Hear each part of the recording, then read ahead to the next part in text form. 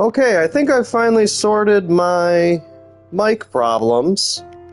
Only took about a half an hour, thanks YouTube. But there's so many redundant options on PlayStation to just get your mic to work. There's like including your party audio, including your mic's audio, like there's like separate options and it just seems so I don't know, so strange. Well, welcome everyone to one of the first recordings I've ever done with a mic. I'm home alone currently and needed some kind of horror game to play. I don't have a whole lot. Or at least I don't have any that I haven't already beaten. I apologize for any strange clanking noises you may hear. It's probably me playing around with the controller, because it's just the mic on the controller that I'm using. And we're gonna see how this works. I'm getting ready right here. And then we're gonna fly. This is the first one I'm doing with a mic, so I apologize if it sucks. But I wanted to try something new.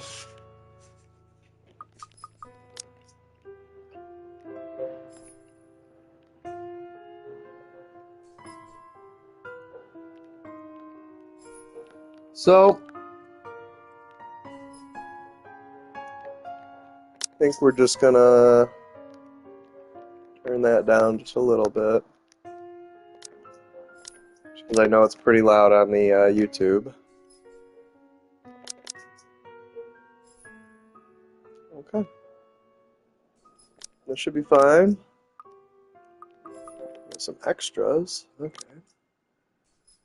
So yeah, I wanted to play a game that had... Oh, Jesus. That had, not necessarily low interaction, but I really just kind of wanted to, like, I guess, read or experience a story. I'm not fully certain if I should read this out for all of you. I think I'm going to let you do it on your own. There is some voice acting for this game, but for scenes like this, it's just going to be... you just read it yourself. And they've got a bunch of options. Auto, skip, backlog, save, load, relationship. Okay, these are the characters. Oh, I can only see Isabella. Well, we're not going to be open that. Okay, well,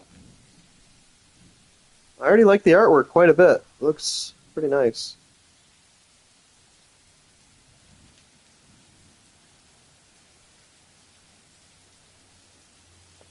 Well, I feel like it's going to be quiet if I'm not reading these out. However, the seasons of joy eventually ended when the good nobles perished at the hands of a great plague. Their riches and legacy were henceforth passed on to their only child, Lady Charlotte Ermengarde.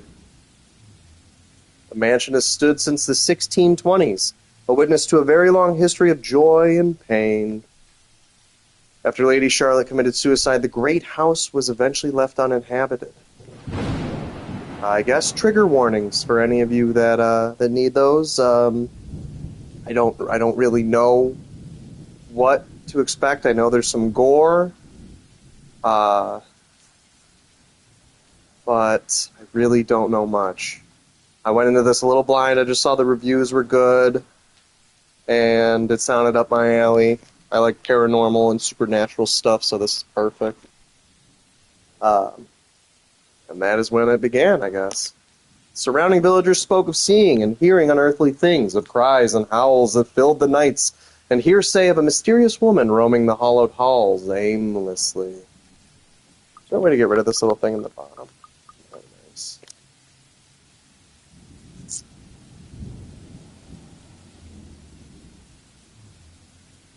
Huh. Probably not character volumes.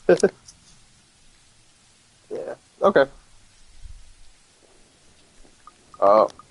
So I gotta keep it here, right? Or can I just hit X? Okay. People who dared enter its walls were simply never heard from again. And instead of tearing this place down, we kept it up. Even after 400 years, the stories remain, much like the house itself. Whispers about the once great house, its legend, and its curse still fall upon the villagers' ears. In spite of this, the current owners are convinced that the stories are nothing more than a hoax.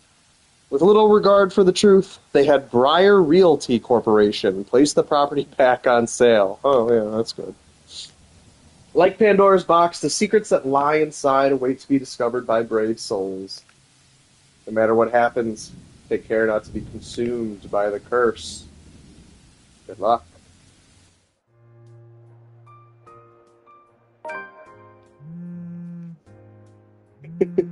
Hello? Isabella? Are you there? Where are you? A familiar, jittery voice comes from the other end. Oh, hey Rose. I'm at St. Goretti High. What's the matter? What do you mean, what's the matter? It's the mansion, silly. I'm here and you're late. What's the matter? I have heard middling reviews about these voice actors, but we'll see. Jeez, we're on shift together. You promised. Oh my god, please don't tell me you forgot. You were planning on leaving me to check this place out on my own, weren't you? Weren't you? You chickened out. Our friend seems kind Calm of mean. down. You know I take my promises seriously. I'd like to believe that. So hurry up and get here. This place is huge. A bit too quiet since no one's lived here since, like, forever, but beautiful nonetheless. Why are you so surprised? This isn't the first time you've been there. I know. I just wish I could live in a place like this. It really takes my breath away. Yeah, well, I wouldn't be so sure about that. Not after the rumors that say it's haunted. I want to do one thing. It's a little loud for the background music. Maybe something like that. Jeez, never mind those rumors. Ghosts aren't real after all. And even if they are, which they are not, they can't do anything. I'm so sorry, everybody.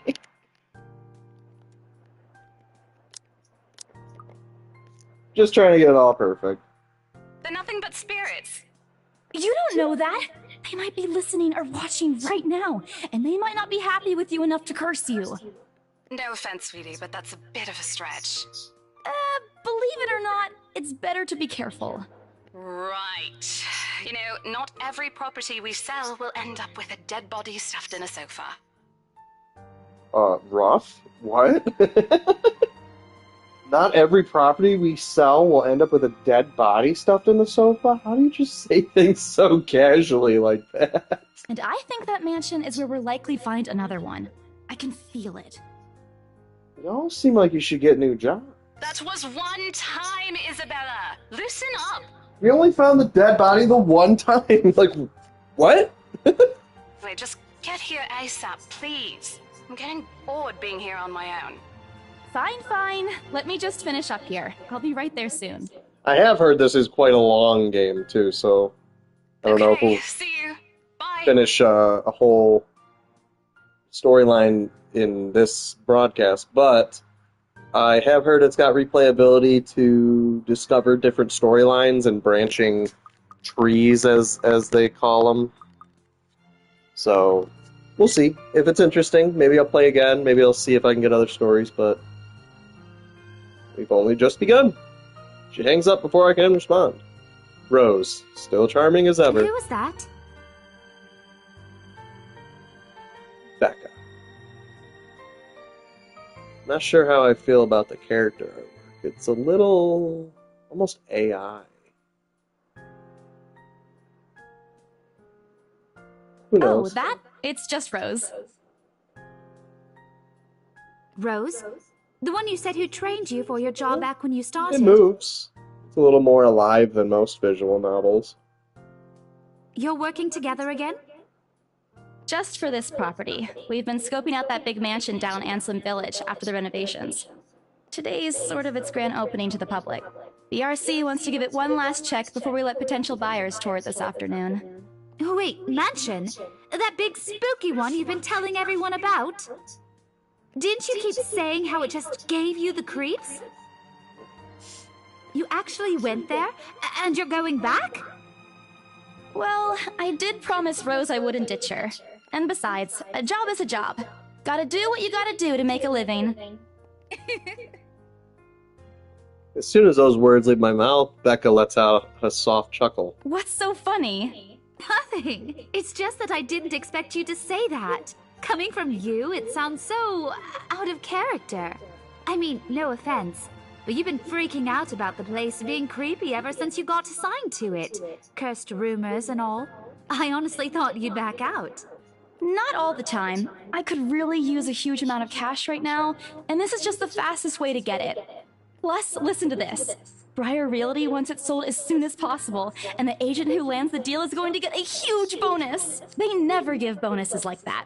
Getting that would make life so much easier. They're desperate, I'm desperate, it's perfect. A sympathetic look crosses her face. You know, if you're really in urgent need of money, you could have just asked me. Or Ashton. We can Butcher? always let you borrow, and you can pay us back whenever. I have to keep myself from groaning out loud. In the years I've known her, I can already tell what to expect when she has that Becca. expression. I've noticed that you've been living off instant noodles these past few weeks. She crosses her arms and grimaces at the thought. Cup noodles are the best! Maybe not living off of them, but you gotta do what you gotta do in college. It looks like they're in college, I think. I mean, she's got a job and... I don't know. I really don't know. This looks like a high school. Huh. Her voice slightly rises as she begins to scold me. Instantly, I'm reminded why Becca excels at teaching boisterous teenagers. Stop eating junk! They're cheap, but they're not good for you. You'll definitely end up in the hospital if you keep at it. Here we go again. Ah, my first choice. You're not my mom! I eat other things too. I don't really know. First choice, and I'm already on the fence, and it probably means nothing. Let's keep it cordial. I eat other things too. I eat other things too. First achievement. I fold my arms across my chest, mimicking her posture and giving her the best frown I can muster. The same one I'd use with my younger siblings when they were being difficult. Oh, what's that? So I went up. Okay, so yeah, keeping things copacetic is probably for the best. Anna hates me and Luke hates me. That's good, that's good. Instead, she only raises an eyebrow at me. That's not going to work on me.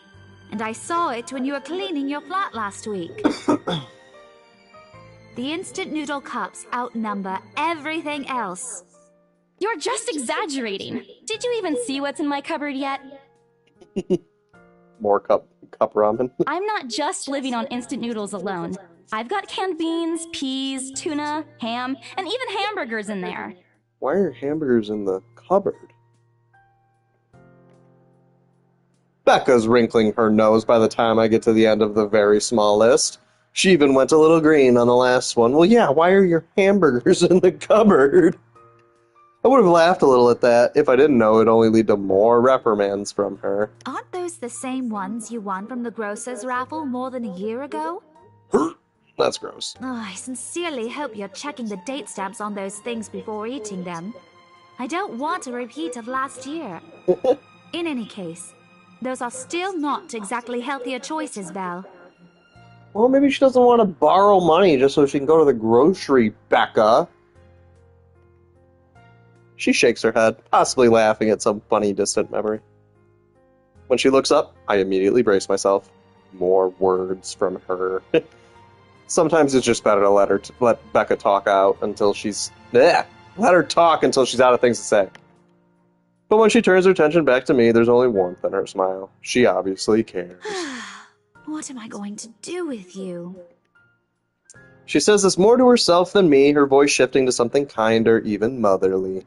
if I'm looking for the exact word. I hope you know that it's impossible not to worry about you when you're like this. You don't have to keep eating the same thing. I already told you before. You're always free to reheat food. Yeah, let in me my just come fridge. over and steal your leftovers, thanks. I gotta open the windows here.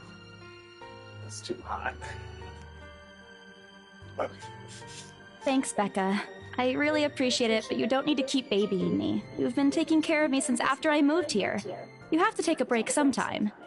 And before you ask again, no. You know I'm not a fan of borrowing money. I mean, who is? Apologize for any of the traffic you hear. I do live next to a decently busy road. And I'm not going to ask you to give me what you earned hard for yourself. You and your pride. But suit yourself. The offer stays on the table, though. I nod in response, if only to get her to drop the topic. But I'm pretty certain I will never take that offer. Ever. It has nothing to do with pride. I've simply seen plenty of times how friendships can take a turn for the worse just because of a few unpaid debts. And who wants to be in debt to their friends?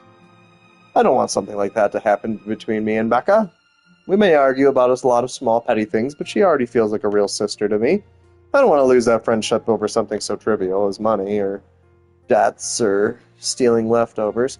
Becca's movements when she takes a quick glance at something behind me Becca's movements when she takes a quick glance at something behind me snaps me out of my thoughts. Speaking of leftovers, I have delicious tacos in my fridge right now that I plan on eating with my ghost pepper and Carolina Reaper cheese and probably a bit of Spanish rice, maybe some, what else could I throw in there? Nacho cheese, obviously sour cream. Very excited for them. Well, enough chit-chat. Lunch is ending, and my students will be back any minute. Oh, are we talking at an elementary school and she's a teacher here? That would make more sense. We can catch up later. Good luck with your clients. You better treat us to lunch or something if you get that sale. You bet! With a small smile, she returns to her desk and begins sifting through the pages of a rather thick history book. She's probably working on next week's lesson plan, or trying at least. Her eyes are distant, and she doesn't seem too attentive to whatever is on the page. As if she heard my thoughts, and Becca starts coughing heavily. Her hand hastily goes to her mouth to stifle the sounds. This is precisely why I followed her here. For someone who makes a habit out of worrying about other people, Becca sure forgets how to take care of herself. You sure you can manage on your own? I mean, you're still a bit feverish. Hush, dear. Don't you worry about me. I'll just drink some medicine and I'll be right as rain. Sounds like you need rest, most likely.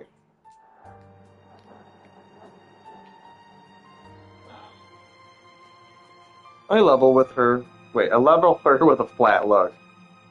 She has had a cold for a couple days now, something about the strange weather not agreeing with her lately. And despite my advice to take the week off and rest, I found her apartment empty when I dropped by this morning.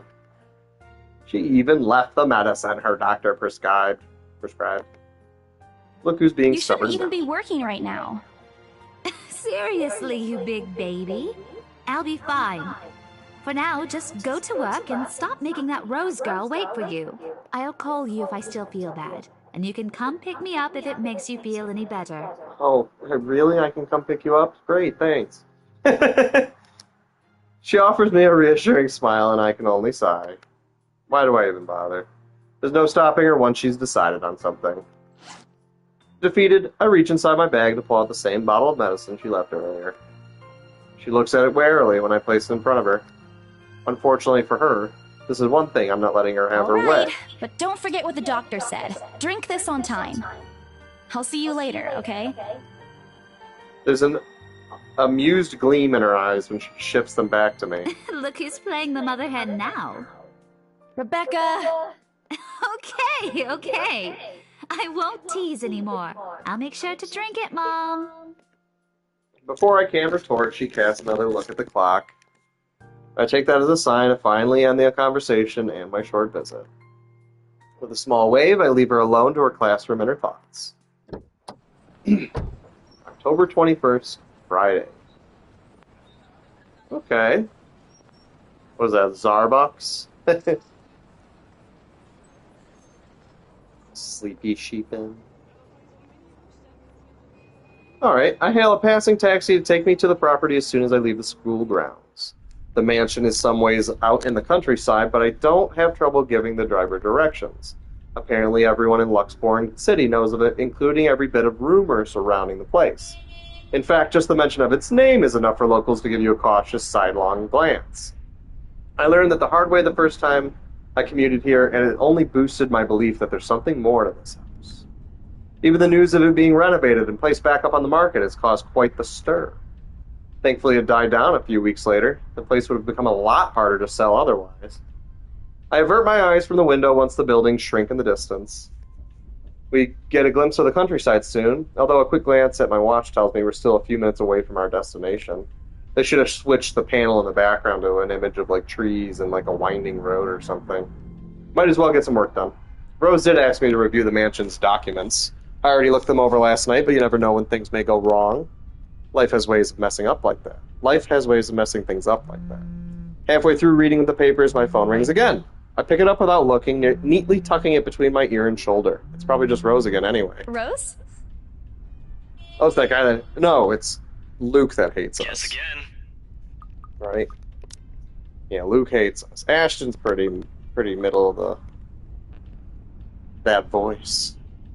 Ash. Yeah. Bingo. Hey, what's up? Just checking if you're still cool later this evening. You mean that thing with Zach? Yeah. He even called in the middle of the night just to remind me. No, don't worry. I didn't forget. I'll be there. For anyone interested, Toby is here with me, watching, contentedly. He's in his little tree that's next to the TV, and he's actually looking at the TV right now. Cool. I'll see you later. What time do you get off? Around 6 p.m.? I don't know. It's the first day of the Ermengarde Mansion's open house, and we're expecting quite a number of potential buyers. I'll be booked the whole afternoon. Ermengarde Mansion? You know, the big Jacobean mansion at Anselm Village? I'm on my way there right now, actually. On your own? Yeah, well, Rose is already there, but yeah. I see. Looks like the scaredy cat finally toughened up. Shut up! Shut up! Bear with me for a second here. Gotta check something.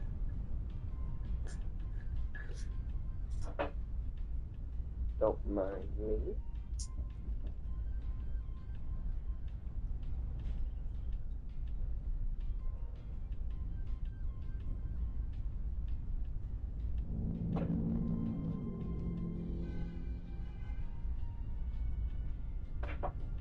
Alright. Ash chuckles, and I can't help but roll my eyes upon hearing it. I'll see you later. Drop me a call when you're done. I'll see if I can pick you up. Excuse me. Whatever. Bye. Stupid asshole. Always teasing me whenever he sees a chance. Man, that would be an unfortunate nickname. I'll show him who's tough. Oh, it looks so much nicer than at nighttime. It takes a few more minutes until I finally reach the infamous mansion. Oh, what's this? Ah, before going to the Ermengarde Mansion, Isabella Santos dropped by St. Goretti High School to check on Rebecca Gales. The former reminded the latter to take her flu medicine before leaving. On the way to the mansion, Isabella received a phone call from Ashton Frey, reminding her of Zachary Steele's movie premiere that night. There are some names in here. Rebecca Gales, Ashton Frey, Zachary Steele. Isabella Santos. Like, there's some names in here. Okay, so this looks like it's going to take place over, like, some time here. Oh, a little bit about them. Excuse me. I'm not reading all these out, but we can find out a little bit about them. Oh, we don't even know about the other people yet. Okay. Alright. Maybe when you play as them. I have to admit, the entire property does look wonderful from the outside. Yet despite all of this, it does nothing to hide that something is just wrong. And they love using those birds. Pay attention to the top for a minute. They just love this little flock of birds. It's been in like every, there it is. It's been in like every panel since the beginning, even when the school teacher was talking. The surrounding area is unusually silent and only the rustling of the leaves can be heard as the occasional breeze passes. Well, that's appropriate. It's very windy out today. While Anselm Village is just a few miles away, everybody keeps their distance on purpose. Perhaps out of fear, the horror of falling under the mansion's curse. Somehow it makes me feel sad. The lack of immediate human presence just makes this place all the more eerie than it has any right to be. If it's uncanny in broad daylight, I can't imagine how this place looks at night. Well, I can. Oh, it's not the starter, it's the main menu.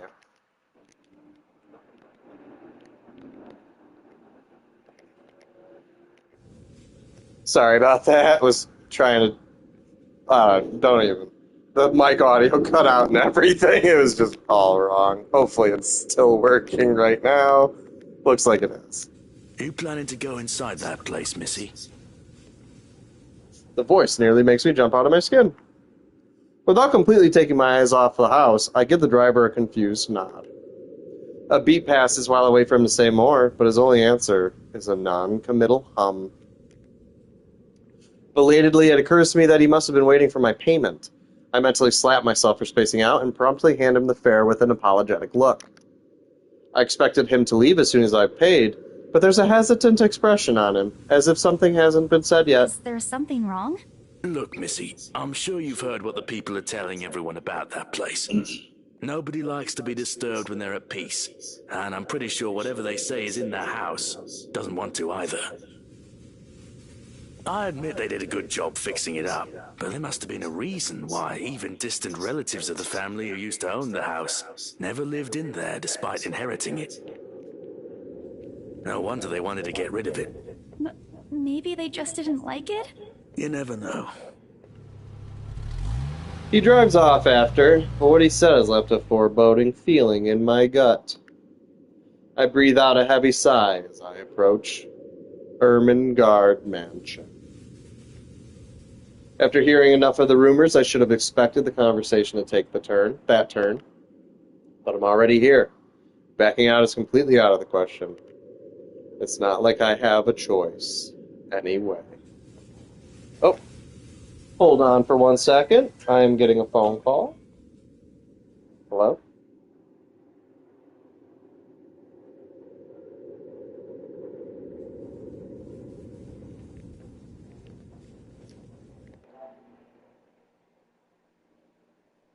Hi, this is the second time I've gotten this phone call today. Stop fucking calling me.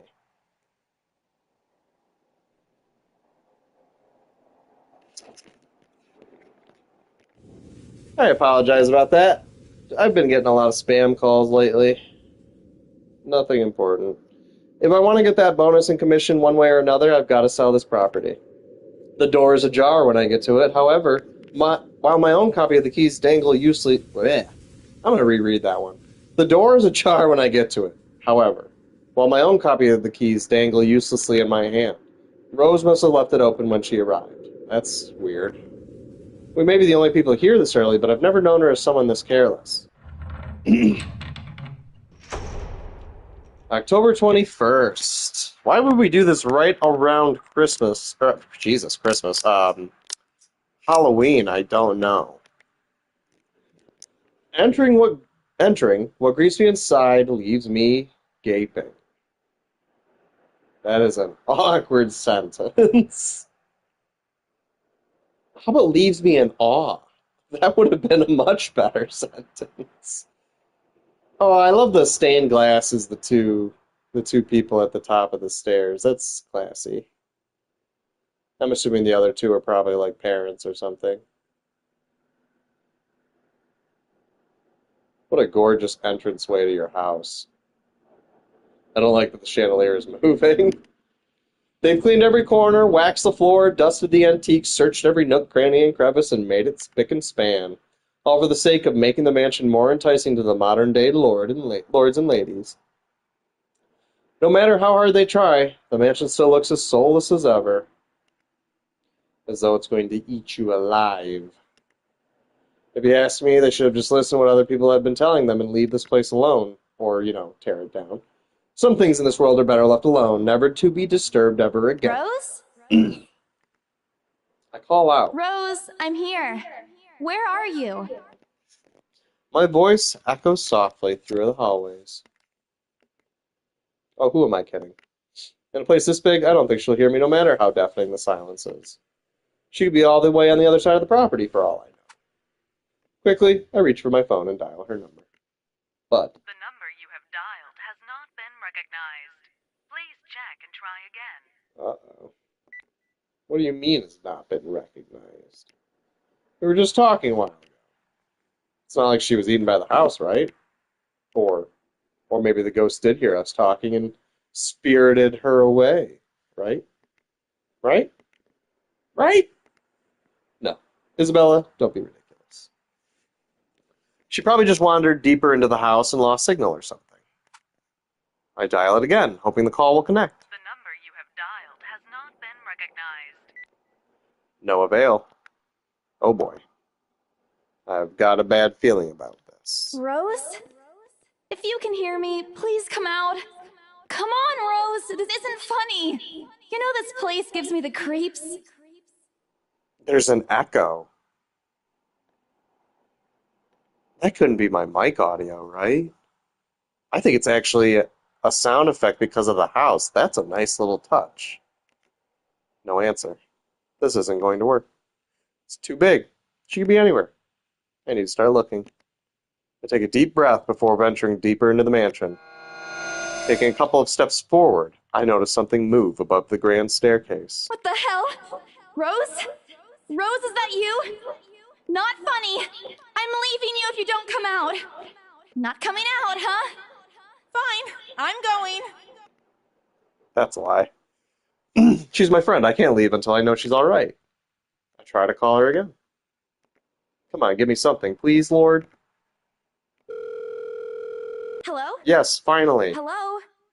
Rose, I'm here at the mansion. Where the hell are you? No response, and heavy static. I sincerely hope it doesn't cut off again before I can get an answer. Rose, come on. Where are you? A few moments pass until the static eventually starts to quiet down. I'm attic. Leave right now. That is not Rose. I'm Attic?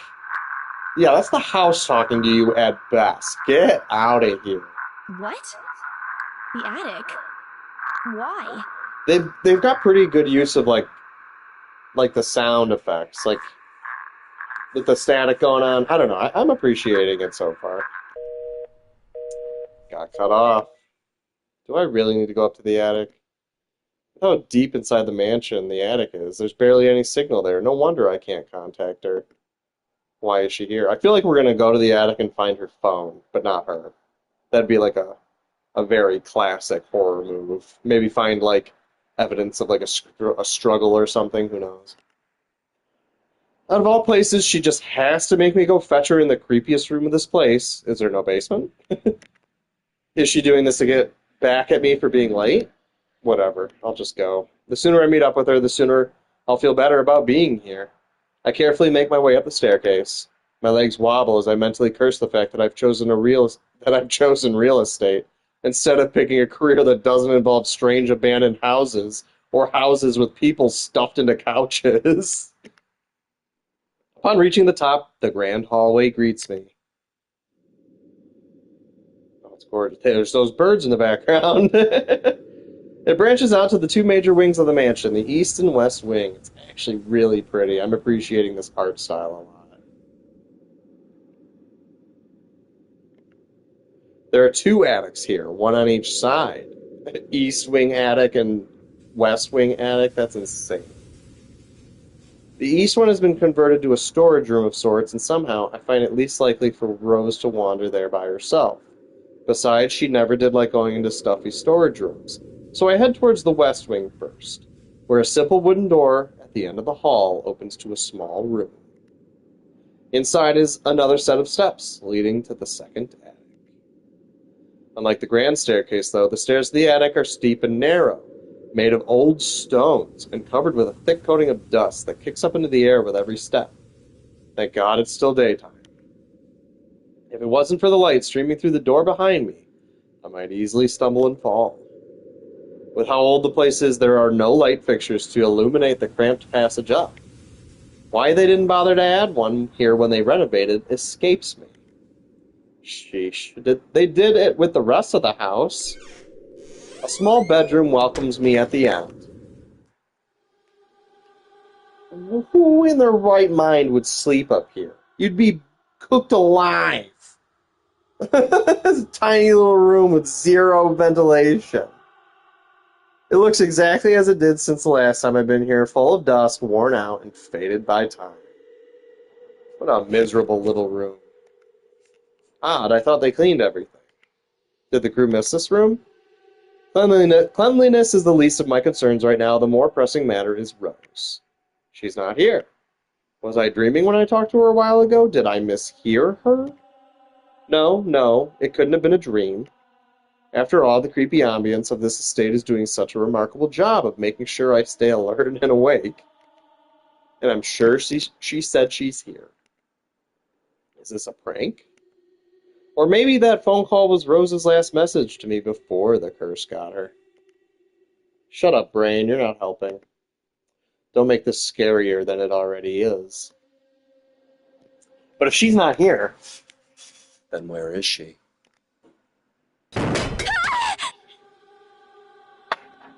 What the hell was that? That's it. I can't do this anymore. I'm leaving. You must have angered the spirits living here. I knew disturbing this mansion was a bad idea right from the very start. I'm getting some more water. Give me a second.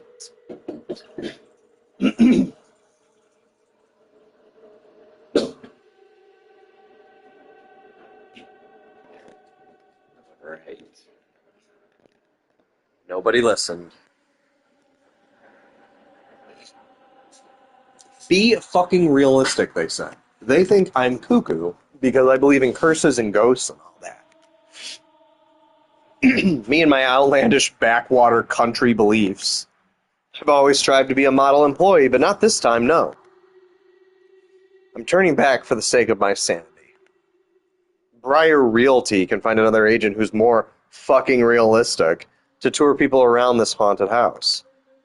Before leaving, I take one last look at the gloomy old room, just to check. What's this? My worries about Rose's whereabouts must have caused me to miss it when I first entered the room. Let me guess, her phone? There's clearly something on the floor. It looks like... Oh, the letter. Lying on the ground, just a couple of inches away from my feet. Out of sheer curiosity, I lean down and pick it up. Again, for those who don't know, the name of this game is The Letter, a horror visual novel. Out of sheer curiosity, I lean down and pick it up. Strange. This looks creepy.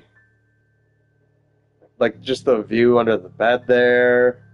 It's decently animated. Drawn pretty good. I feel like the horror sequences are going to be pretty decent. Strange. I don't recall seeing this the last time I was here. A few days back, me and a few other agents inspected the mansion to prepare for today. I've been the last to look inside the attic and leave, and this certainly hadn't been here before. Someone must have left it in this room since then. Did Rose leave this for me? Was she here a while ago? I couldn't have missed her, though, could I? There's only one set of stairs leading to the attic. The letter isn't exactly in pristine condition. In fact, it looks rather ancient. The paper is so thin and rough, I'm worried it will fall apart if I so much as touch it. With great care, I open it, and what I read shakes me to my core.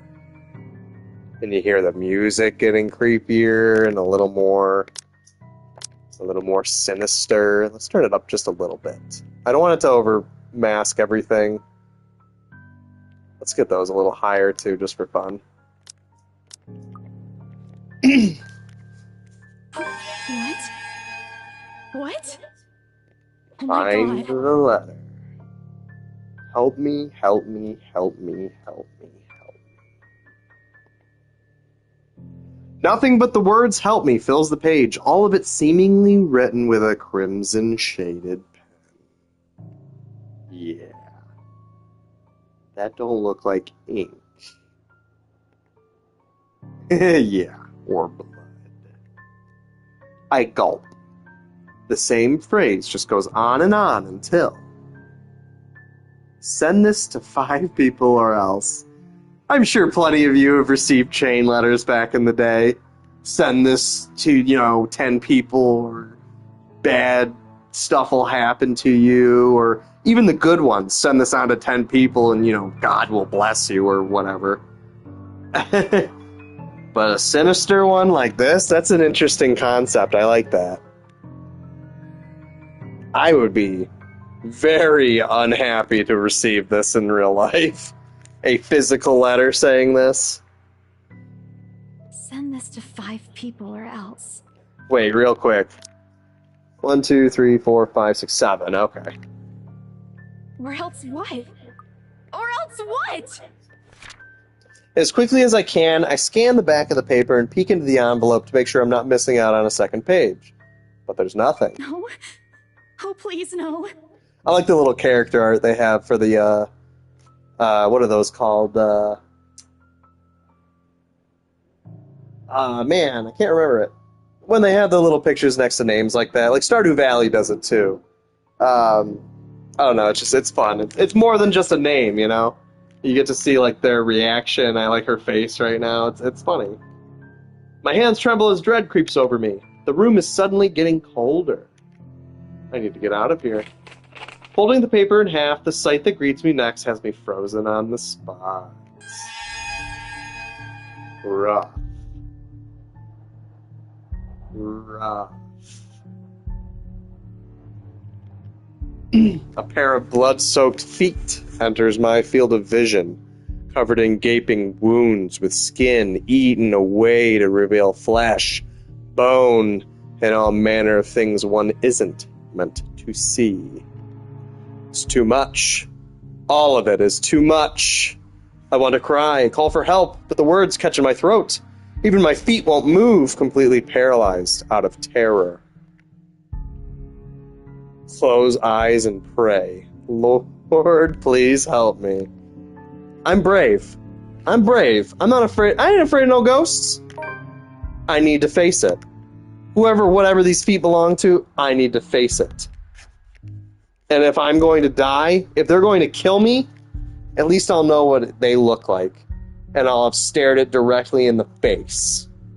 No fear. A cold comfort.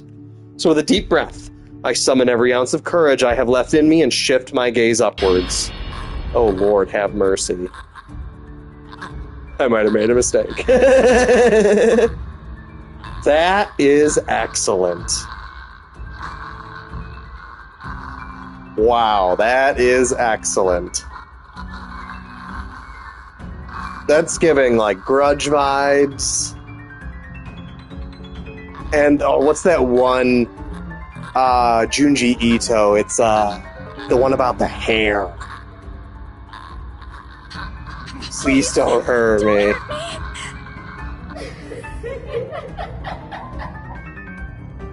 Rough.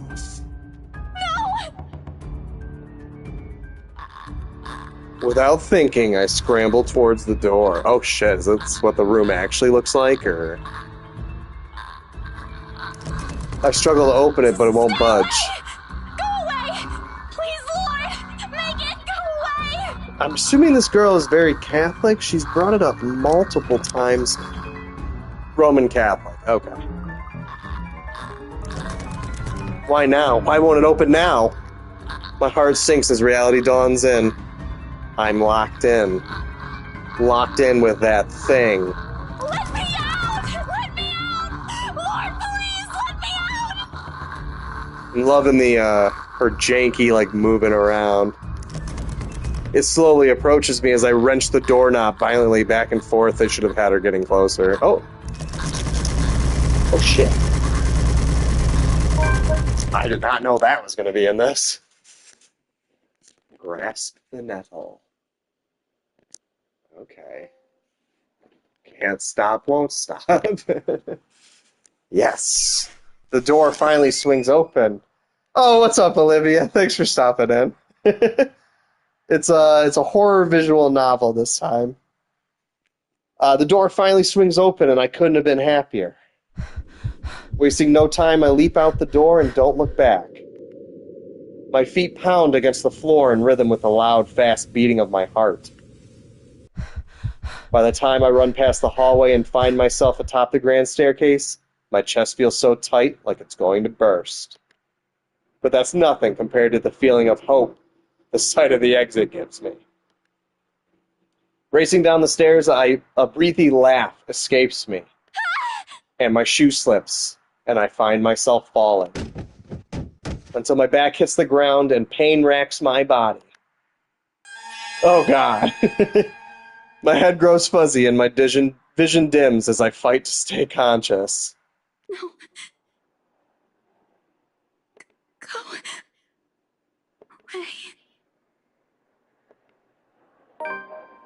The last thing I see are those feet, before all I know is darkness. This poor girl. While looking for her missing co-agent, Isabella Santos found a mysterious letter in the Ermengarde mansion's attic. Driven to fear by what she read inside, thinking it's the place's curse at work, she hurried to leave the place only to meet that horrible monster. A buzz breaks the silence. I start to rouse, pulled into consciousness against my own will. Dirty, nasty, rotten feet, too. I've never felt this tired before. I just want to sleep, but the insistent buzzing, poking, and prodding isn't letting me. My old mattress may not be the comfiest of places, but that doesn't make me any more eager to wake up. 5 more minutes, Becca. I swat away at what is nudging persistently at my side. Come on. Can't I just get a few extra minutes of sleep today? I promise I'll work hard once I'm up. A hand lightly taps my cheek, and something cold is suddenly being pressed at the back of my head. The icy sensation slowly spreads throughout the area, giving me an uncomfortable feeling. Is she alright? Isabella? Gosh, can you hear me? Isabella? The fog immediately lifts from my mind the moment I recognize the voice and my eyes snap open. There, looking down at me, is Rose. Another woman loiters beside her, but my attention is too focused on my co-agent to even ask why there's someone else here. Rose's posture just screams worry. Although she's keeping a straight face, or trying to at least. I can't help but feel bad for making her worry. A wave of dizziness washes over me as soon as I try to get up, forcing me to lie back down again. Luckily, the feeling subsides after a few seconds, until only a mild throbbing somewhere at the back of my head remains. We just got done falling down those stairs. With a little assistance from Rose, I push myself upright. She hands me an ice pack and gestures for me to press it, where I suspect a small bump has already formed, if the light ache in the area indicates anything. Alright, Isabella, where are we?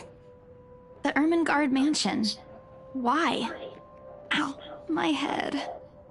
And the date today? October 21st? Rose. We were running from that horrible monster in the attic. Last one. Can you count to 15 in reverse order? 15, 14, 13, 12 teen. No, that's wrong. Oh, that's wrong. Why are we doing this? She's just checking if your injury is in any way serious. This time I curiously regard the woman standing beside Rose. It's impossible to overlook her, what with the way she towers over us. And here I thought Rose is already tall. Who is she anyway, one of the remaining cleaning crews? But with how primly dressed she is, I don't think anyone would want to clean in a suit, an expensive one at that. The gloves alone must already cost a fortune. Her eyes slowly shift between me and Rose, considering us with an almost unreadable expression, before finally fixing a sharp gaze on me. I can't help but fold my arms protectively over myself as she does so.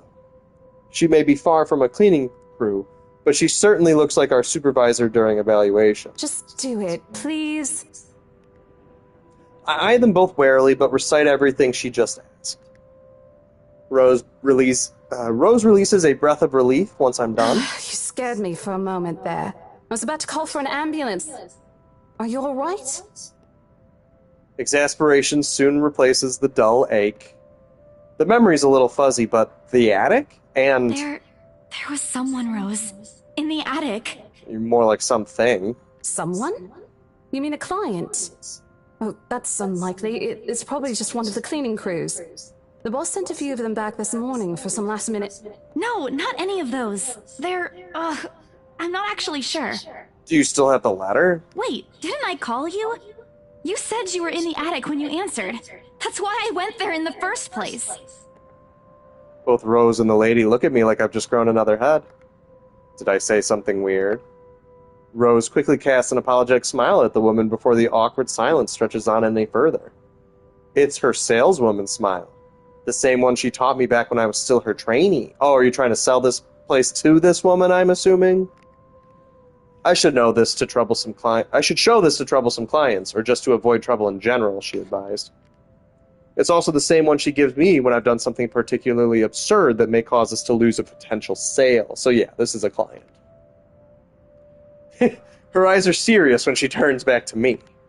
She takes both of my shoulders, gently squeezes it, and with as much patience as she can muster... As much as I'd love to have gotten at least a heads-up of your arrival, I didn't really get a call from you. You know, signal here is absolutely horrendous. I was in the garden earlier and couldn't even make a single call. Isabella, I'm going to ask again. Are you really all right? What happened? I don't know. It's all a bit blurry. I remember I was looking for you, but you weren't in the attic. And there's... whoever it is. Then I must have tripped on a rug or something on the way down. Oh no. Do you think someone came in while you were out? You left the main door open. We are so going to get into big trouble if something gets stolen, Rose. Perhaps it is a concussion. Are you sure you feel fine? We could still call for an ambulance. I could cover for you. No, I'm fine.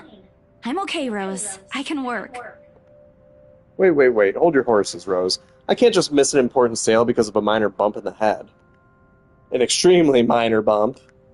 I've had worse when I was a kid. This is nothing. Besides, if I leave, you'll have to shoulder everything in the open house. Alone. And in a mansion this big? So these two girls are realtors for the, I believe, Breyer Realty Company. And they're trying to sell this mansion that's like, got all those rumors that it's haunted and, people go missing and they hear weird noises at night and, it's like a 400-year-old mansion or something like that. And it's one of those, like, just tear it down. Let's just build something new. Why we gotta sell this ancient, like, haunted place? Well, there's also the part where I may lose that bonus. Prior to Realty Company promise. But that's completely beside the point. Rose gives me a skeptical look when I return the cold compress to her and push myself off the floor. I have to use the staircase's railings to steady myself, but otherwise, I feel fine. See? I'm A-okay.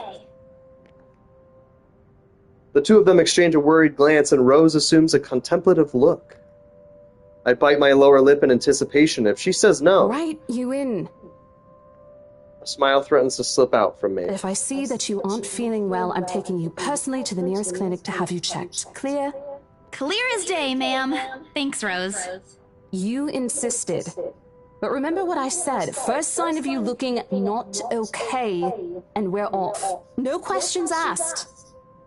It's just a small bump. Don't worry. You shouldn't downplay these kinds of things. It could be a serious injury for all we know. Suddenly, a small cough sounds against the walls of the foyer, interrupting our banter. The woman is looking expectantly at the two of us, her stare making me shrink back a little on myself. She isn't really intimidating. Well, she is. But not in the scary negative. Far from it, actually. Her demeanor simply commands an air of sophistication and respect. In a different world, a younger me would have probably wished to be like her. At our lack of response, she coughs again, lifting a well-trimmed eyebrow at me in question. Words get caught in my throat at the sight of it, and Rose, as usual, is swift to catch my blunders. My sincerest apologies, Mrs. Miss McCulloch. Marianne McCulloch. McCulloch. Ah. I love the artwork for this game. It's unique. The words interior designer catches my eyes before my partner flips it over. Oh, probably someone interested in the mansion for its 17th century influences then. I won't hold it against her, though. Despite the hearsays and remaining uninhabited for years, the mansion's original fittings and furniture have been kept completely intact and restored to pristine condition. I suppose it moves too. I like the like you can see them kind of breathing. You got the chandelier kind of moving in the background. It feels more alive than just like a simple image, I guess. I suppose some people find that trip to the past feeling appealing. After all, with what it offers, this place could also be a haven for people looking to live somewhere with a classic historical charm. Miss McCullough, I'm Rose Cooper, and this is my partner, Isabella Santos. We're just ironing out a few things, but we'll be starting the tour soon enough. In the meantime, we've prepared some refreshments for you in the parlor while you're waiting.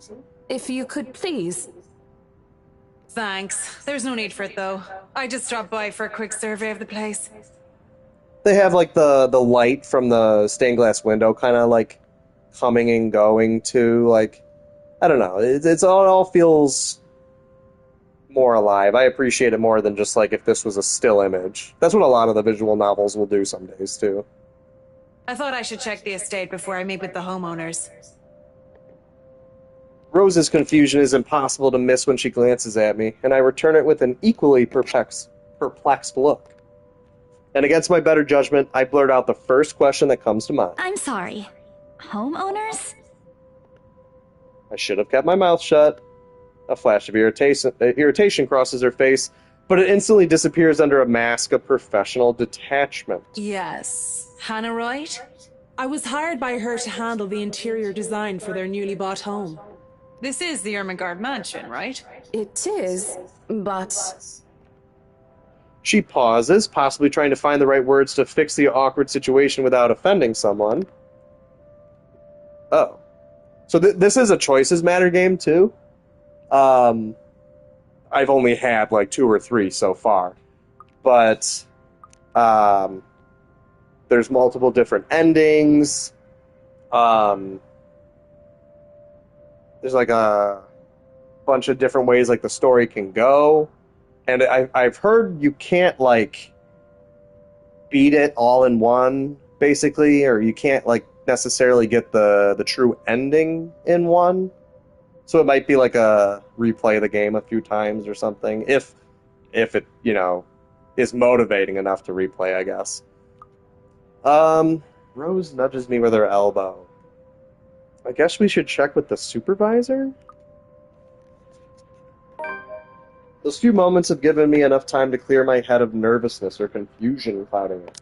It also, we have, like, relationships with people. So Marianne has a plus from that. I don't even see Rose here, so that's weird. Okay.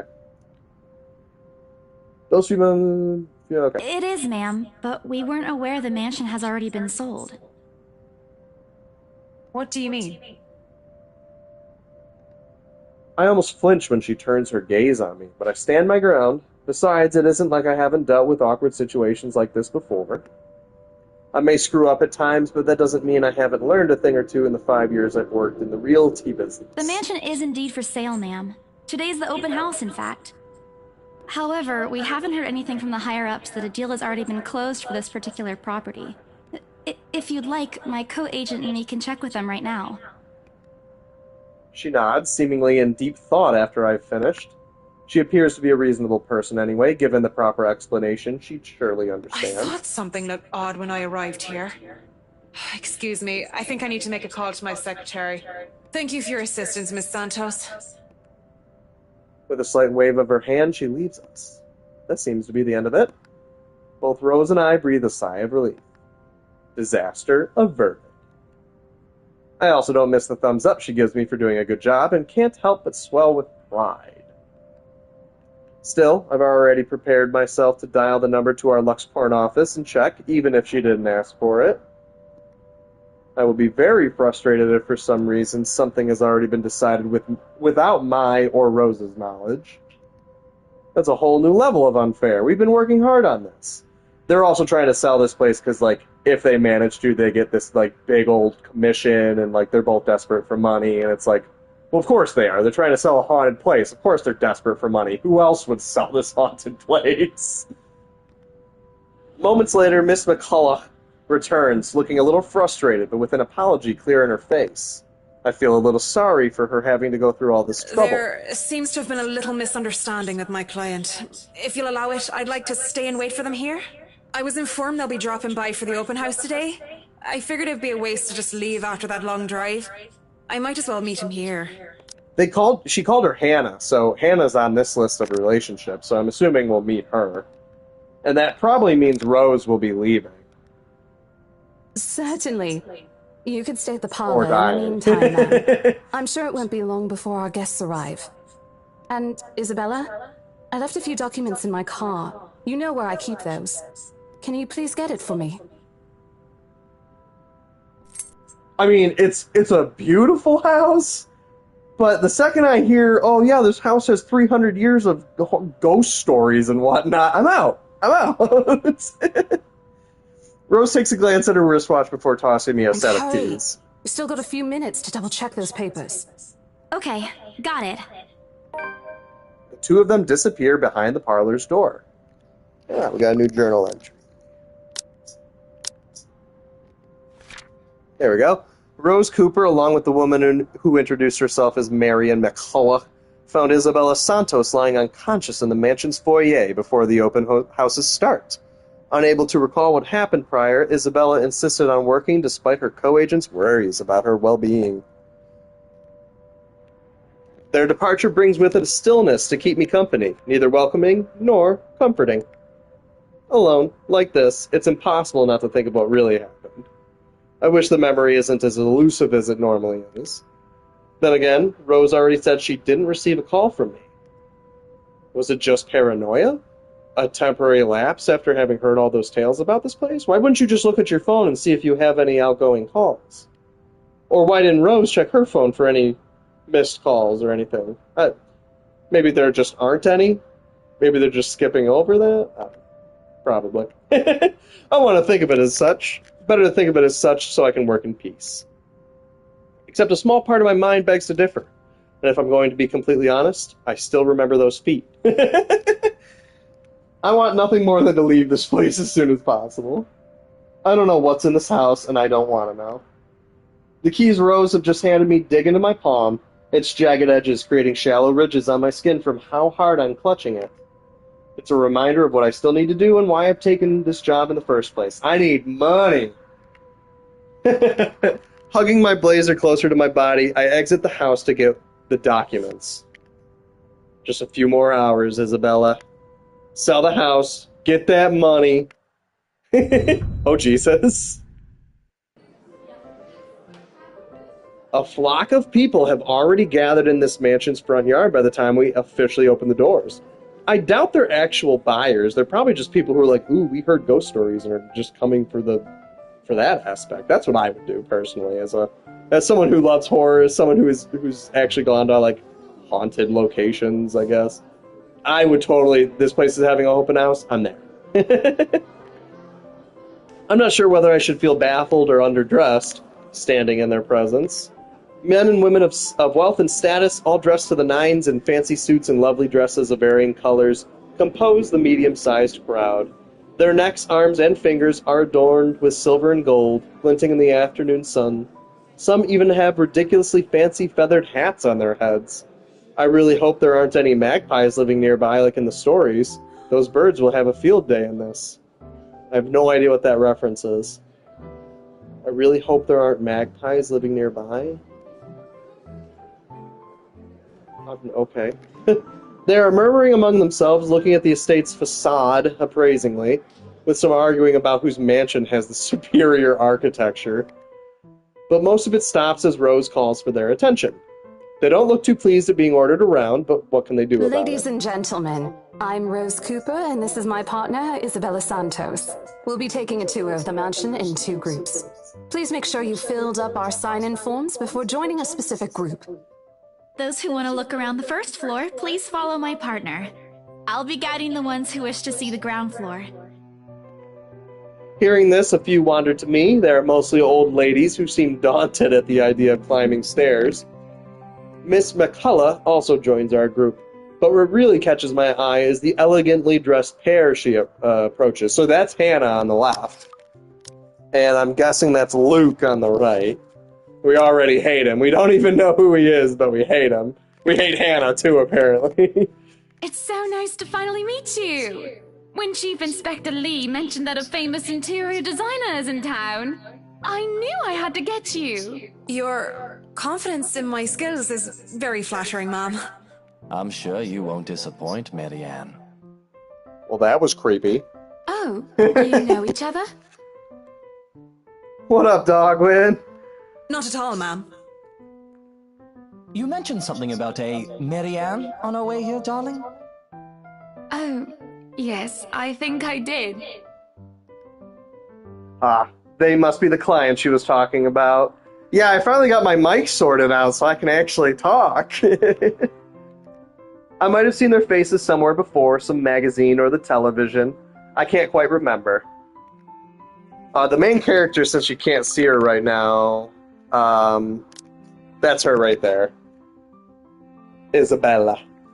Or I guess she's not the main character. She's the character I'm playing right now. Because at some point, like, the story works that I'll play, like, apparently all of these people. For people who are popular, though, they aren't dressed as loudly as the others. And in their simplicity, the couple stands out. I mean, I've made videos on YouTube for, like, a long time. I just never, like, really worked very hard at it. I'll just, like, record a video, post it, and I'm done. There's no editing, there's no artwork or nice stuff. I only got my mic sorted literally today, and that's only because the PS5 controller has the built-in mic. But I've recorded videos at least for like over a decade. The woman in particular is stunning enough to turn the heads of most people in my group, especially the men with wandering eyes. The guy standing beside her doesn't seem to mind, though.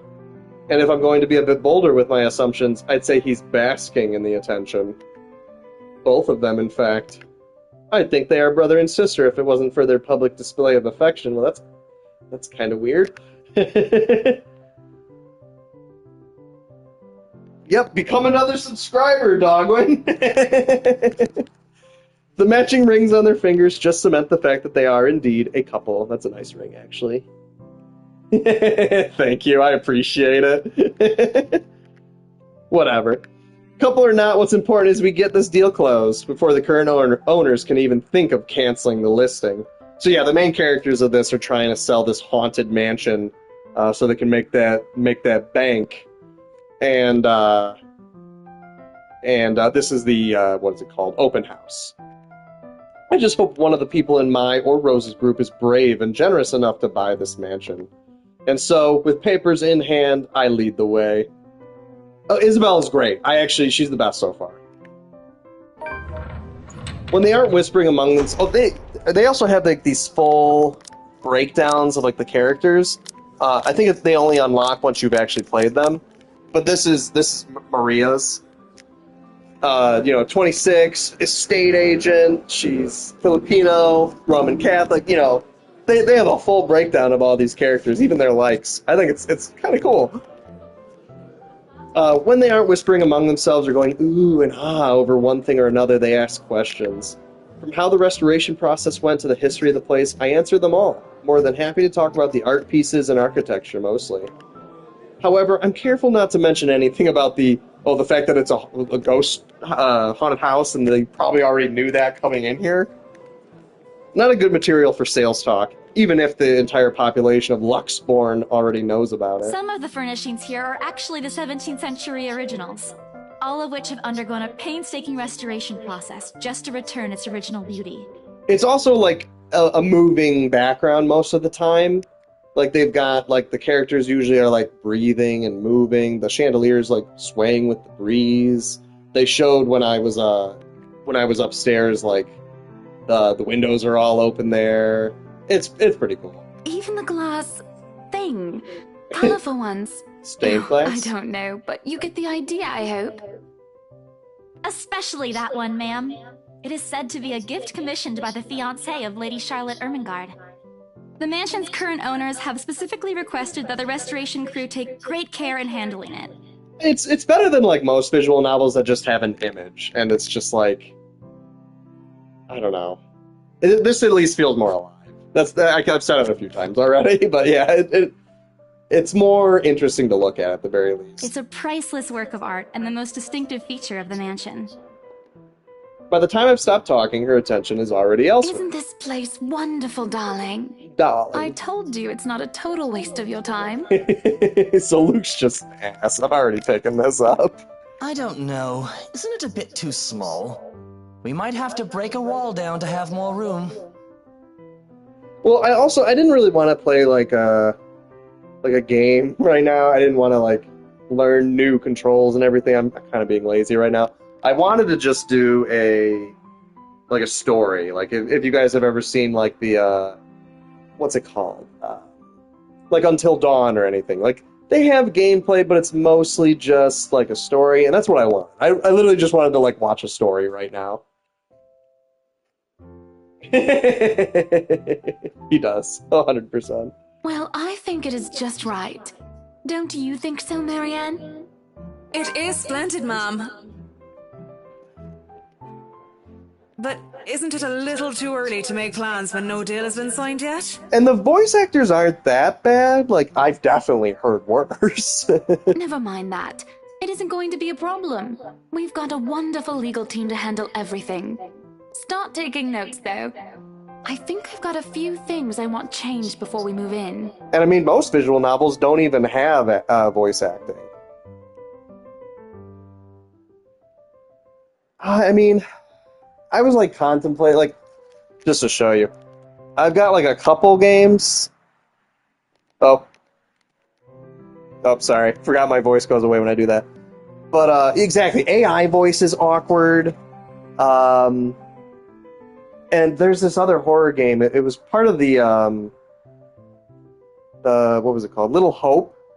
Little Hope was like recorded during COVID, so like everyone recorded their lines separately, and it's so bad. It's you got people just shouting out of nowhere.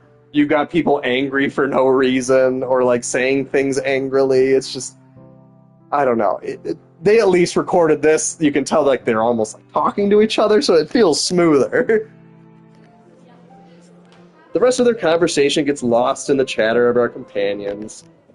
I don't want to make any assumptions yet, but their sheer interest is enough to give me some semblance of hope. Oh, please, please, please buy this house. Anything that had voice acting in COVID was so janky. Recording away from the group or not doing, like, being able to do like a real table read or something like that, like, you can't really tell what kind of emphasis to put on your words or like what kind of emotion should be in a scene. It's like it just gets disjointed. Eventually our group reaches the kitchen. Okay, first time I've seen the kitchen, and that looks incredible. Hang on, I gotta open my phone because it's like cutting some of your messages off. Give me 1 second, guys.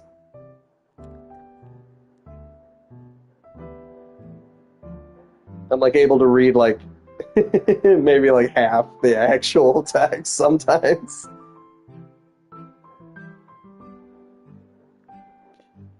Yeah, they did just record in their houses.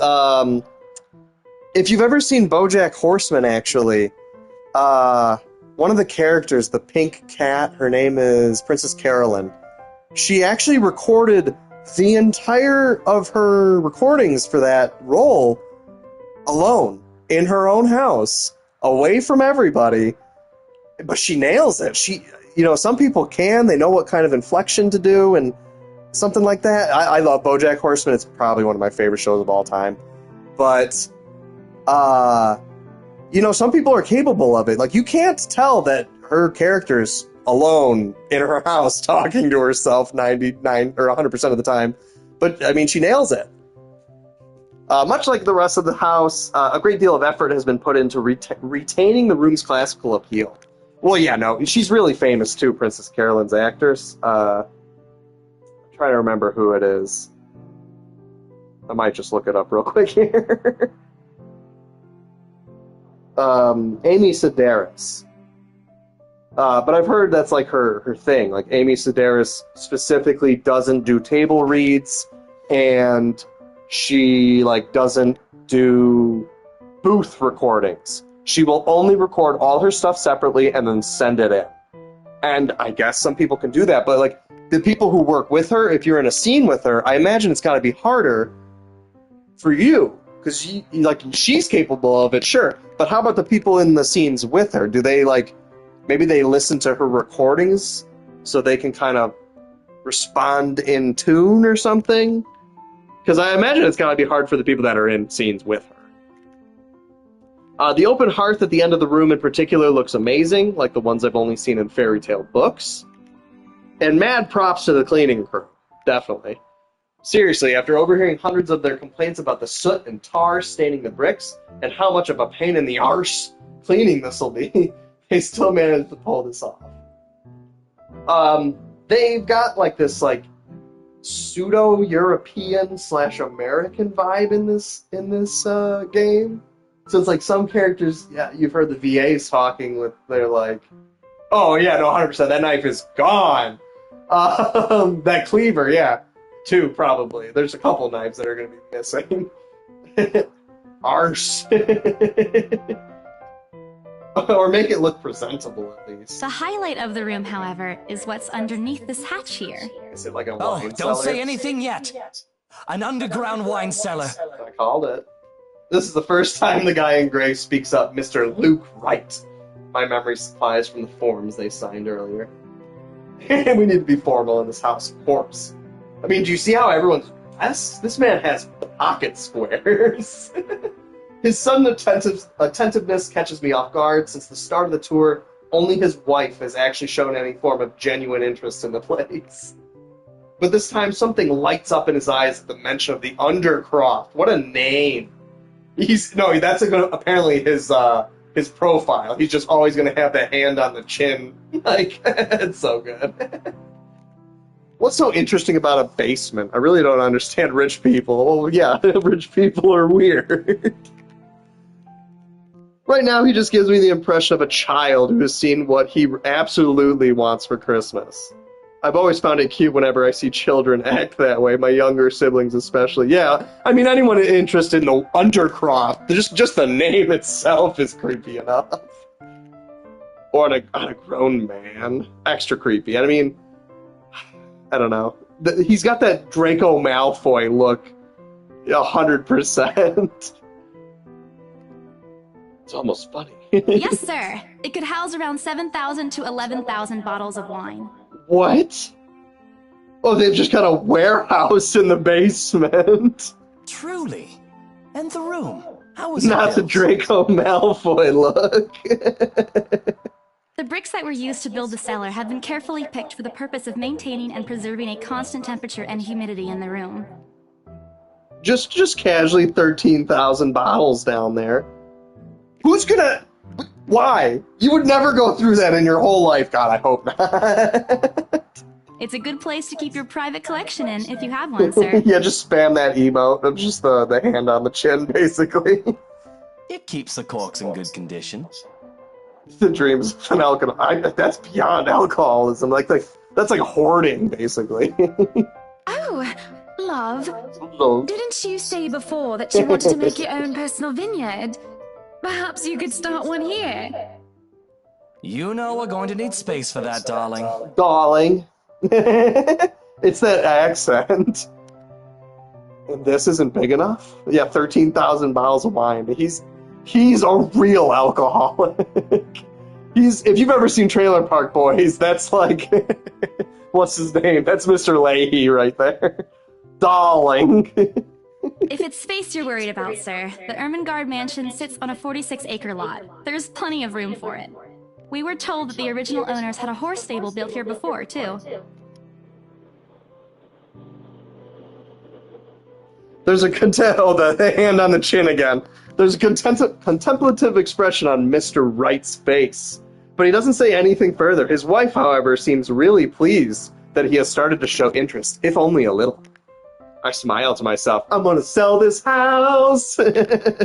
I may not completely understand how these people's minds work, but I sure as hell know how to spot a buyer with sincere interest. Score! I can't wait to tell Rose. The rest of the tour goes off without a hitch. We get in that bag. After more than half an hour, we're able to cover almost every room in the ground floor and are heading to the parlor. I will say, though, being 26 and you're selling a legitimate mansion, I'd say she's already made it pretty decently. I'm 32. I ain't selling any mansions here. Funny, the first time, what does that stand for? Briar Realty Corporation had us survey the property. I kept complaining to Rose how big it is. Now I can't even bring myself to care, no matter how much my feet hurt. Maybe this is just my excitement over a possible sale. This should be like the sale of a lifetime. I imagine the commission for an actual mansion's got to be, okay, you know, if the commission's like 1 to 6%, and the mansion sells for $10 million, that's $100,000 if it's 1%. I'm pretty sure, if my math isn't wrong. Like, $26. You give me $100,000. I'm gonna have a heart attack on one sale. Yeah, no. If I was 40 and someone 26 sold this and got a commission in the hundreds of thousands, I wouldn't just cry. I'd be fighting my boss. 100%. And in this economy, this house is probably selling for more than $10 million. It's 400 years old. They've retained like all the historical stuff. This kitchen looks gorgeous. It's a little small, but it looks gorgeous. And the wine cellar that holds 13,000 bottles. It's huge, apparently. Oh, and you got rooms like this. It's selling for a lot of money. When we reach the parlor, however, an odd feeling washes over me. It starts off as small goosebumps on my skin, a feeling of being watched intently. Whispers in my ears and shadows dancing, lurking in the corner of my vision. Here's the creepy stuff coming. Does anyone see the creepy, like, Phantom of the Opera in the background, by the way? Dark silhouettes that are gone when I turn to look. A chill settles down my spine, making me feel sick, and I start to break out in the cold sweat. So this room is obviously haunted. A state of oppression or something. We're getting jump scared? Yeah, it's probably coming. I haven't had one in a while. I can't do this. I need to sit down for a moment. The old ladies in the group have been requesting for a break anyway. If I can just... Excuse me? Everyone? Well, I don't know if you're here for Dogwins. We'll be taking a 15-minute rest here before we visit the first floor. She had come into the house initially, gotten scared by something, ran down that foyer, and fell down the stairs. So this girl's got like a minor concussion already. I mean, tell me that's not the Phantom of the Opera in the background with the white face mask thing. In the meantime, please help yourselves to the refreshments and snacks we prepared. So she's probably like, oh man, that concussion's really starting to get to me. If anyone has any questions, feel free to approach me. I'd be happy to help you. She's probably getting sick. I let them sit while I retreat to a quiet corner to recover. It's not what you think. Don't think about it. It's just the concussion. It's not the ghosts. It's not what you think. I've probably just caught Becca's cold. Don't think about it. I'm left alone for a good while, the same words spilling out of my lips in a silent prayer. She's closer to lobotomy. Until a hand taps me on my shoulder. Hello? You there? Yes, ma'am? Oh, look at you! Having to show a group around a mansion this big must be exhausting. She's 26, like, it can't be that exhausting. Not a problem, ma'am. I'm just doing my job. It's just the mild concussion, Hannah. Or Mrs. Wright, I guess. What a hard worker. Ma'am Anyway, Wright, what a good Isabel, name. right? Isabella, actually. But yes, what can I help you with, ma'am, right?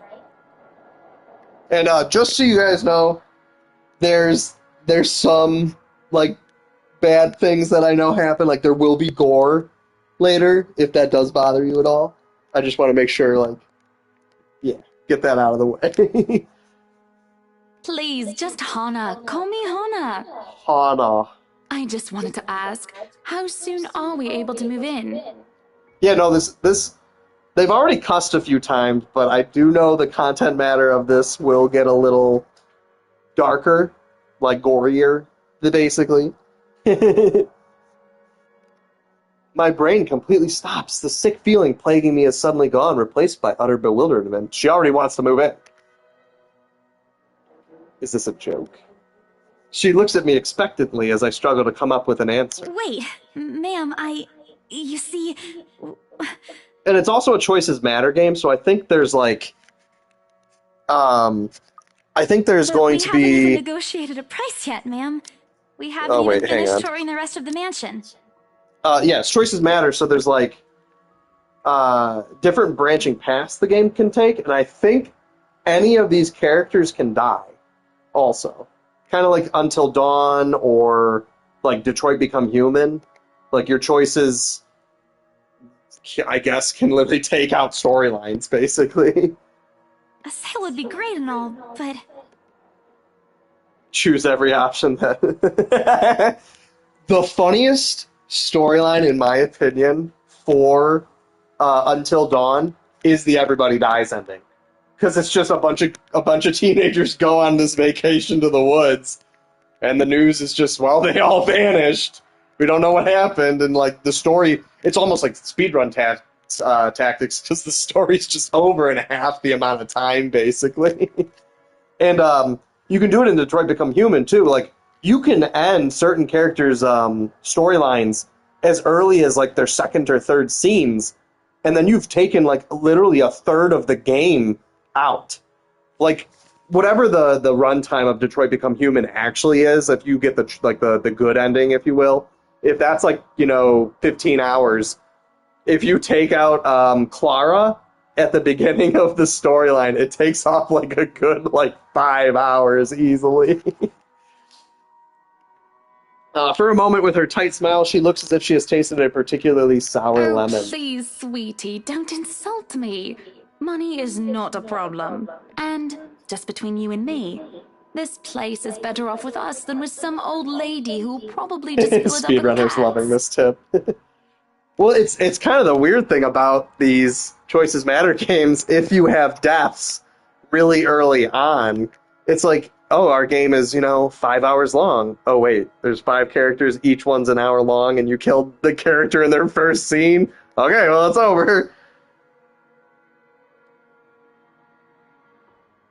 I don't think I can do this game all in one gameplay, or an all in one run through. I've heard it's a decently long game, so I'll probably do it in sections.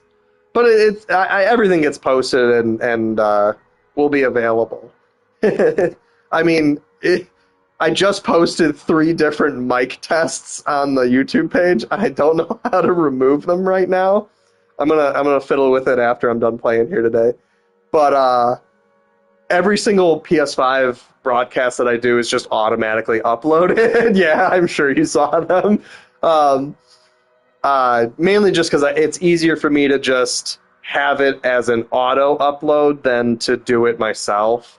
Either private them or delete them. I have to figure out how to delete them. No, Olivia, you watch those worthless things. It's just me sitting at the main menu talking and seeing if it works. I think they have to be on the page for a day first, and then I can delete them or something. Because some of the older broadcasts are there. I can see the I think it's Revelations 2 is the most recent broadcast I did. Resident Evil Revelations 2, and I can delete that one. I'm also doing it all on my phone because I don't have a computer. Oh yeah, that's Toby. But doing it on the phone is apparently a lot more complicated than doing it on a computer. Yeah, no, this is my YouTube account that I've had since 2012 or 2011 or something. It's ancient. There's videos of me from like college. If you guys are so so intrigued by those, old playthroughs from when I still had a computer. Funny enough, and some of them are literally stuff I had to do for some of my classes. Like I had an English class that was like record a video and put it on YouTube, and like we'll give you a grade basically. And it's like this is such a it's like a communications type class or something when I went to college. But for some reason, the use of the internet came into that, and they wanted us to do like it wasn't easy. They wanted us to upload a video to YouTube that was like so long. You talked about a social issue, and you brought up like your you brought up like your opinions on it. And yeah, no, I have friends that have like watched the video and they're like, "Why did you post this? Were you trying to like be edgy or something?" And I'm like, "No, it was literally for a class."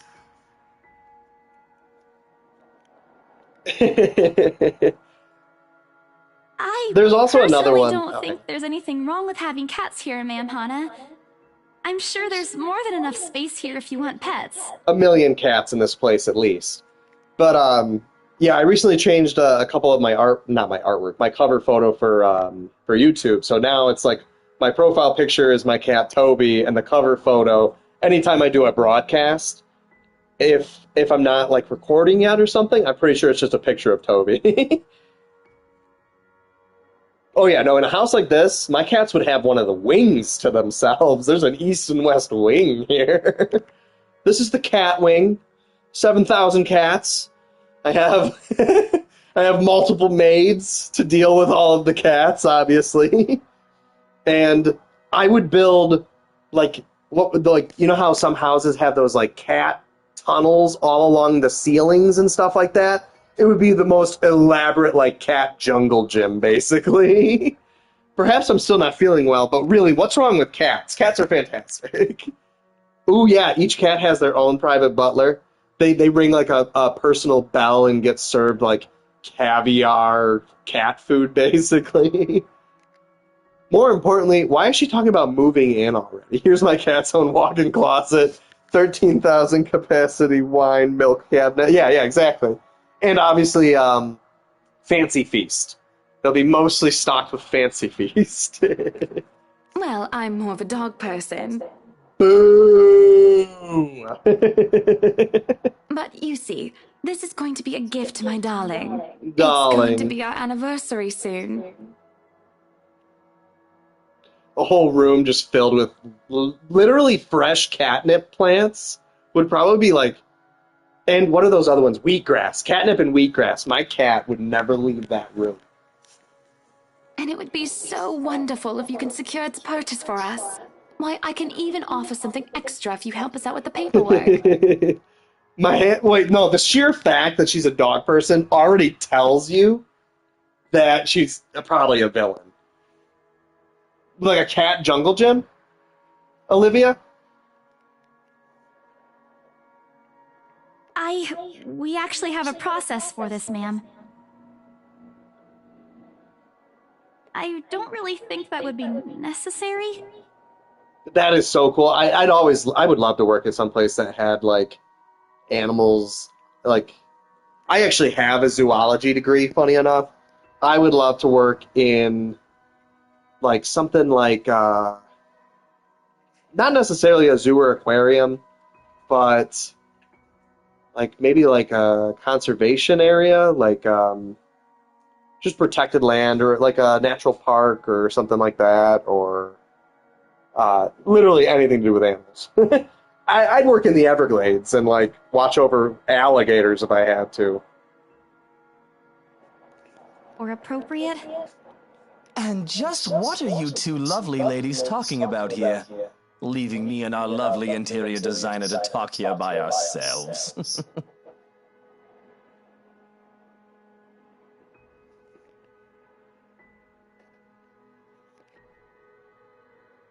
What would the people think, darling? Darling. What would the people think? Oh, it's just small talk, love. Love. I was asking if she could help I me love with these the little- paperwork. I feel harassed with that dialogue. I'm dying at these little loves and little darlings and everything. Like, I don't know, the British kind of influence is fun. The people. Well, I'm assuming they're talking about the social community. I try not to wince when her nails dig into my shoulder. I can't help but send an imploring look at Miss McCulloch, who only gives me an apologetic smile and a shrug.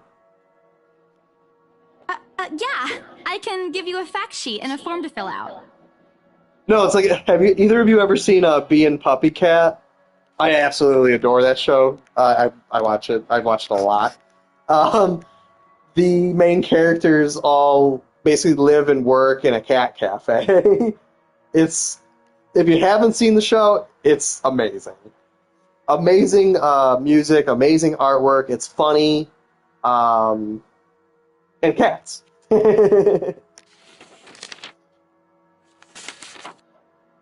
It's Dogwin, do yourself a favor, especially if you're getting ready for bed.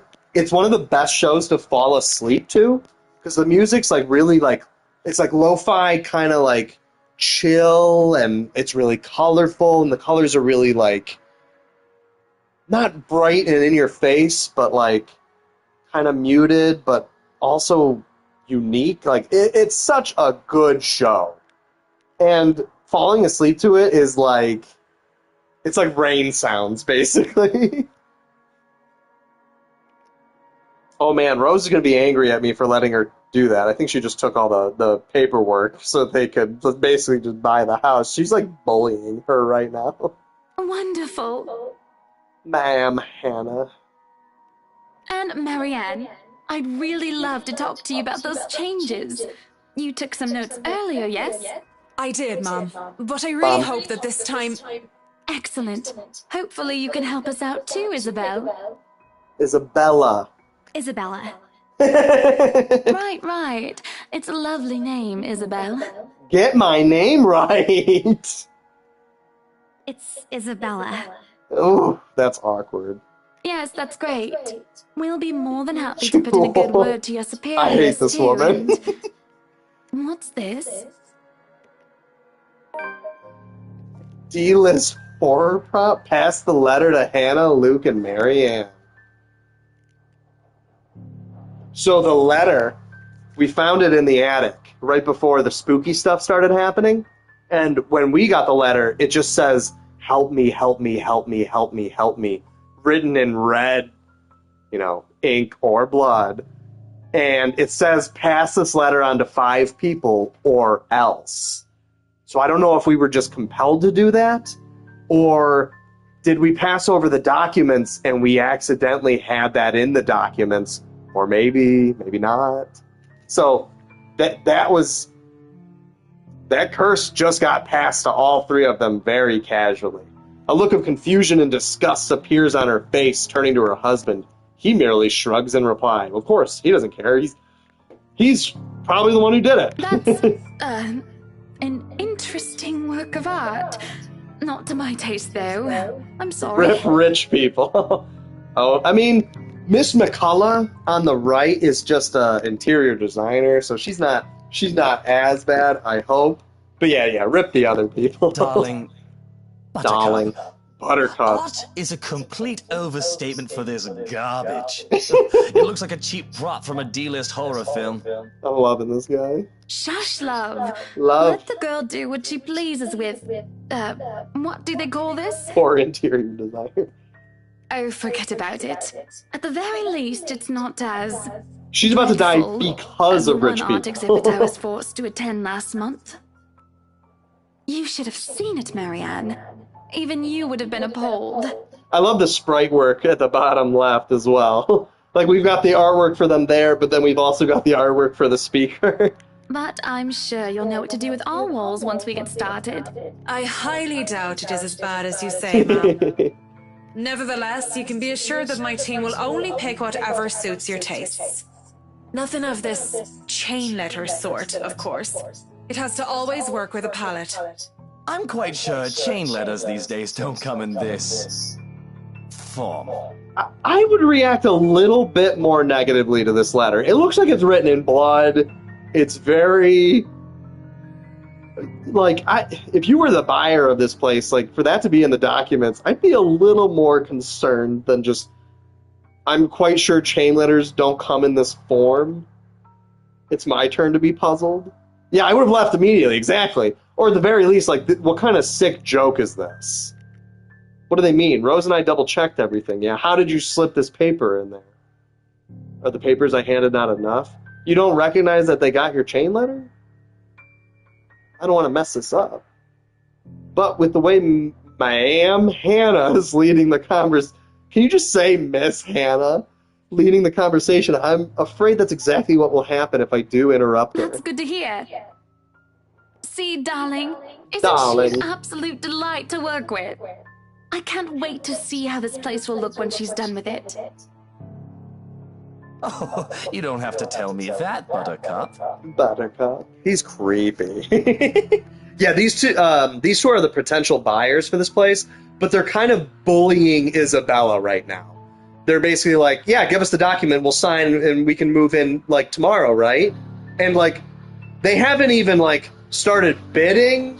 They haven't even, like, allowed the other people to, like, potentially put in an offer or anything. They're just strong-arming Isabella right now. A smile is back on her face when she turns to me and hands me a strange piece of paper. I would still put it away if I were you, though. Otherwise, people might get the wrong impression. Anyway, as I was saying... I don't hear the rest of what she says after that. I can only stare down at the paper, at the letter in my hands. The name of this game is, obviously, The Letter, a visual novel, or horror visual novel. So... hopefully she shows you the letter. The sides crinkle in my grip and my breathing grows labored. Dread quickly fills my mind. Isabella? Are you alright? You're looking pale. Okay, I don't know if they're going to show the letter, but I can at least show you like a small image of it. It's the one on the right there.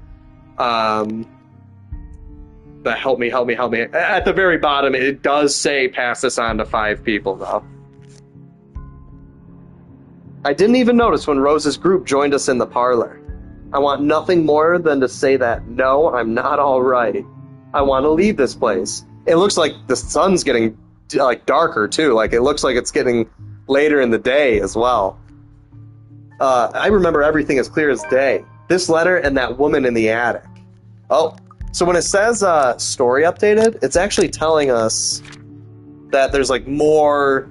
we can read about, like, to kind of, like, sum up what's been happening.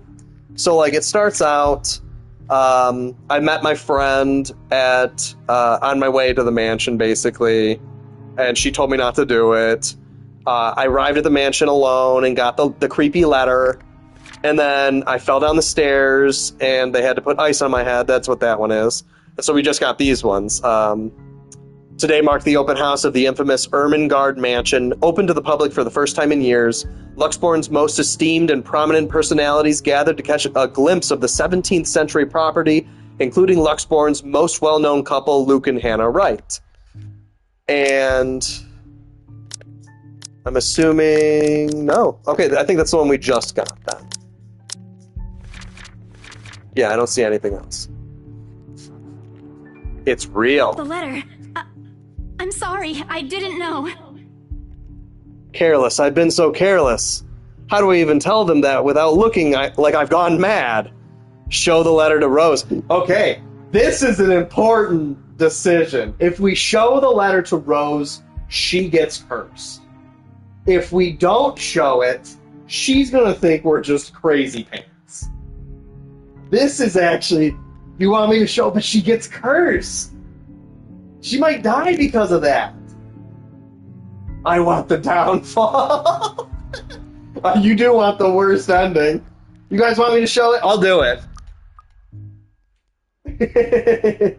The only thing that worries me is we have these relationships here and Rose isn't listed. So if I show her, she's probably dead for sure.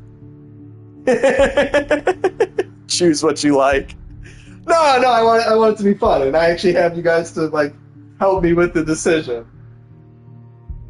I will happily show the letter to her. I'm seeing devil horns, and I'm seeing laughing. Okay, poor Rose. I blurted out before I could think twice about what I'm going to say. Her relationship with Marianne went down. Rose, we need to We need to get out of here. This place is cursed. Rose casts a nervous glance at the people. She looks really creepy right now. She looks like almost like a doll, like just smiling, like everything is fine. Most are still engaged in a conversation with their peers, but those curious enough to turn their heads in our group's direction have been given her trademark saleswoman smile. She does. She looks like a creepy mannequin or a doll. A tight expression is on her face when she pulls me aside. Isabella, we've already had a conversation about this weeks ago. Those are just stories. Those eyes are creepy, yes. And I'm telling you that it's not. I saw something in there. It's not human Isabella, at all. you're gonna ruin the sale. Think of the money. I thought it was just nothing, but isn't this letter proof enough? She gently reaches out to pluck the paper off my hand. Without even glancing at it, she folds it back neatly. Hopefully she didn't look at it. Look, I'm really getting worried about you.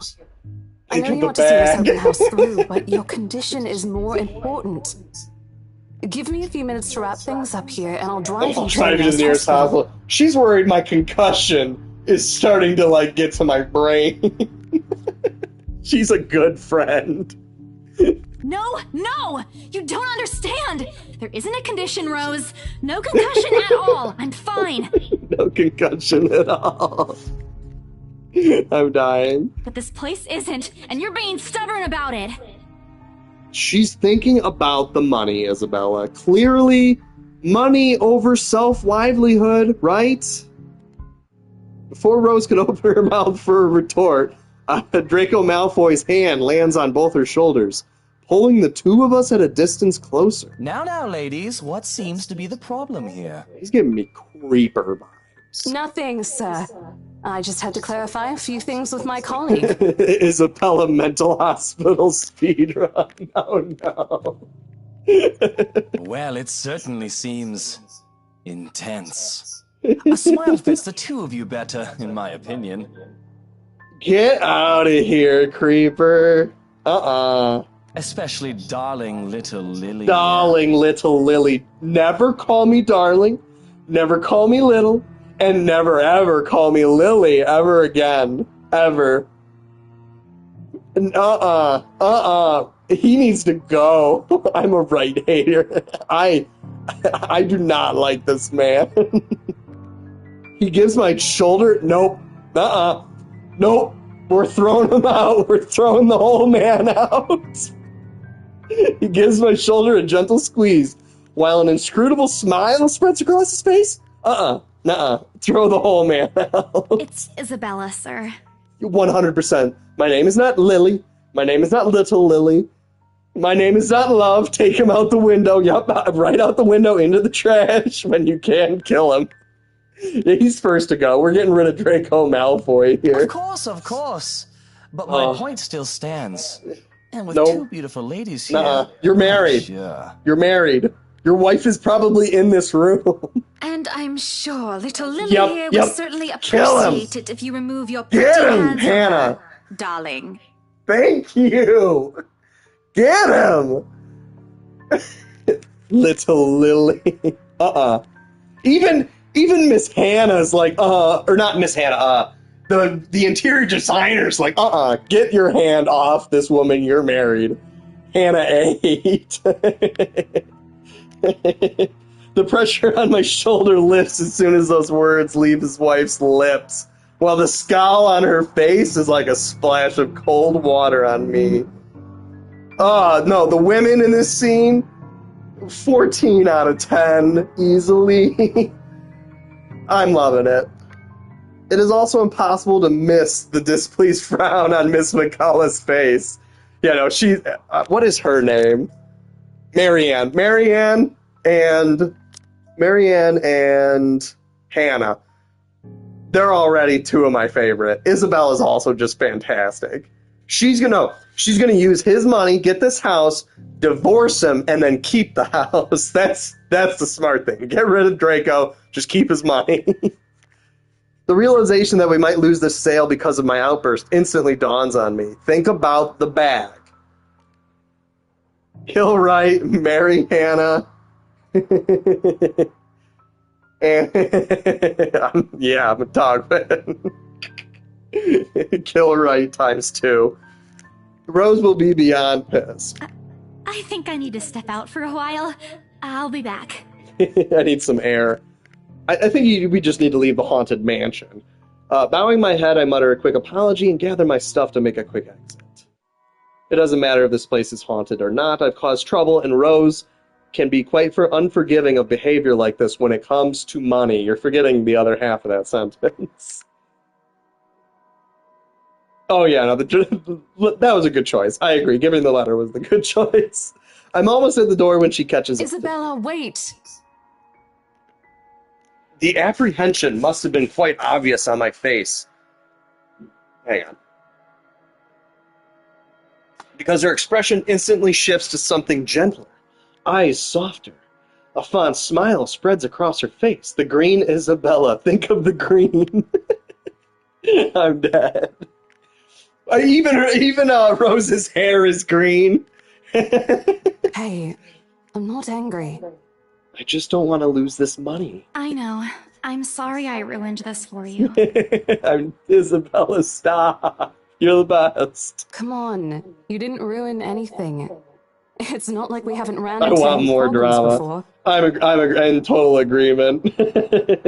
And there's a bunch more characters coming. Like, those are all the characters we're going to play. I'm looking forward to it. I'm seeing some bad things happening already between Luke and everyone on this list. Isabella, if we can at least keep her alive, I'll be happy. Ashton seems nice, and mostly just because I'm going to call him Ashton Kutcher the whole time. I want him to live. If we don't get a deal today, we can always try on a different day.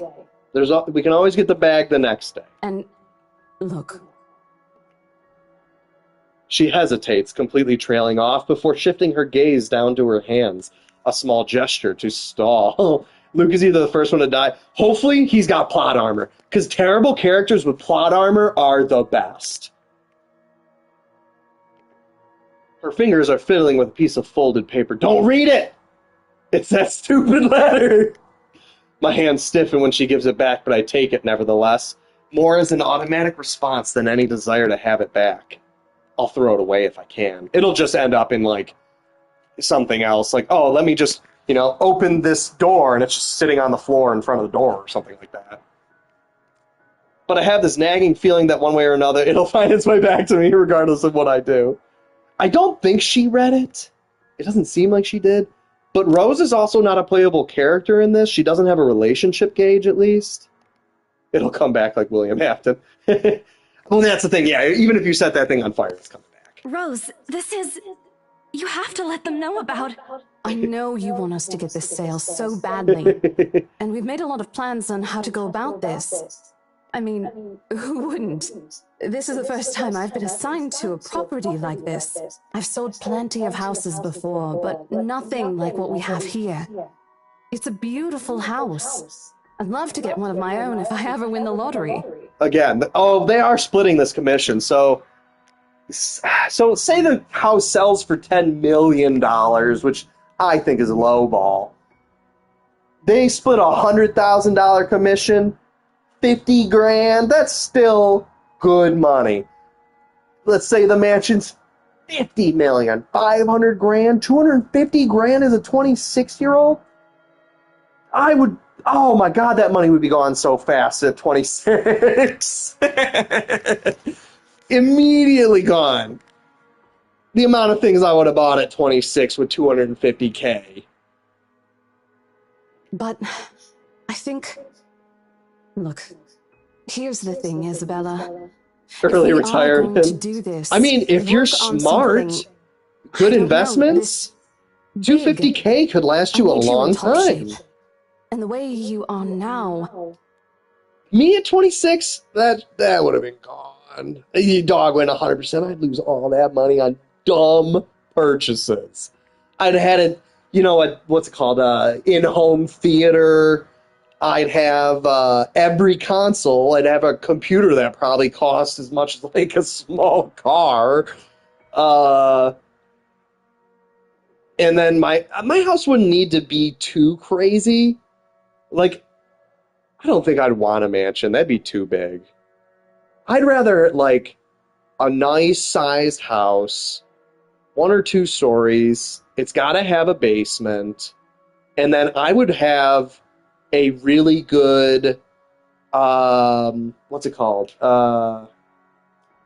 RV. I would want one of those, like, really expensive RVs. Because I love to travel and, like, camp and stuff. So I'd be, every other, couple months or something, I'd be in a new state. I'd be camping. Oh, yeah. My mind stops. What? Wait. No, I can still work. Uh-oh. I just need to get myself together. It is the mental hospital speed run. That's what you said earlier. I let it go because I thought, hey, it's your own body and you should know more than anyone how you feel. Yeah, I don't need anything crazy big. Like, whole mansion to me seems extra. What am I gonna do with what am I gonna do with like 40 rooms or like 15 bathrooms? I don't even know enough people to take up all that space. Like, I can invite every one of my friends and like a decent chunk of my family, and I still feel like the house would be mostly empty. But after this, I really think you should take a break. You're kicking You're kicking me out. No, I'm not. Look, all I'm asking is for you to take a seat somewhere I can see you, and let me handle this for now. Well, at the very least, regardless if you're not going to the hospital like right now, we got fired. She's our partner, so at best she's maybe like, my partner is having some kind of mental break. She just had a concussion from falling down the stairs. I'm going to handle this sale, and I'm going to take her ass to the hospital after we're done here, so we can make sure she has an MRI. You're clearly not yourself, and I honestly could use some time not worrying when you'll fall over or not. Dang, get her, Rose. The day's not even over, and I'm already feeling the stress. If you were really you're a friend, then these two have been like shown as friends.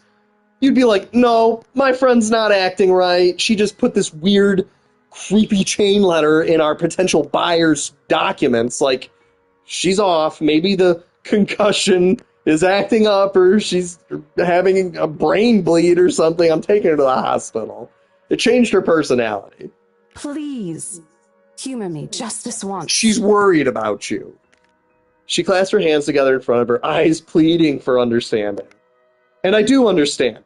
I'm losing it. To some extent. That doesn't mean I'll feel any less awful. Whether at myself, at the unlucky turn the situation has taken, or for her, I don't really know. How about the creepy creature thing that we saw earlier? I promise I'll give you a full report of what happens after. I'll even let you take the lead tomorrow. Lobotomy. No, most certainly. Concussions are not to be trifled with. Like, it's been proven that, like, repeated concussions can lead to, like, a heightened state of, like, aggression.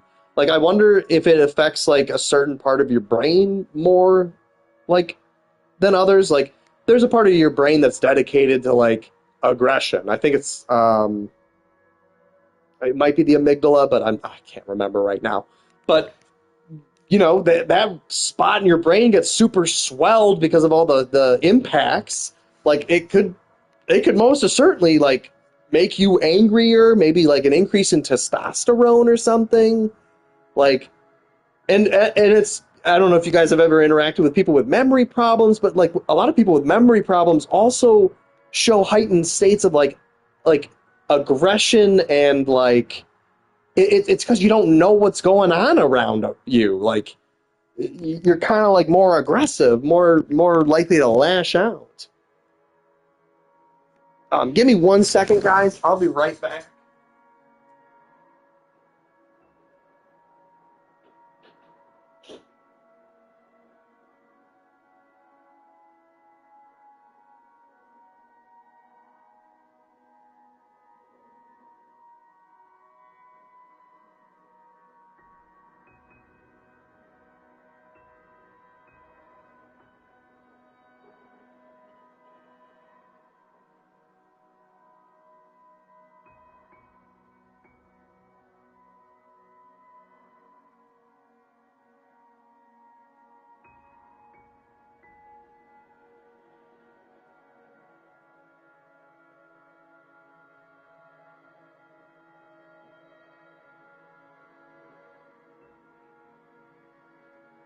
Sorry about that. Toby's requesting food.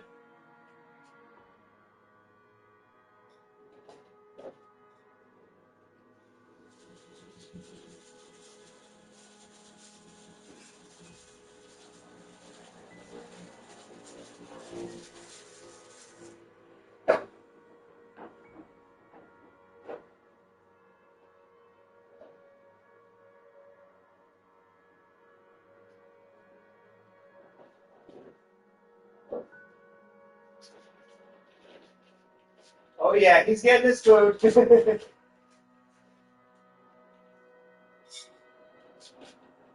way he does it too, he just starts acting bad.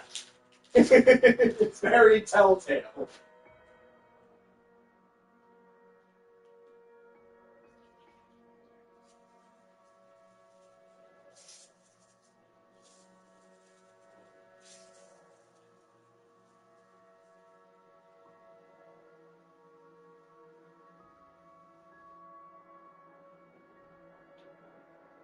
Or he'll just sit in the kitchen and meow incessantly. He's got a couple little things he'll do.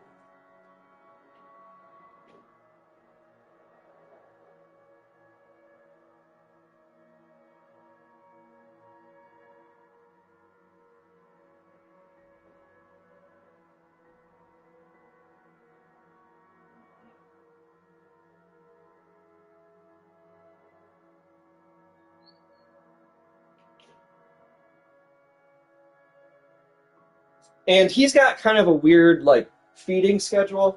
I can't give him, like, a whole bowl of food at once. He's, like, the type of cat that will just gorge the whole thing and then just go vomit it somewhere on my carpet. So I've got to feed him small little, like, scoops, basically, when I feed him dry food. Because, like, we feed him predominantly dry food and then, like, wet food occasionally just to get him some extra water because cats are really bad at drinking water. Yeah, he's a needy little thing, but I love him to death. I would literally fight a bear for him.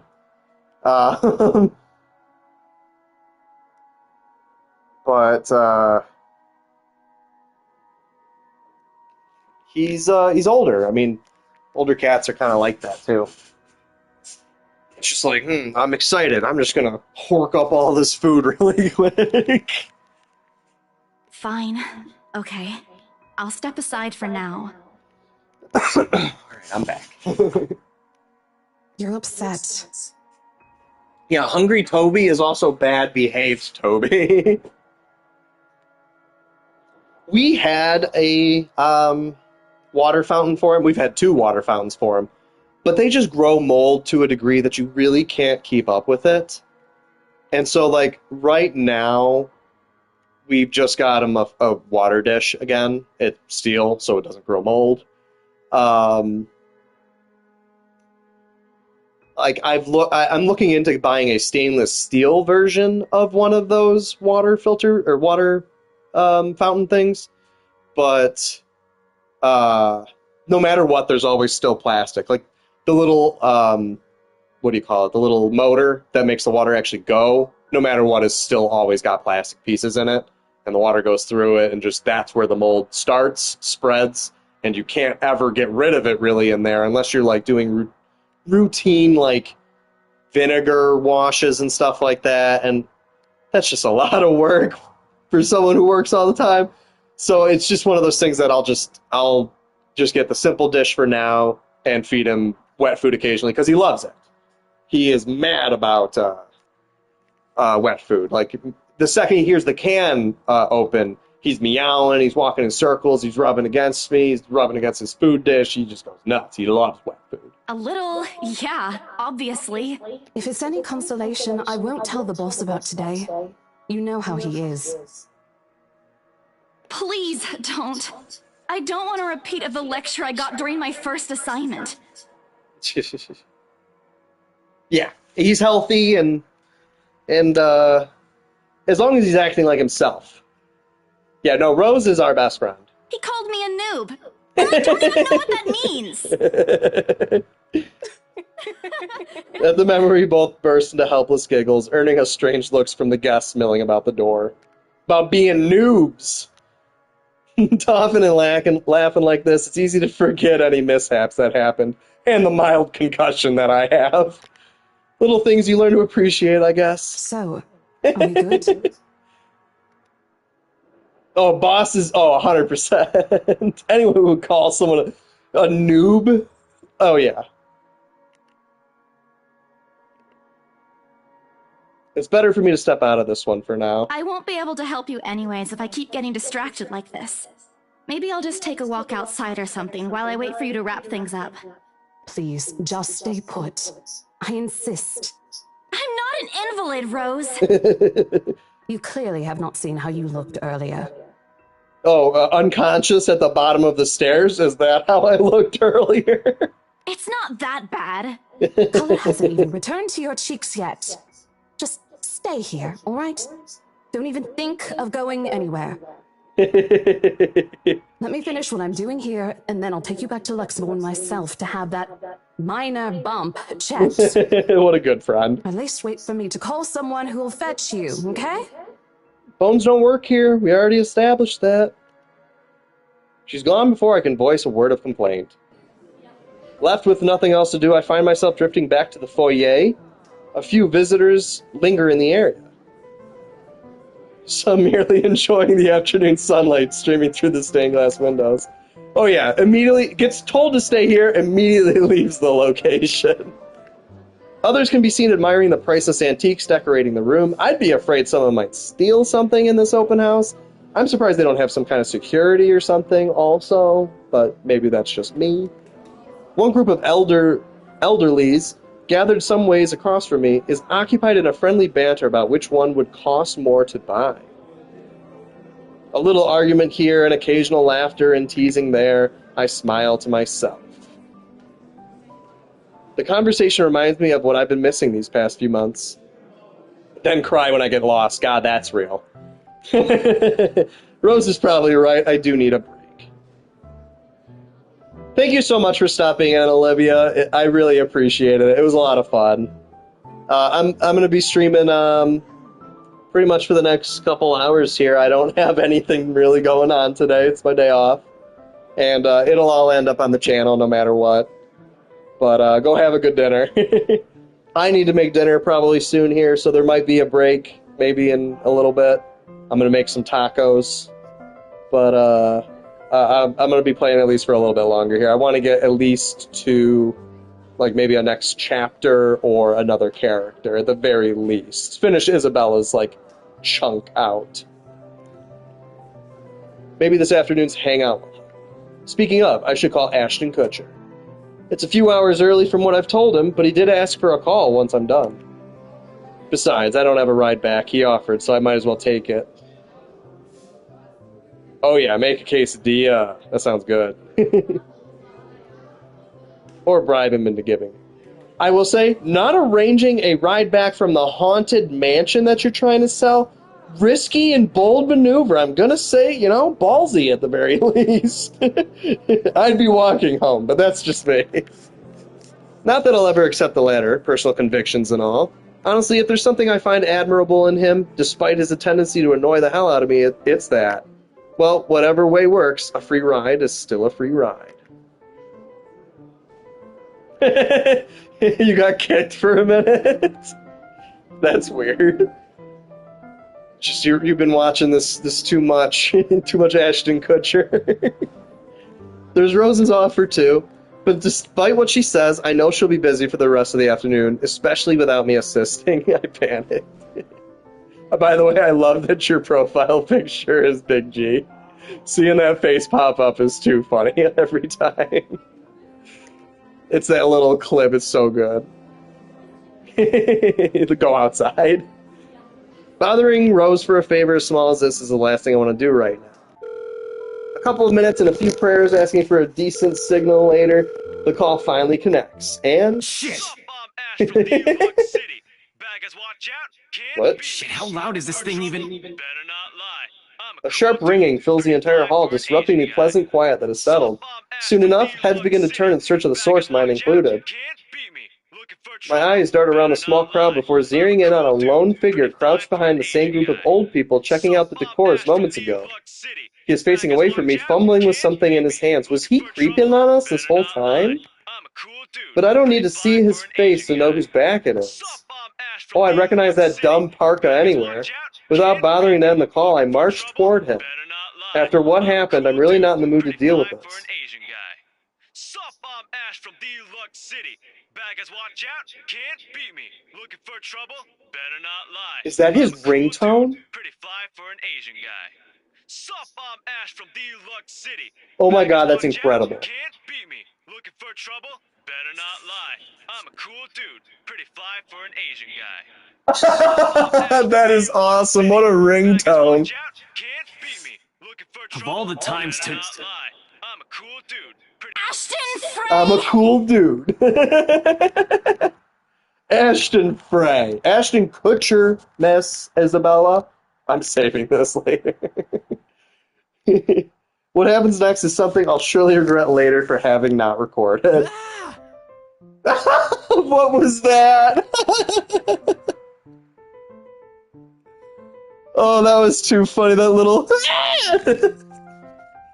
He jumps, lets out an undignified yelp, followed by his phone slipping out from his grip. You see that chain, too? Like, his outfit is a statement. He's got a cross, like a coat, fingerless gloves, like a fur hood, and just the chain. The chain is really completing this image of this character. It's like Sasuke meets screaming. It's Sasuke meets like some kind of hipster emo. Yeah, exactly. I don't even know. That is a fashion statement. Like, compared to what Isabella's wearing, which is relatively normal, like this is something. Maybe he yelped because of what he's wearing. It bounces from one hand to the other in his poor attempt to catch it before ultimately falling flat on the floor with a resounding clack. Oh, so this is how he breaks his phone, so he can't make phone calls. This is another way to strand us here. I'm seeing the clues. I'm in love with an emo girl. I mean, who isn't? Emo girl, goth girl, the alternative girls are the best.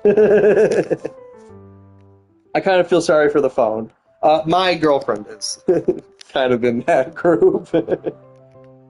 And the floor. But it's not every day that you can catch someone like Ashton Kutcher off guard and get a reaction. Damn his stupid detective senses. I'll take every ounce of victory I can get, no matter how small. Ah! An awkward pause passes between us. Well, yeah, because he's, like, stalking you. Why is he here creeping on you with the elderlies? A blink. That face is so funny. Well, he's blinked several times by now. A cough. Oh, he's striking the pose! Okay, every guy is apparently in this pose for this game. The whole, like, contemplative thinker look. Like, what do I say to make her not think I'm a stalker right now? He makes a face. He made a couple faces right there. And then, in a too-quick motion, he runs. He ducks and retrieves his abused gadget while a grin threatens to break out from my lips. I'm dying right now. He doesn't meet my eyes when he straightens up, but a flush has crept up his neck and cheeks. Why? Because you got caught creeping? In another universe where we haven't known each other for 5 years and suffering through his teasing isn't a day-to-day occurrence, chances are I'd find that adorable. Endearing, even. Unfortunately, this isn't that kind of world. He's just a creep. Man is afraid of woman. He got caught creeping, to be fair. This is like her friend that she was just calling for a ride. The way things are, I'm already content to see him out of his obnoxiously calm and collected disposition. Hello to you too, scaredy cat. Asshole. I could stand to be greeted like a normal person, you know. I'm a hater now. You know what?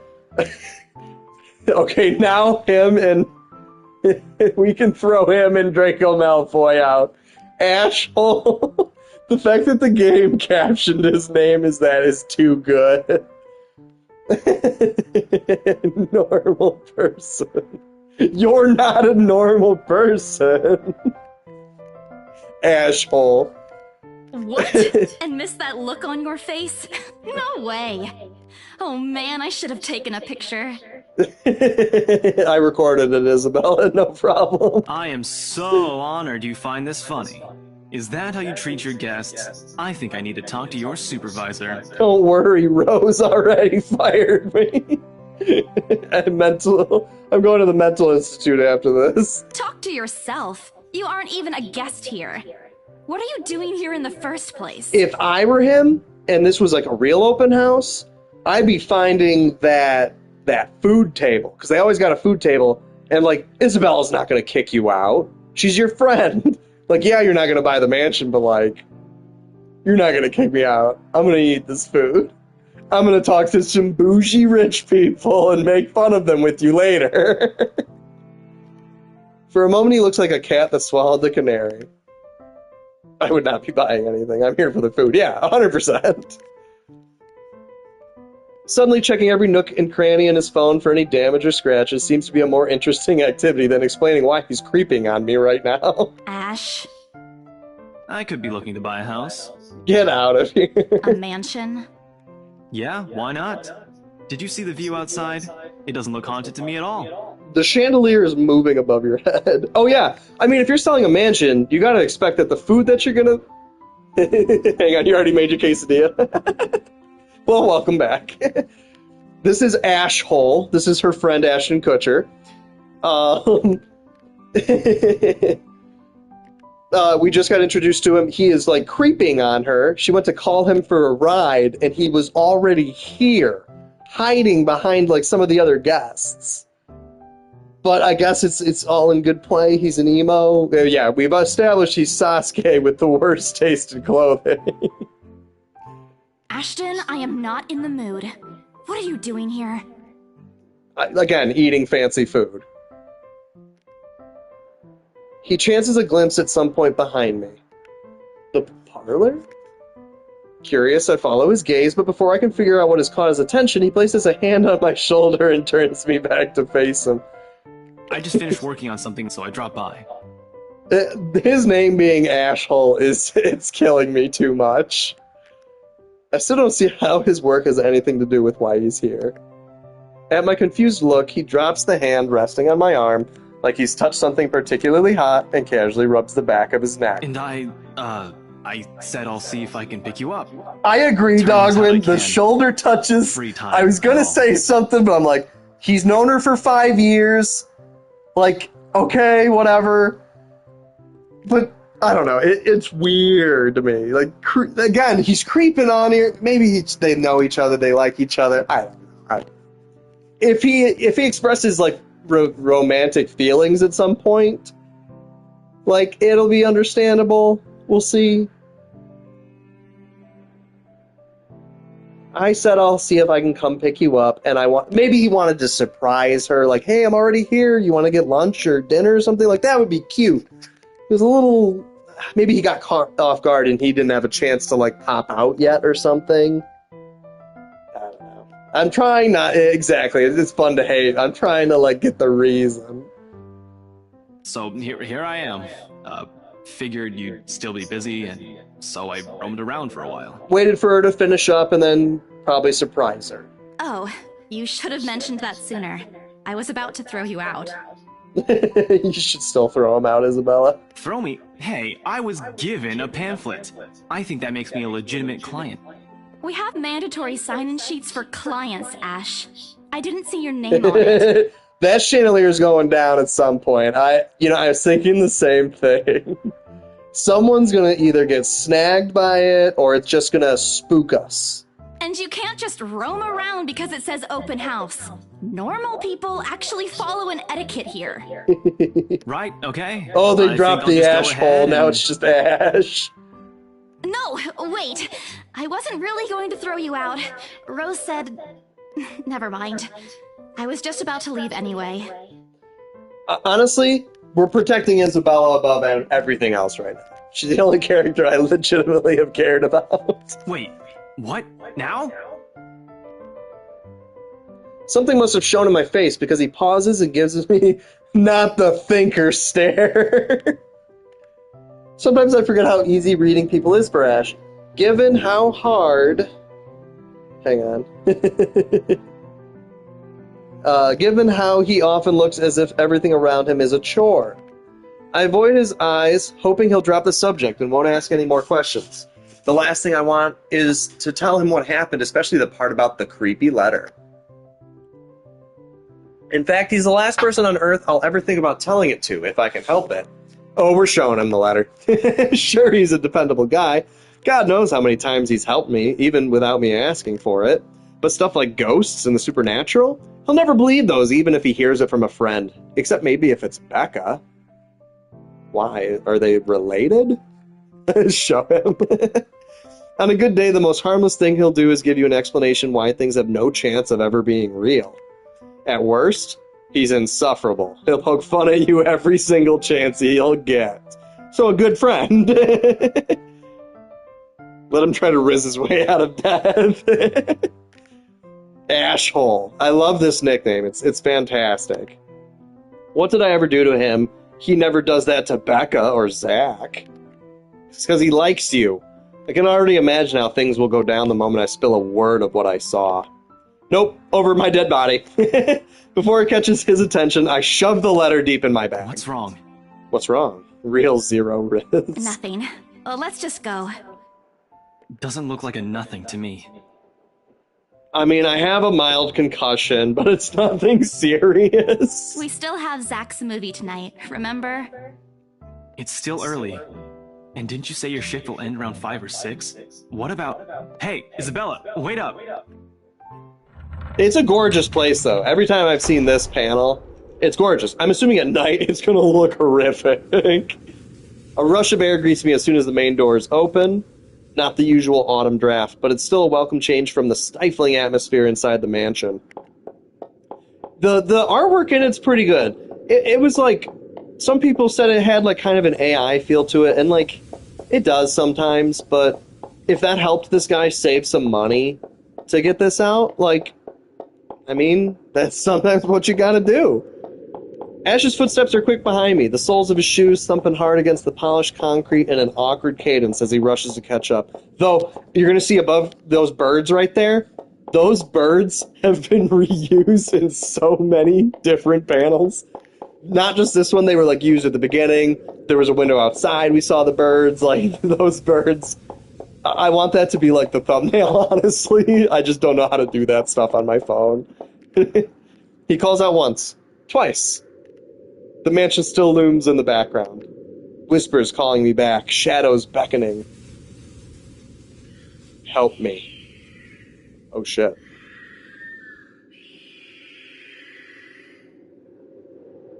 Actual voice acting.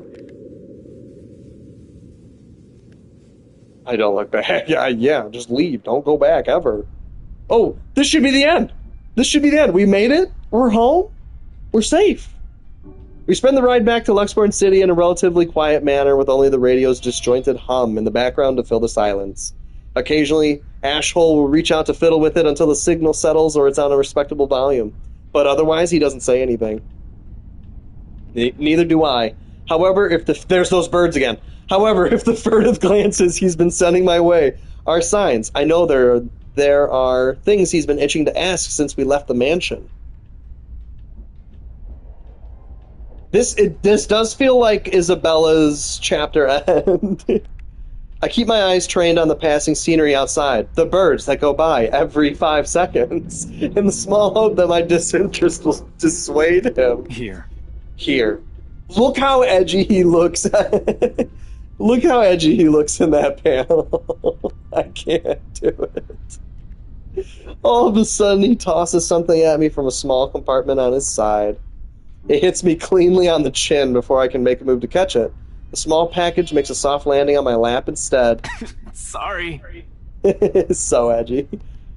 The glare I send him wipes the smirk about to form clearly off his face.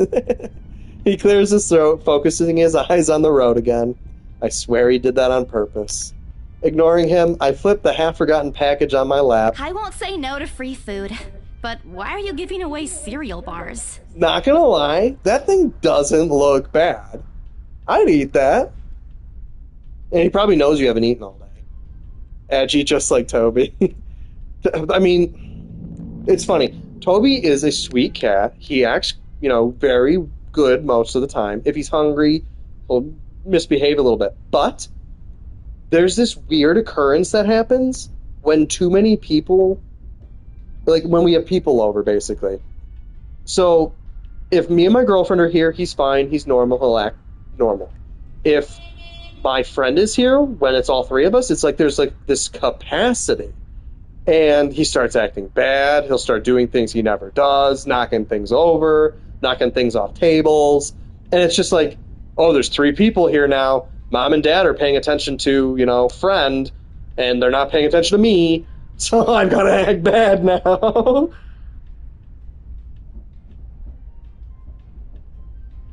If he's hungry, he misbehaves. Wait a my Toby. He wants to make me look bad. He just wants attention. He's a little thing. Where is he right now? Hang on. Let me find him. Where is my name? There he is. Beanie Baby. I don't think you guys can hear him purring, but I put the controller on him at the very least. He says hi. He's a good boy. He's just hanging out behind the couch right now. I don't know why. It's just like, he's talking to people and just not paying attention to me. I'm so glad you guys actually heard him. He's just loafed out behind me right now. I always have one on my person, and you look like you're about to pass out back there. Have you eaten lunch yet? No. I don't even get a chance to deny it, because right on cue, my stomach rumbles loudly, and an empty gnawing feeling in my belly becomes noticeable. He loves attention. But he's one of those cats that it's like, okay, you can give him 6 pets, but at the 7th pet, he bites your hand. It doesn't hurt, but it's like, it's enough to kind of shock you. They've got sharp teeth. And it's like, okay, he wants to be left alone now. So it's like he does want attention, but only just enough, No surprise there. I did skip breakfast and lunch so I could catch Becca while she was on break. I was hoping to get her a small meal after. I guess with everything going on, I just forgot until Ash mentioned it.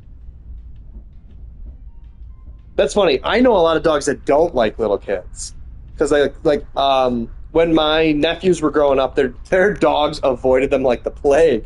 Because they would pull on their tail and pull on their ears. And, they were smaller dogs. Like, one's a beagle and the other's, like a beagle mix. So they're not big dogs. But when they were young, the kids would try to, ride them almost. And the dogs would kind of, they weren't down for that. I was hoping to get a small meal after. I guess with everything going on, I just forgot until Ash mentioned it. If Ash actually had any Riz, they would literally get on their backs. But this is when the kids were 1, 2 years old, just barely able to walk, basically. Kids, 10 years old? Okay, yeah. But yeah, if Ash had any Riz at all, he would have taken Isabella to dinner, not given her a cereal bar. It's not like the hollow feeling's new to me, though. If anything, it's just one of the things I've gotten used to ignoring over the years growing up. Well, she's also apparently, poor, or at least she needs that money bad. She's eating, cup ramen and, canned food mostly. So Ash should be instead of buying myself that new edgy fur-lined hoodie coat thing, I should take this girl out who I'm into and actually show her I'm interested in her. Isabella is us. Thanks. Then I tear open the package and start nibbling on the edge of the bar. Apart from an acknowledging nod, Ash doesn't say anything after that small exchange, because he has 0 Riz. For that, I'm thankful. She's tired, I guess. Fine, she probably didn't want to go out. Maybe he even saw that. Maybe I'm not giving Ash enough credit.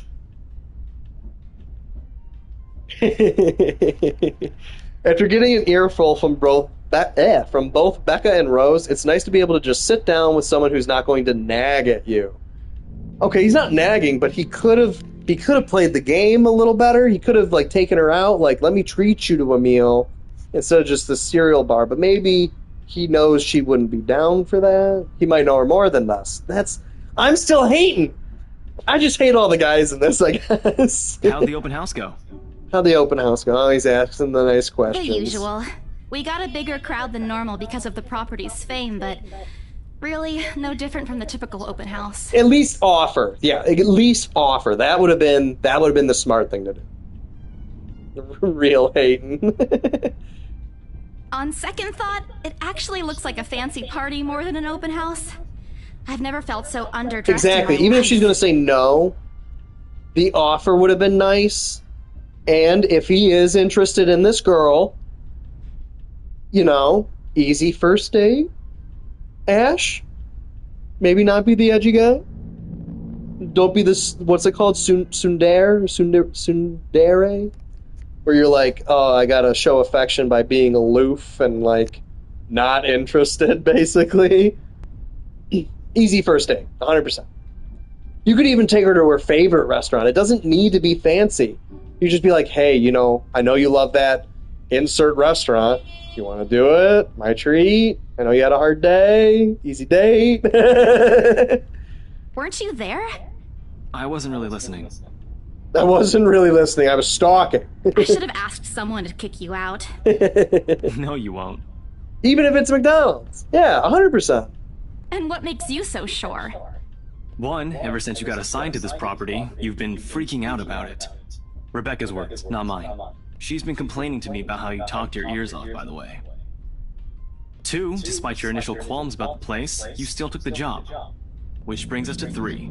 It's been months since you last settled a deal, and you're short on money right now since you're back to your instant noodle diet. And so, no, he knows we're only eating cup ramen. You know, I'm not the biggest McDonald's guy. They have the best fries, I'll admit. But I've always been like a Burger King or like a Wendy's guy. Like, give me a disgusting, greasy bacon cheeseburger, and I'm so happy. Checkers and Rallies, too, whatever you call them. They've got a great bacon cheeseburger. How do you even know about the last one? Rebecca. Mostaza? That sounds nice. Anyhow, you're hellbent on selling the mansion. Even if someone you know personally is in the tour group, you aren't going to just kick them out. Oh, I mean, I'm just talking like fast food, like easy fast stuff, but like an actual good burger.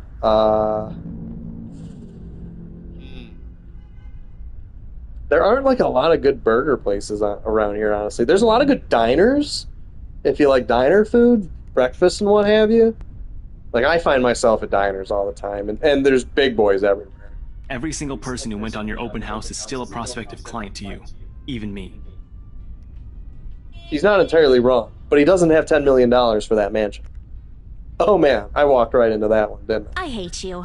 I really hate you right now. Oh, home-cooked meals beat everything 10-1. I went up north recently. My parents cooked every meal while I was there.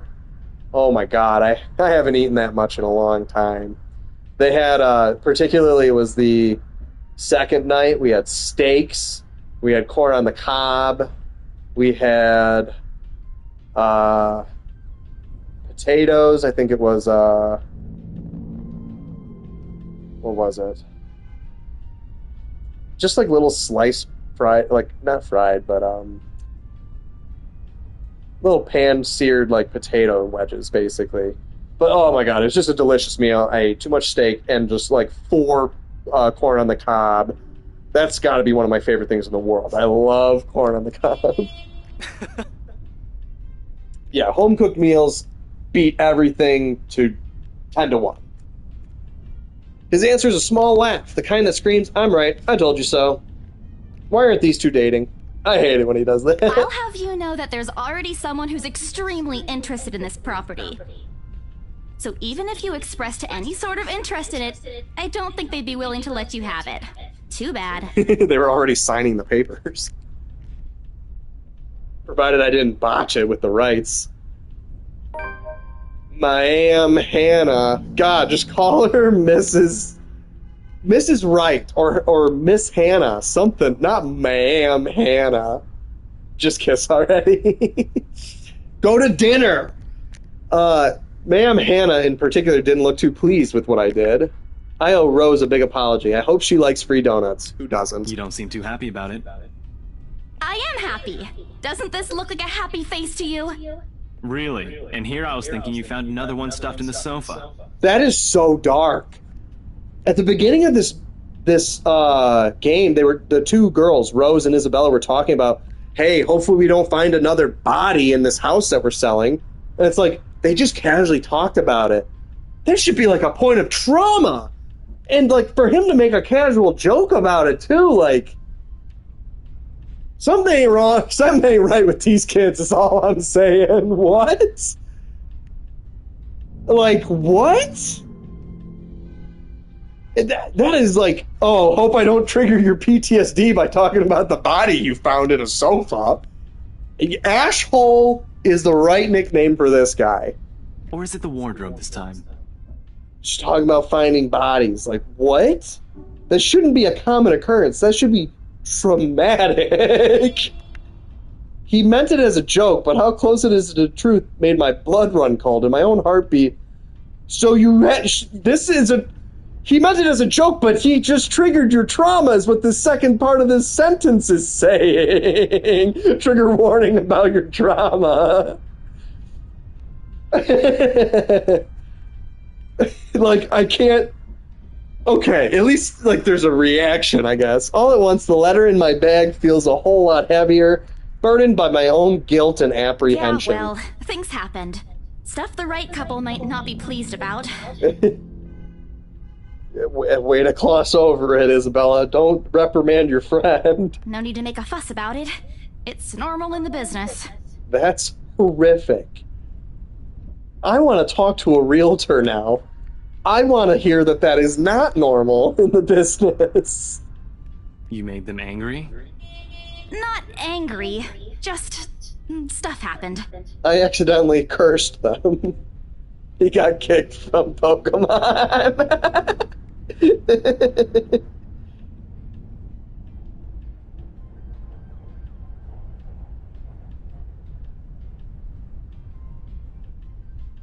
Sorry, I got a text there. Give me 1 second.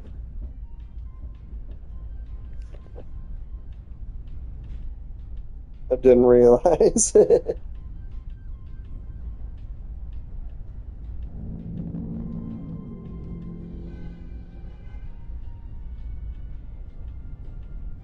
Apparently my phone does not make the text message noise while I'm watching YouTube. Like? Things. Things. Do you want to elaborate? It's the third time you said things, Isabella. Did they do anything? Your clients. The rights, was it?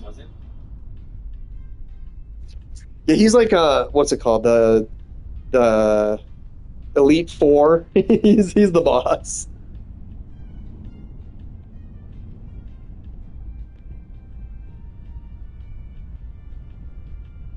I can't answer that. The man touched her shoulder. Uh-oh. These choices are starting to make me, like, actually anxious.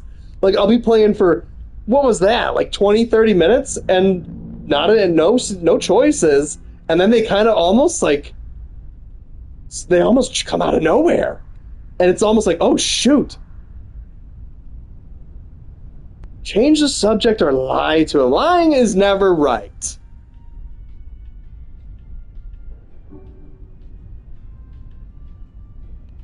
And that might make you look... What do you guys think? Change the subject? I don't like lying. Lying is a sin. And he's your friend. You've known him for 5 years.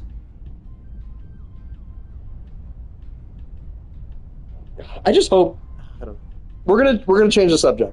You keep asking me about my work, yet you haven't said a single word about yours. Relationship status.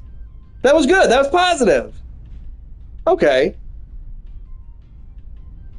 Yeah, I don't like him, but I don't want to lie to him. Lying to your longtime friends is, I don't know, that's not right.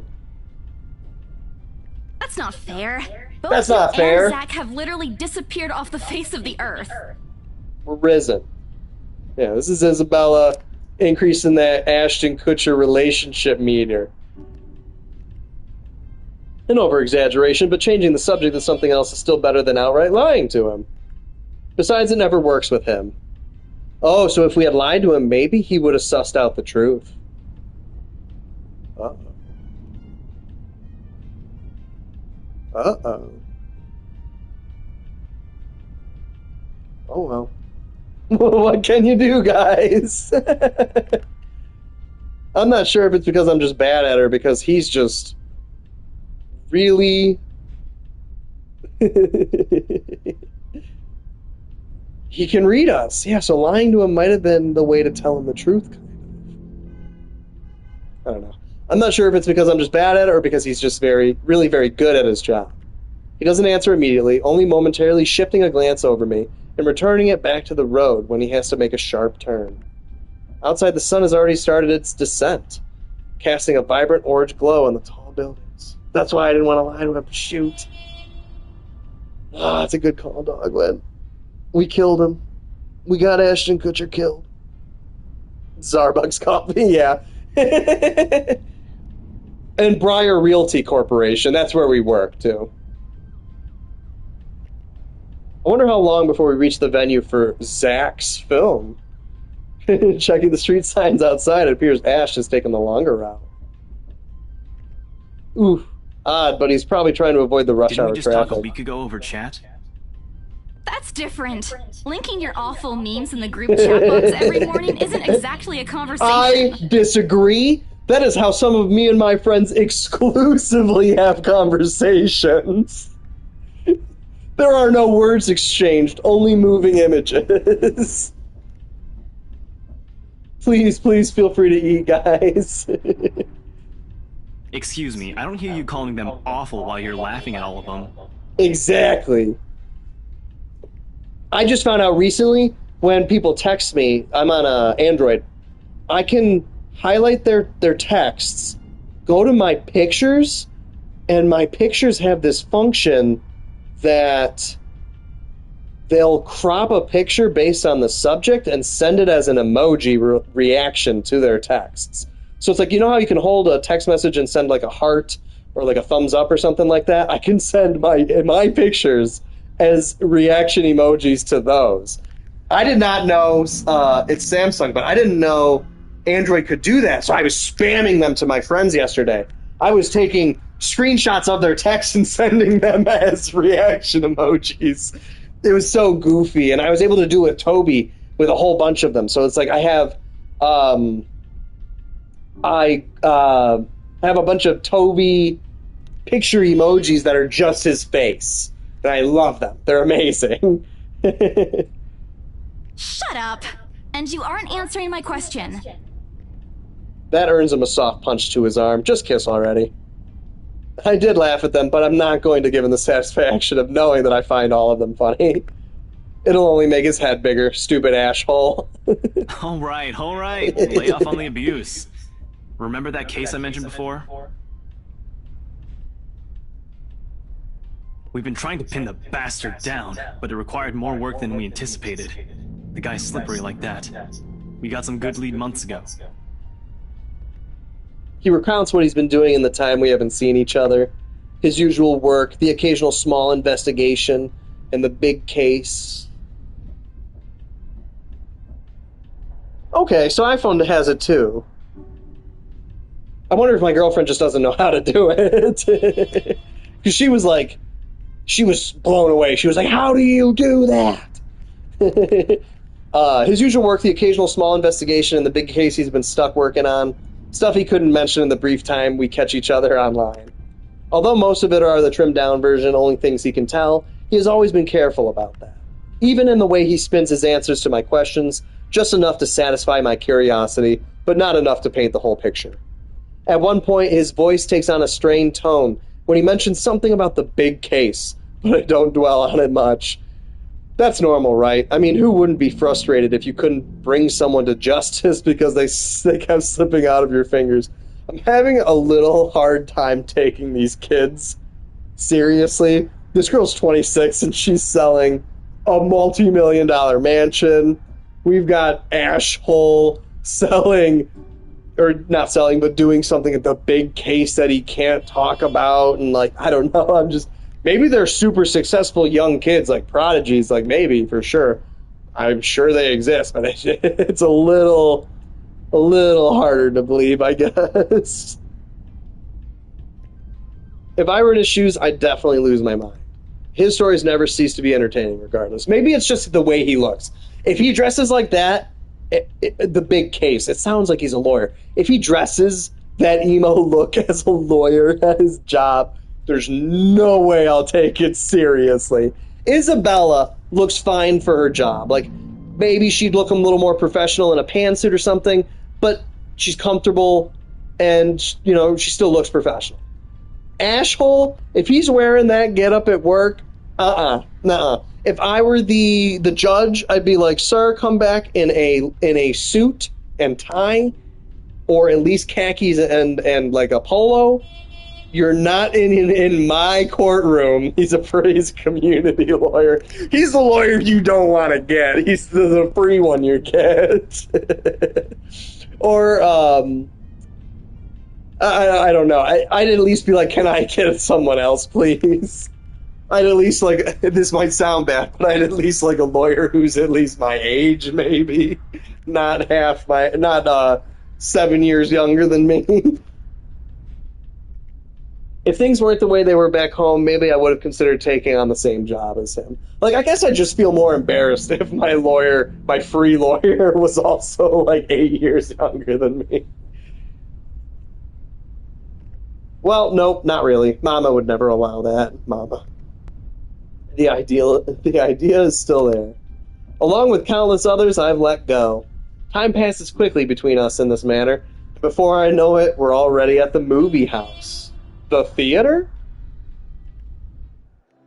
The movie house. Interesting choice. I wonder if this is translated. Pocket Chibi coming soon? That's Pokemon. Basically. This is a panel. I don't know. I like this one a lot. Okay, she's calling it a theater this time. A small crowd has already formed in front of the theater when we arrive.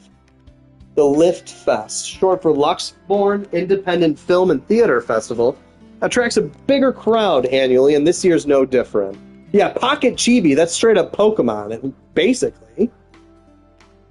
I've only been to a few indie film screenings with Zach, so I'm not an expert on the matter, but I know that for people hoping to make a break in the industry, getting your film recognized by a local event like this is already a big deal.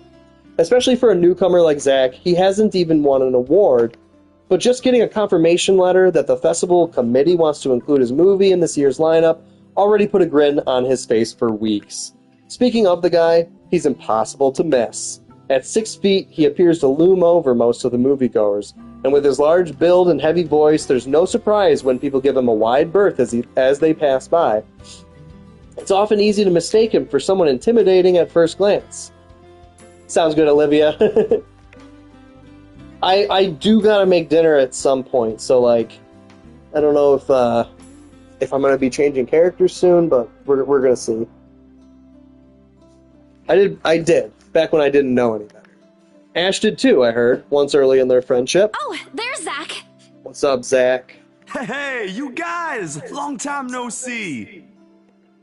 Zach's face lights up with a smile of his own. He moves toward us with careful steps. Oops. Taking a significant effort to make himself smaller so as not to bump or accidentally hit anyone. I mean, the guy doesn't look that big. Jesus. Like, I'm 6'1". Like, I don't have to, like, avoid walking into people. And he doesn't look that ripped or big. But maybe it's just like, okay. Okay, when you put him next to Asshole like that, okay. That's a little better. As he nears, Ash casually raises his hand in greeting. I mean, that makes Ash, like, what? Like 5'10"-ish? It's not that much of a difference, height-wise. Sup, Z-Man, my main man. What's crack-a-lackin', my homie?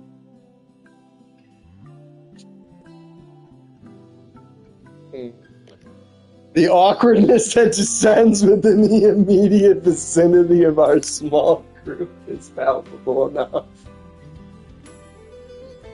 Yeah. That was rough. Somewhere to our left, a girl giggles, and only then do I become aware of my mouth hanging open. I'm almost amazed how Ash can say that out loud with a straight face. Yeah, someone needs to talk to Ash, I think. Almost. Considering his track record, I should be used to it by now. Zack seems to be. They're friends, though. Yo, so stop trying to act black, Ashton. And you're the only one who calls me Z-Man. There's a fondness underneath his exasperated tone. Okay, so Zack does, or not Zack. Ashton does this a lot. It sounds like then. Hear me out. He can protect us. If this were any other person, he'd likely be offended. But years of friendship and familiarity have made those words harmless to the other's ears. So yeah, Ash does this a lot. Or at least enough for both to take it in stride. It's been a while, Zack. I hope you didn't get into trouble again. Not the thinker. They can't have every guy do this thinker stance. They can't do that. Not much to get into trouble lately without you, I'm afraid. I'll let you know if something comes up, though. Nah, I ended up with Chicken Down stuck on me last time I agreed. I'd really love at least this year to pass without some sort of accident happening again. Hey, I take offense to that. It wasn't that bad. You really have no idea. A beat passes, and then Zack laughs. Hey, I'm kidding! You know you can always count on me. It's a story only the two of them are privy to every now and then. Ash will enlist Zack's help on something. Okay. Becca and I never really found out what the real deal is with those adventures, as Ash calls it, and both aren't willing to tell due to some unspoken agreement. Okay. She insists that if it's Ash, it's likely not something illegal or life-threatening. I tend to believe her on that. I don't know, Ash is shady. Sometimes. Oh well, boys will be boys, I guess. I give Zack a small wave from behind Ash when his attention eventually turns to me. Bella! Bella! That's a good nickname. Huh? Rebecca's now with you. Is she still sick? A bit. But she's up and went to work this morning. You know she doesn't listen to anyone that's not Ash. Yes, she does. No, she doesn't. You're literally the only person she'll listen to when she's feeling stubborn. And it's true. They've known each other far longer than any of us in the group. Childhood friends of But don't worry, Zack. She's probably on her way here now. She promised she wouldn't miss your movie. Isabella! Oh, thank goodness! Speak of the devil. Without warning, a hand grabs me by the shoulder and turns me around. You're just in time. I have to lean back a little with the way her face is almost invading my personal space. But she places her hand on either side of my head to keep me still. Rose probably told her we fell down the stairs and have a concussion. She stares at me intently, concern filling her eyes. You're squishing my face. How are you? Are you all right? Why wouldn't I be? Rose called me earlier.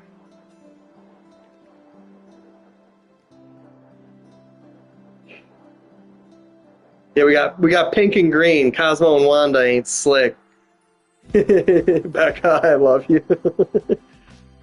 Since I don't have my family living close by, and the only other relative I have here works on the far side of the country, I gave my company Becca's contact number in case of emergency.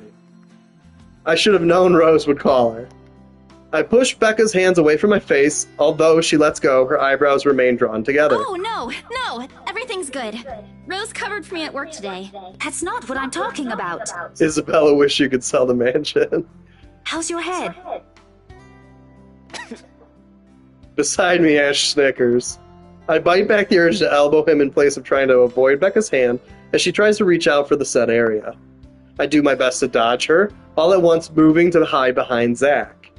Sorry for using you as a human shield, Zack. Oh, it's nothing.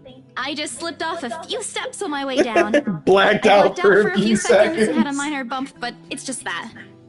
Okay, any amount of blacking out, you need to go to the hospital. Unconscious is serious. You blacked out?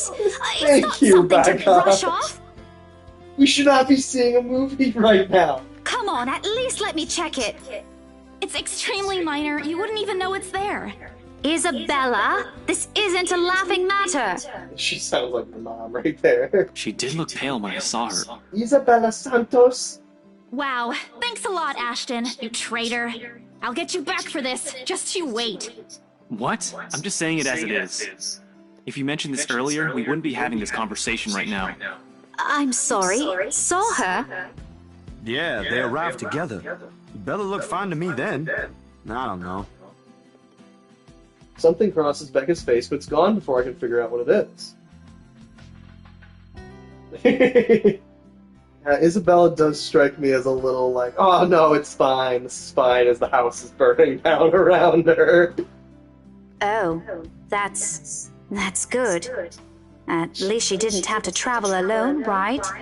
At least. Good. See? I'm okay. I wouldn't be here if I wasn't. And I don't want to miss Zack's film. Oh, so this is Zack's film. Yeah, that's coming out for a friend. I understand wanting to not break that engagement. We can always watch it some other time. Watch it. Sorry, Zachary. No, it's good. But you guys should really keep it down.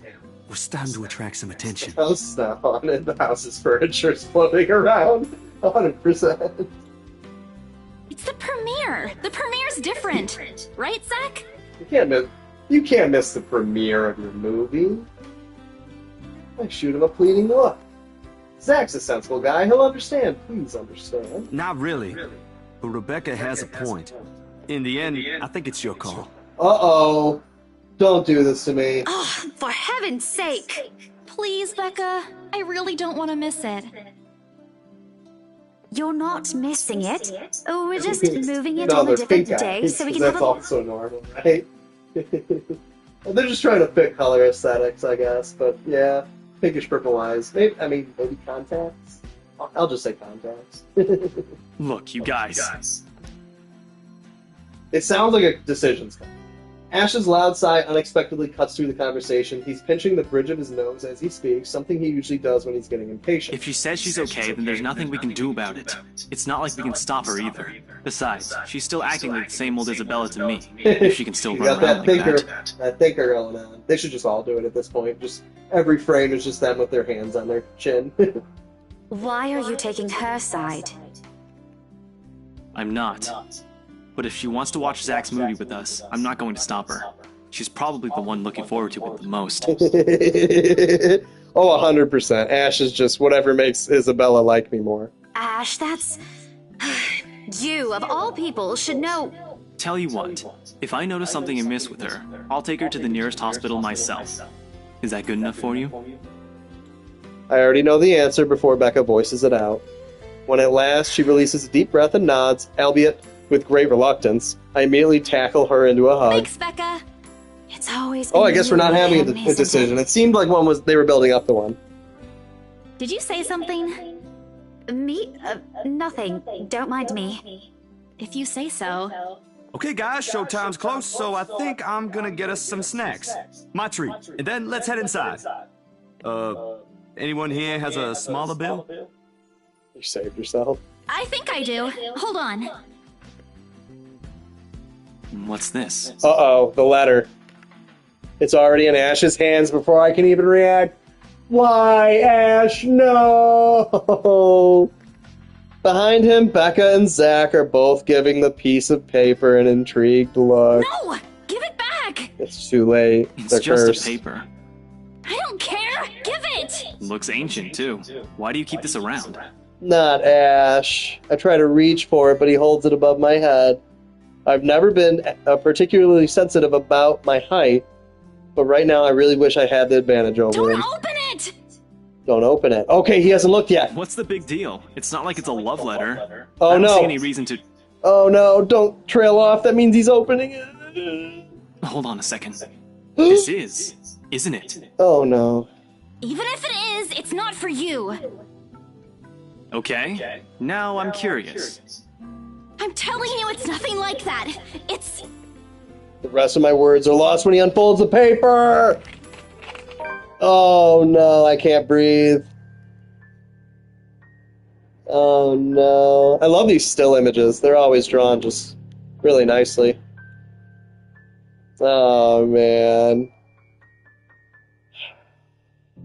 I can't breathe. I can't go on. They just got cursed. So that's okay. That's all four of us cursed here. Zach and Becca, save yourselves. That's all of them. Hannah's cursed. Marianne is cursed. And Luke is cursed. So that's... Everyone's cursed now. That is the whole list. Rose wasn't cursed. She never read it. So that's why she's not one of the characters in this. I'm sobbing. I know. Against our will. My heart feels stuck in my throat, pounding, threatening to burst out. Vaguely, I note how my hands are trembling at my sides. Clasping them together doesn't do any good. They are still shaking, but I hang on to them regardless. She was smart. Rose didn't open it. She didn't read it. The awful sick weight that has taken its core in my stomach back in the open house returns full force. How do I fix this? We have to solve the curse. How do I fix this? How do I fix this? How do I fix this? Someone, please. Today is turning out to be a horrible nightmare. Send this to 5 people or else. So wait, that means Isabella's saved, though. Send this to 5 people or else. She's given it to Hannah, Zach, Marianne, Ashton, and Luke, and Rebecca. That's 6 people. Does that theoretically means Isabella should be safe at this point? I wonder. Well, that's interesting. Guys, I think we should listen to Bella first. Aren't you a few days early for Halloween? Aren't you a few days early for Halloween? Ash waves the paper in front of me, giving me a fleeting glimpse of its contents. So it is October 21st. Yeah, because we did 6, it's like a super curse now. I don't need to see. I don't want to see. The letters, the words, every stroke written in blood is already embedded in my mind. If it's more, it doesn't work. Maybe I should have thrown it away when I had the chance. That way, I mean, it would have just found its way back, no matter what. That thing's cursed. It's not a prank. It's real, guys. It's not just a Halloween prank. It makes all of them stop. Even I'm surprised with how steady my voice is. What did you say? Look at those eyes in that panel. Bugging out. This isn't a prank! I saw something! It's not part of my concussion, guys. Believe me. Hold on. Are we still talking about this paper? Or is it about the urban legend again? Both. Welcome back, Olivia. I know it sounds ridiculous. Unfortunately, Zach, Ashton, and Becca have been cursed with the letter. But I had this realization. The letter specifically says, Becca's the girl right there, front and center. That's our friend who we go to see at the beginning of the game. She's like a school teacher. But the letter specifically says, pass this on to 5 people or else. At this point, Isabella has technically passed it on to 6 people. She's passed it on to Hannah, Zachary, Marianne, Rebecca, Ashton, and Luke. Technically, I think that means Isabella is safe.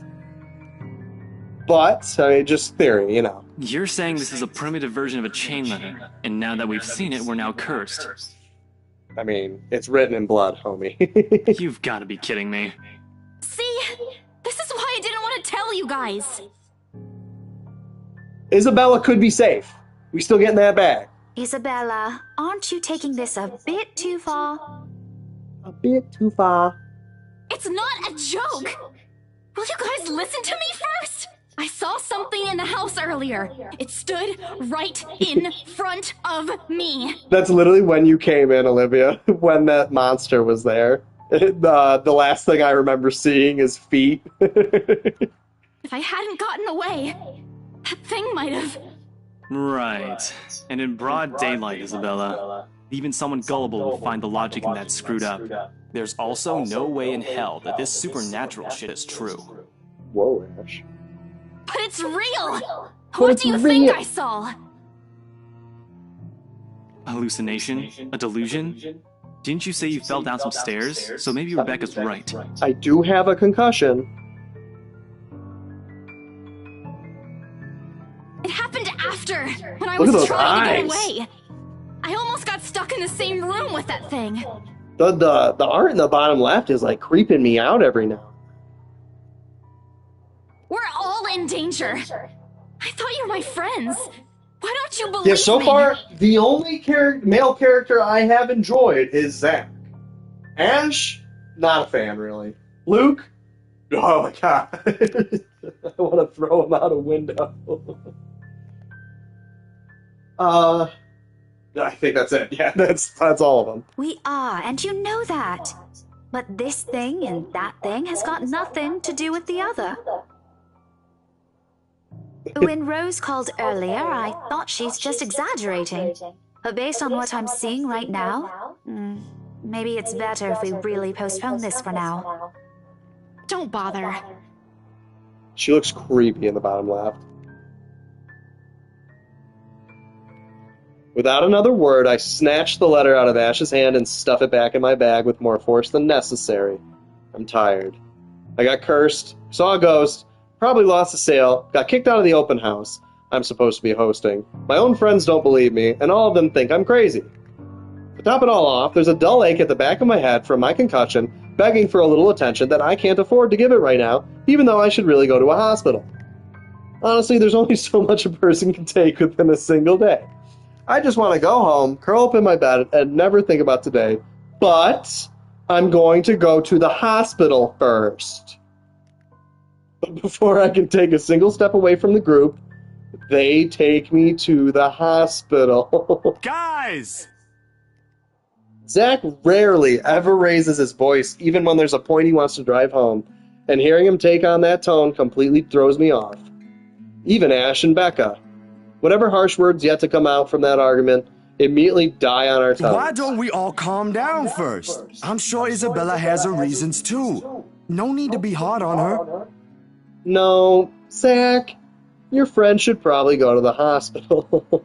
And hey, ain't this supposed to be a happy get-together? When your friend blacks out from a impact to their head, and they tell you, I didn't go to the hospital, your first reaction should be to whoop them into shape and to go to the hospital. That stuff can develop. You could have a brain bleed. You could have a lump or something. Like, you don't know. It's more so that she got knocked unconscious. We haven't seen each other for months. I'd really love to know what y'all have been up to. I only ever get to talk to Bella over chat. Oh, so they're also... I understand the desperation for wanting to just see the movie. If you haven't seen each other in months and you're just getting together for this special occasion. Okay, so there's more pressure. There's always just more than I know. Please. Isabella could be thinking she's the second coming of Jesus. I mean, she's already having hallucinations. He has a point. Ash, for all his attempts to look cool and distant and edgy, he has also been looking forward to this. He even took the time to call this morning for a reminder. He never does that. Becca, too, I'm pretty sure there's another reason why she got out of bed today. Yet, despite Zach's attempts to lighten things up, or Ash's and Becca's acquiescing gestures, the tightness in my chest remains. They saw the letter. I should have just kept it to myself, or at least went with the idea that it's a prank. If I did, things might not have turned out the way they had. No sour mood, no bad vibes. Careless, so careless. Uh-oh. The decision did come. Maybe leaving is the better decision. Oh, no. Don't do this to me, game. Oh, I'm disinclined to acquiesce to your request. Means no. Yeah, no, I really don't know. Hopstall. I'm gonna get a glass of water, because I don't know. Lobotomy. Where's the option for... Yeah, there should be an option for hospital. I mean, okay, here's my thought process, though. If we go home and we do what she said, we just go to bed, whatever, that's actually the most dangerous thing you can do with a concussion. You don't go to sleep. You want to stay up and you have your friends or family monitor you. So I'm thinking the better option here might actually be stay for the movie.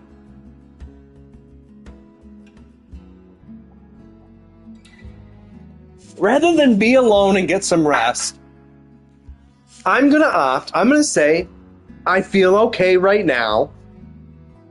I'd rather stay with you guys, and if I faint, like, yeah, exactly, Dogwin, if I faint or something, or I start to feel not good, Hopstall. So we're going to stay for Zach's movie.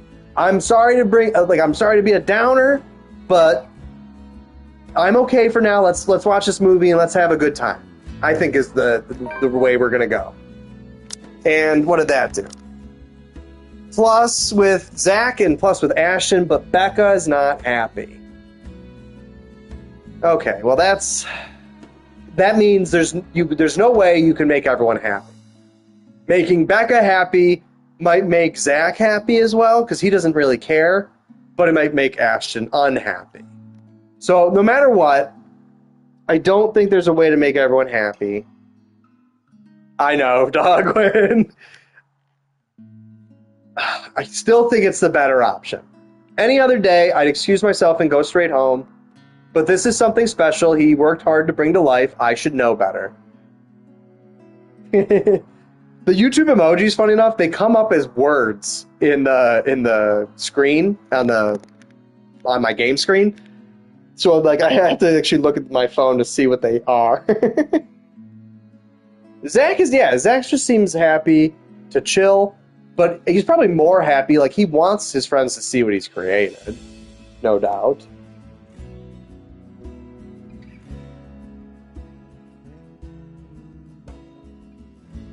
I might be having a bad day, but being with the few people I care about far outweighs the idea of spending the rest of the day throwing a tantrum alone in my room. Yes, a Riz Fuel emoji is what that one's called.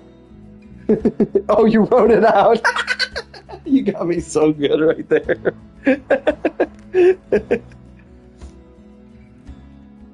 And what if the thing in my attic followed me home?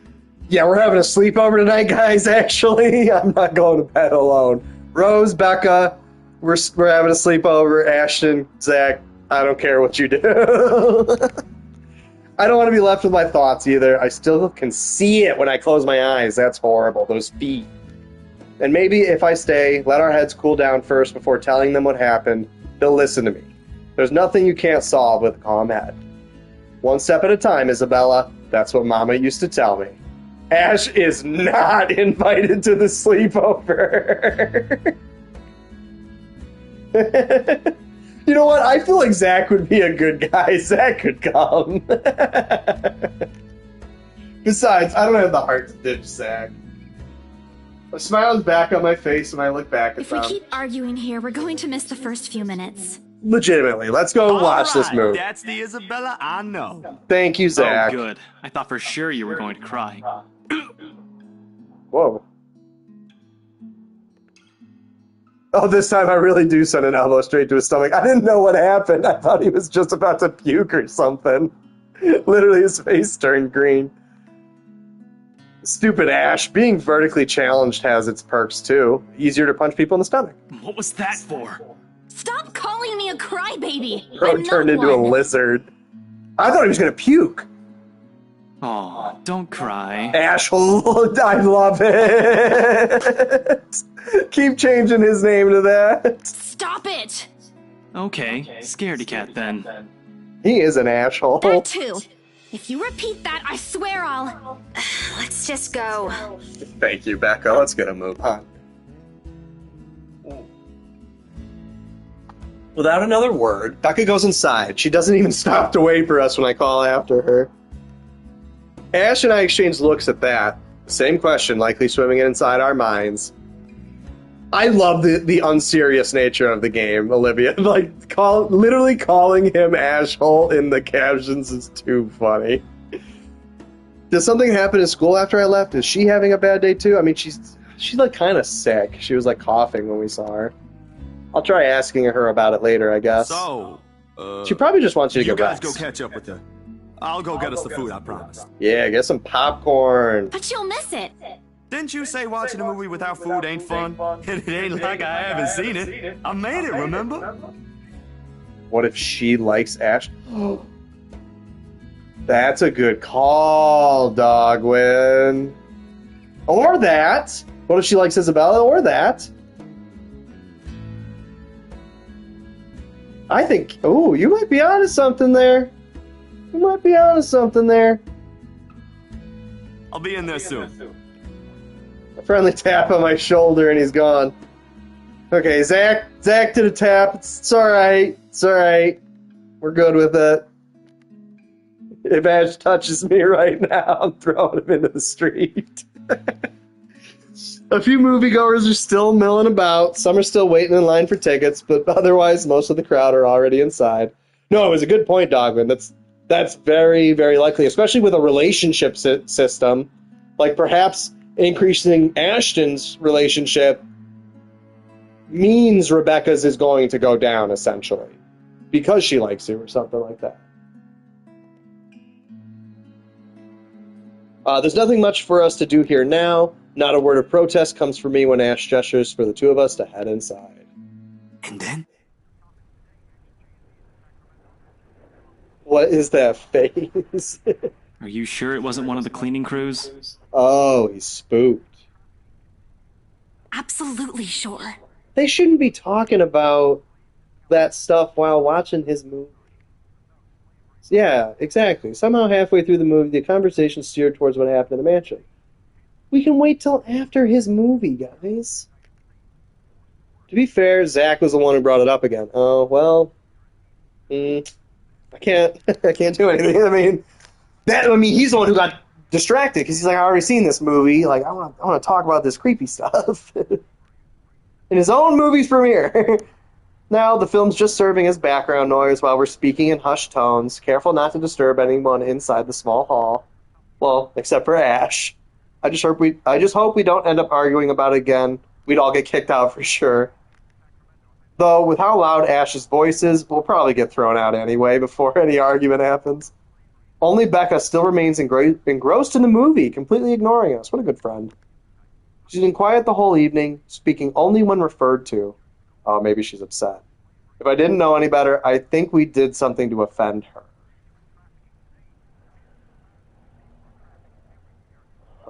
Well, yeah, you can't win with everyone.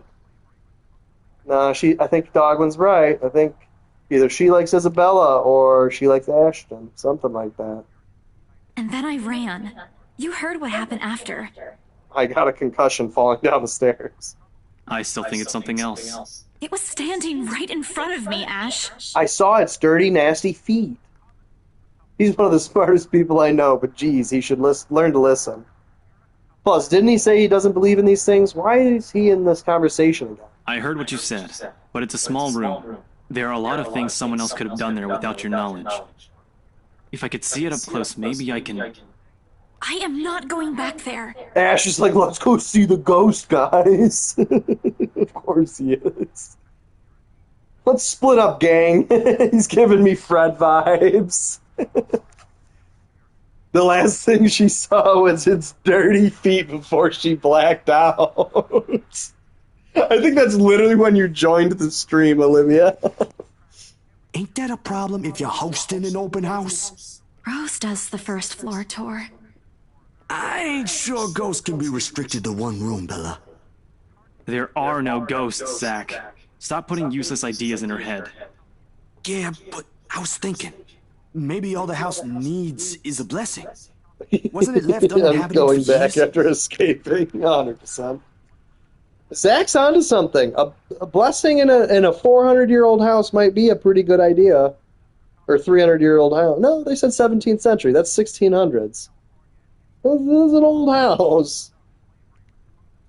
The house did change hands over the centuries from one distant relative of the Ermengardes to another. Why are we looking at feet? None of them bothered to live in it, though, and it remained that way up until its current owners decided to sell it. Well, that makes sense. It's haunted. Why didn't I think of that? I didn't peg you as the religious type, Zach.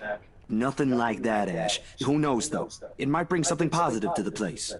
Who knows? That's not a bad idea. I just don't know where I could find someone.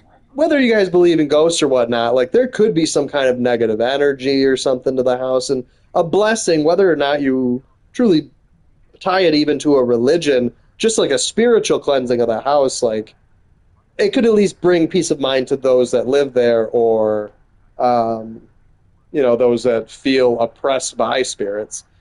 Zach made that movie, so I'm going to go out on a limb and assume the movie is about slavery to some degree. Especially if it's an indie film of some degree. It could be the message he's trying to portray. They haven't told us about the movie at all. You're not seriously considering his suggestion, are you? Do you have a better idea? I know where. I could contact him for you if you want. You do that? Or we can find you a psychologist instead. I thought it was a random movie. No, we're at the Independent Film Festival, and Zach's character made a movie and entered it into this festival. That's why we all got together, because we clearly don't all live in the same area or state or whatever, but we all got together specifically for his showing of his premiere. There are very few times in my life when I wish my glowers can kill. I'm assuming that's like a mean look. This is one of those. Ash, that is not a very appropriate thing to say right now. Empowering fist. No, wait, that's not what I meant. Ethnographer. I meant ethnographer. This guy's a psychologist too, of course. They're fantastic. Ashton, if you don't stop... I'm gonna slap you. Rebecca knows the guy I'm talking about too. She can vouch for him. Asshole again. Becca tears her eyes away from the screen at the mention of her name. What? Oh, are you talking about Professor Andrew? He used to work with my parents at the university. University. Can you guys keep it down? Sorry, the scaredy cat here mentioned curses. There should be a dancing penguin emoji. Scaredy cat mentioned curses. Wait, why'd you take asshole off his name? He's still an asshole. But talking to him is a better solution for me than getting a random priest to bless an old house. He'll even help you figure things out, teach you a couple things. I mean, learning about the history of the house, that can help. Maybe you can help put the spirits to rest? And probably put your fears to rest, since this looks to be bothering you a lot. That was weird. Fears to rest, spirits to rest. All my homies hate on Ash. It's mainly I hate his look, I hate his fashion, I hate the fingerless gloves. I don't know. Ash might be right. Nah. However, what Zach suggests is something I'm more familiar with. Oh, are we going to make a decision, Ash or Zach? Granted, they don't believe me. They're only giving me the suggestions to put my mind at ease, but it's better than being ignored or being laughed at. Okay, here's the thing, though. Zach's choice of blessing the house could potentially anger the spirits. I've seen that in media before as like a common trope. Oh, we blessed the house, everything got quiet, and then the really bad stuff happens. It's almost like you put a lid on them temporarily, and then they blow up. Ash finding the history of the place might be the way to solve the what's it called, the unfinished business. Yeah, random blessing could just piss them off. Granted, they don't believe me. They're only giving me these suggestions to put my mind at ease. It's better than being ignored or being laughed at. I hate to agree with Ash as well. No. Should have made it Zach's idea. I can take comfort in knowing they're willing to hear me out. Though, Ash having the rational type, or no, logical, that's the one. Logical kind of like reasoning makes sense. Ash seems more of like a feeler to me. I mean, he's made an independent movie that already screams like feeler, whereas Ash is a lawyer. That feels more logical and more reasoning type. Anyway. So, what do you think? It's your call. We'll go with whatever you... I don't know. Meet with the priest or meet with the professor? I'm going to say meet with the professor. I've already kind of figured that one out. I like the idea of the priest and the blessing, but I think knowing the history would be more important. The Draco Malfoy guy, him and Hannah, that's his wife, are trying to put a bid on the mansion and buy it. So we haven't seen them. We left work. Rose is going to close out the deal, so she might be the one selling to them right now. We're meeting up with our friends to see Zach's independent movie. I'll think about it, but if ever, I'd like to give talking to Andrew a try. So Zach didn't care because he's a good guy. If we had gone with Zach's choice, Ashton would have lost a relationship. Zach is just a good person. You know Ashton would have lost relationship if we had gone with the priest. Is that okay? Won't he have other things to do? He is a bit busy, but he'll make time for me. He's my go-to person when I'm stuck in something. He won't mind if I bring a friend with me this time. If you're sure. I guess that settles it then. Guys, I said keep it down. You keep insisting that we still watch it. You're not even paying attention yourselves. Angry Becca. It ain't a big deal, Rebecca. I'm the one who broached the subject in the first place. It's still your film, Zachary. A good film, mind you. You worked hard on this. The least we could do is watch it with you. And that's what you're all doing. I really appreciate all of you making time for this. I think Zach's just happy to be chilling with his friends again. He's not chatting through online. He's hanging with his friends, and like they're there because of the movie, yeah, but it's like that's the background. He's there with you guys. Sorry, Becca. We'll stop now. I throw her an apologetic look, even if Ash is the only one who she should be reprimanding. But her attention is already back on the screen. She's ignoring us again. When Becca's acting this way, there's a big chance something's nagging at her. We really need to talk. We all fall into a comfortable silence after, the kind only you can share with the people you're most at ease with. See, just chilling with your friends. For the first time today, the letter lays forgotten in my bag, if only for a few hours. They're bringing it up, though. Oh, man. The aesthetic change to nighttime, the use of color, I really enjoy the art in this. That is excellent. Night has fallen by the time we exit the movie house. Despite the late hour, the streets are still bustling full of people, those about to head home, those set to meet someone, even those simply wandering about. Yeah, the aesthetic is so cool right here. I love the street lights. They got bugs around them. Like, it's just, oh, man. That is an aesthetic. I want to see more nighttime cool images like this. Walking in the sea of unfamiliar souls, it strikes me how easy it is for one to get lost in a city as nondescript as Luxborn. I was afraid too, at one point back when I was new and had just set foot in this place. Now with familiar faces walking with me, it feels a little like home. Yeah, the faceless characters too, it's a great way to save time and effort on drawing, but they still look aesthetically great. Zach and Ash bid us goodbye shortly before Becca and I cross to the other side of the street. The former claiming he's got a few freelance jobs to take care of before the day ends. And Ash? Who knows? He never tells. He's edgy. He's edgelord McEdgelordington. Sometimes he'll just randomly appear at your doorstep. Sometimes he'll stalk you at work, looking for a place to... Sometimes he'll randomly appear at your doorstep, looking for a place to crash. Sometimes he'll stalk you at work. He does that to Zach a lot, much to the latter's frustration. Edge loner wolf. He's a busy guy. In spite of the laid-back air he gives off. The edgelord air he gives Thanks off. for today, everyone! No problem, Zach. I'm sorry for what happened earlier. Oh, we got a new little thing.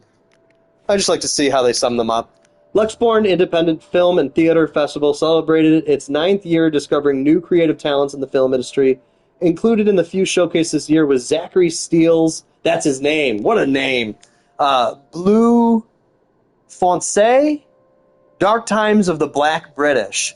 Isabella Santos, Ashton Frey, and Rebecca Gales were also seen amongst the crowd for its premiere. That's cool they gave us the title of the name, because they didn't tell us that otherwise. Okay. Sometimes he just appears in the middle of the night inside your bedroom. Oh no. Why is this? Oh no, not help me again. Huh?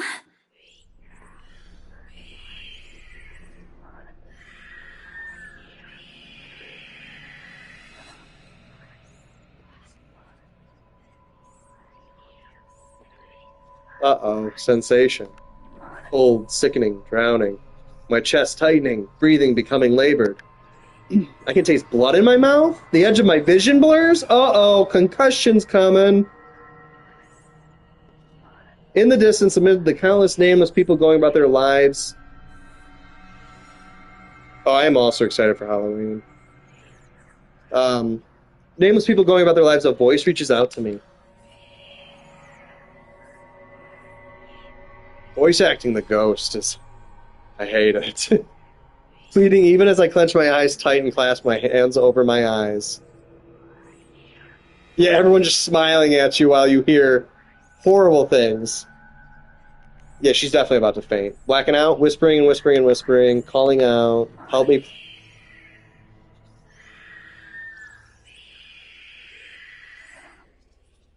I do not like the way it talks. No, not me. Help me. Somebody, help me. Isabella? Earth to Isabella?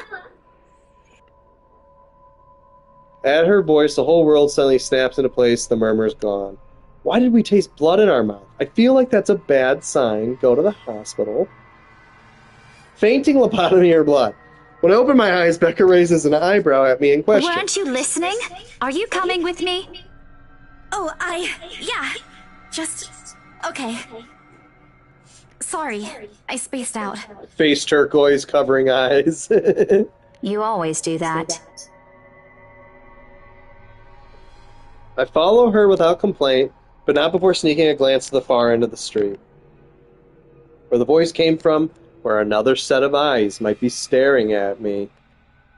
Nothing. There are only Zach and Ash watching over us as we head back to where Becca parked her car. If I'm expecting to see something or someone there, I try not to let it show.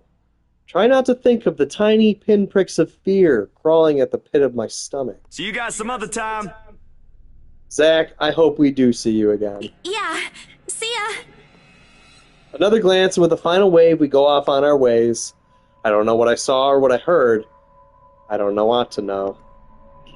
And if this is what would help me sleep tonight, what would give back that normalcy in my life, then so be it. Ah, we've finally gone to a new day.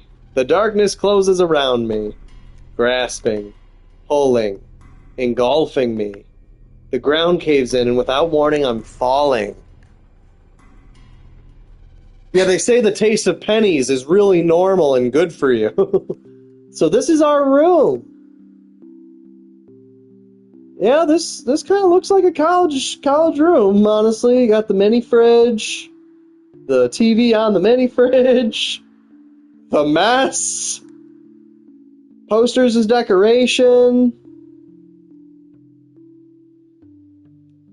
This is why we need money. Oh yeah, and don't forget the cup noodles. This is why we need money. We need to upgrade from this. I love the dirty laundry on the floor. It's fantastic. 5? Waking up at 5 in the morning. Oh God, no thank you. I already got to do 6:30. Yeah, there are photos. We see our core friends. Maybe it's our family, Dogwin? I see little kids.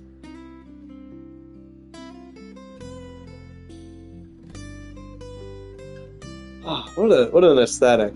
Anyway, my eyes snap open. For an instant, it doesn't immediately register where I am. Both my back and shoulders ache after I've fallen asleep all hunched up the night before. Drenched in sweat, the nest of pillows I often keep around me feels more suffocating than comforting. Isabella has a ponytail.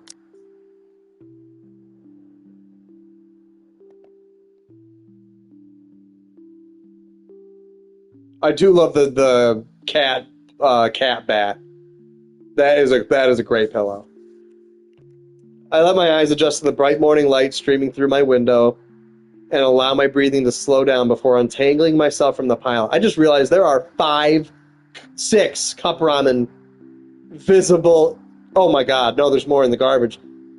7, 8, 9 at least visible. This girl needs to get some variety. I haven't had a single dream since coming to Luxborn, or at least none that I can recall having. I would buy this plushie in a second. There's a spicy photo? No, I think it's like the color of her clothes is red, and like the color from the light makes it look skin-colored, I think. I'm pretty sure I see what you mean, Olivia, but I think it's just her red coat and like the gold light. I understand what you mean now. It's a shame because they used to be so vivid. Not the crazy vivid, but the more pleasant kind I tell my siblings about. Yeah, I think that is Becca. Maybe it's just the stress of living alone. The knowledge that maybe it's eating too much cup ramen. The knowledge that I'll always wake up in an empty apartment with no one to tell stories to. Aw. What time is it? 5 in the morning. Habit forces me to look over at the clock, even with the soreness weighing heavily on my shoulders, and the compulsion to never leave my bed for the day. Ah, isn't that a mood? To call in sick to work. In a heartbeat, I'm up. Oh man, of all the times to oversleep. Towel? Where's my towel? Becca Bella, their ship name? Or Isabecca? Isabecca is probably better, right? Admittedly, it's a weekend, as an unspoken rule that entitles me to extra hours of sleep. But if Rose didn't kill me yesterday, she sure as hell will now. Isabecca. And right after what happened. Oh Lord, 1 box of donuts as a peace offering won't be enough the second time around. Grabbing my towel, I'm already a few short steps away from the bathroom when a muffled ringing breaks out from my bag. There's a moment of indecision at first, my mind conflicted whether I should just ignore or answer it. As long as it's not Ash, I'm happy. But what if it's Rose? Or worse, our boss? Ah, sheesh. In the end, Becca Bella. In the end, the rational part of my brain wins out. The letter from yesterday peeks out when I pull the device out. Just the sight of it is enough to put me in a foul mood and takes every force of will for me to ignore it in favor of answering the call. We need to get rid of this letter. At least like put it in a drawer or something. You know you can't destroy it, but if you put it in a drawer and it shows up later, well, at least you tried. The ID reads Mama. Of course we're gonna answer it. It's 4:45 p.m. in the Philippines right now. An unusual time for them to call. Usually it's around noon here, and I'm the one calling, not the other way around. Better for them to use that money on something else than an international call. Regardless, in the most cheerful tone I can gather.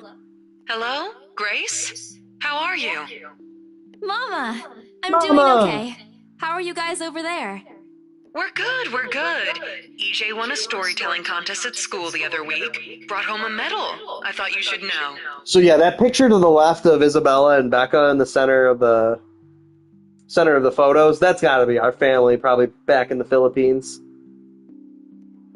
There's a tired lilt in her voice as she speaks. It's been there since Papa had to leave his job. I wish there was something I could do for her. That's why we're trying to get that bag! We're trying to bring our family to the States, I bet, or wherever we live. Maybe Europe. I don't know. They haven't really actually told us. Or maybe just make their lives easier. But from miles away like this, the least I'm able to do is not make her worry. If only my older brother would actually lend her a hand, but Lord knows if that'll ever happen. So we got a lazy bum of an older brother. Odds are, Kuya Jordan's already out drinking right now. Oh, so he's real good. Again, I can't count on my older sister either, knowing she has a family of her own. And, well, 8 Anne's, maybe Ate Anne's financial situation isn't exactly great right now. Having ran herself knee-deep in debt. Great! Oh, God. That's great! Tell him congratulations from me. And let him know I'm gonna send him a little something extra this Christmas. How about Nico? Karen? Michael? I hope they're okay? Oh yeah, no. Older brother's definitely gaming. They're doing well. They wanted to talk to you, but they're all busy with school. Oh no, that's fine. I don't want to bother them. Just tell them to keep doing their best for me. I'll just call back when I know they're not busy. You know for sure he's the guy going around those servers just killing everyone. You know, racking up a bounty, basically. And Papa? How's Papa doing? It's a subject I'm a bit hesitant to broach. From the way Mama's voice hitches, she doesn't want to bring it up either. Papa. Grace, he's having a little difficulty right now. Weak appetite, he's having trouble swallowing, and lost a few pounds. Oh, don't tell me that.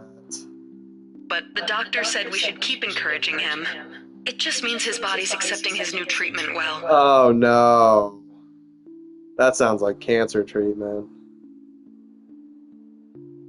Oh, don't make Isabella.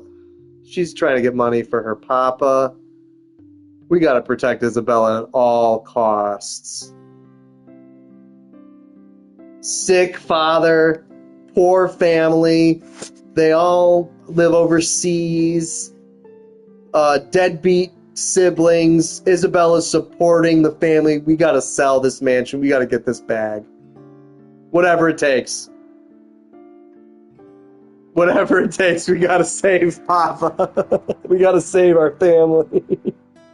The money you sent last time helped a lot to pay for it, by the way. No, don't tell me that. We gotta get this bag. Oh, I see. That's good. I won't deny that life has gotten tougher for our family. It used to be easy back when Papa was in good shape. But we gotta fight these ghosts. We gotta get that bag. But ever since he was diagnosed with a sickness 5 years ago, I think we can probably assume what it is. He had been unable to provide for us. Save Papa. Now the burden of feeding 8 mouths and settling Papa's bills all rest on my shoulders? She's got quite a few siblings, I take it. Oof. Although Mama makes a little, except sewing and laundry jobs in our neighborhood, it's scarcely enough to cover the cost of day-to-day living, let alone the bloating hospital bills. We can't even accept help from our own government because the health insurance there barely covers anything. I'm sure he'll get better soon. Is he well enough to talk? Do you think I'll be able to speak to him Yeah, now? it's just a bad cold. Just keep telling ourselves that it's just a bad cold. Silence. Don't do that. I start to think the call got cut. Listen, Grace. He can't even talk on the phone. I'm sorry, Dogman. I'm not good at it either. Maybe it's better if we transfer Papa to a different hospital. Somewhere cheaper? Oh, no. What? Why? Did something happen? Is it the deposit issue again? Give me the hospital's number. I'll talk to them. No, it's nothing bad. The service here is good. Too good. Even the doctors. But I'm worried you're working yourself to the ground because of it. Mama, I just gotta sell this mansion. Once I sell this mansion, all of our problems will be solved. Then we can go to Tahiti. Dang, Olivia.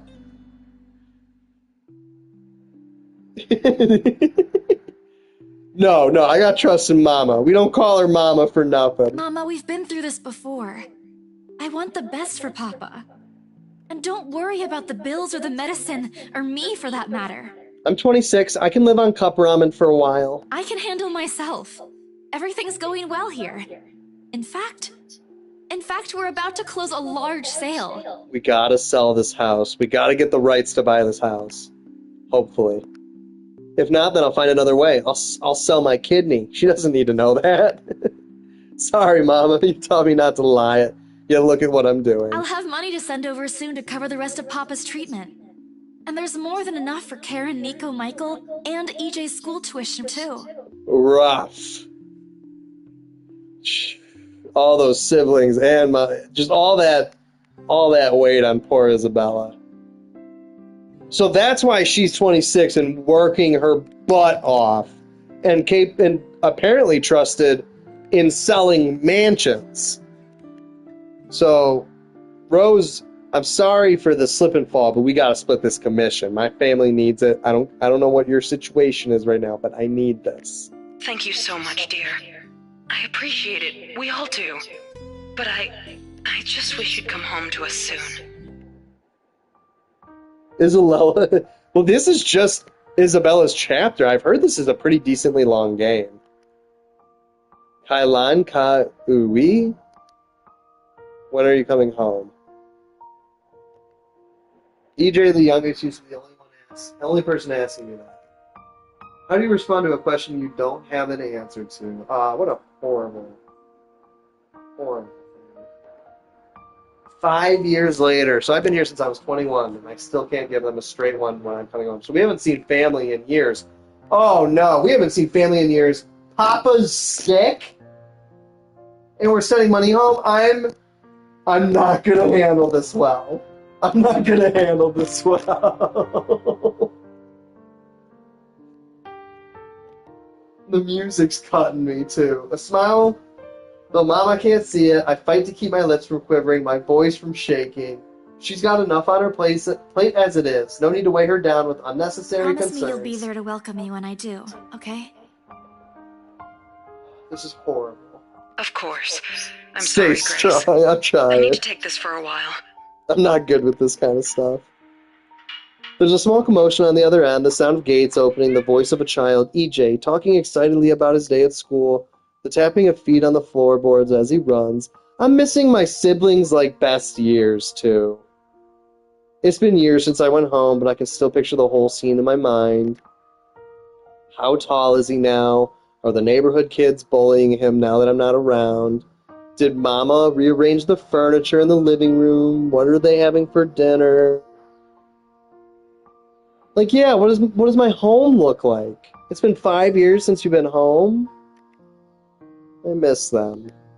Oh, I miss them It's so okay, much. Ma. I need to go too. I've got work today. Cry I'll forever. call again soon, alright?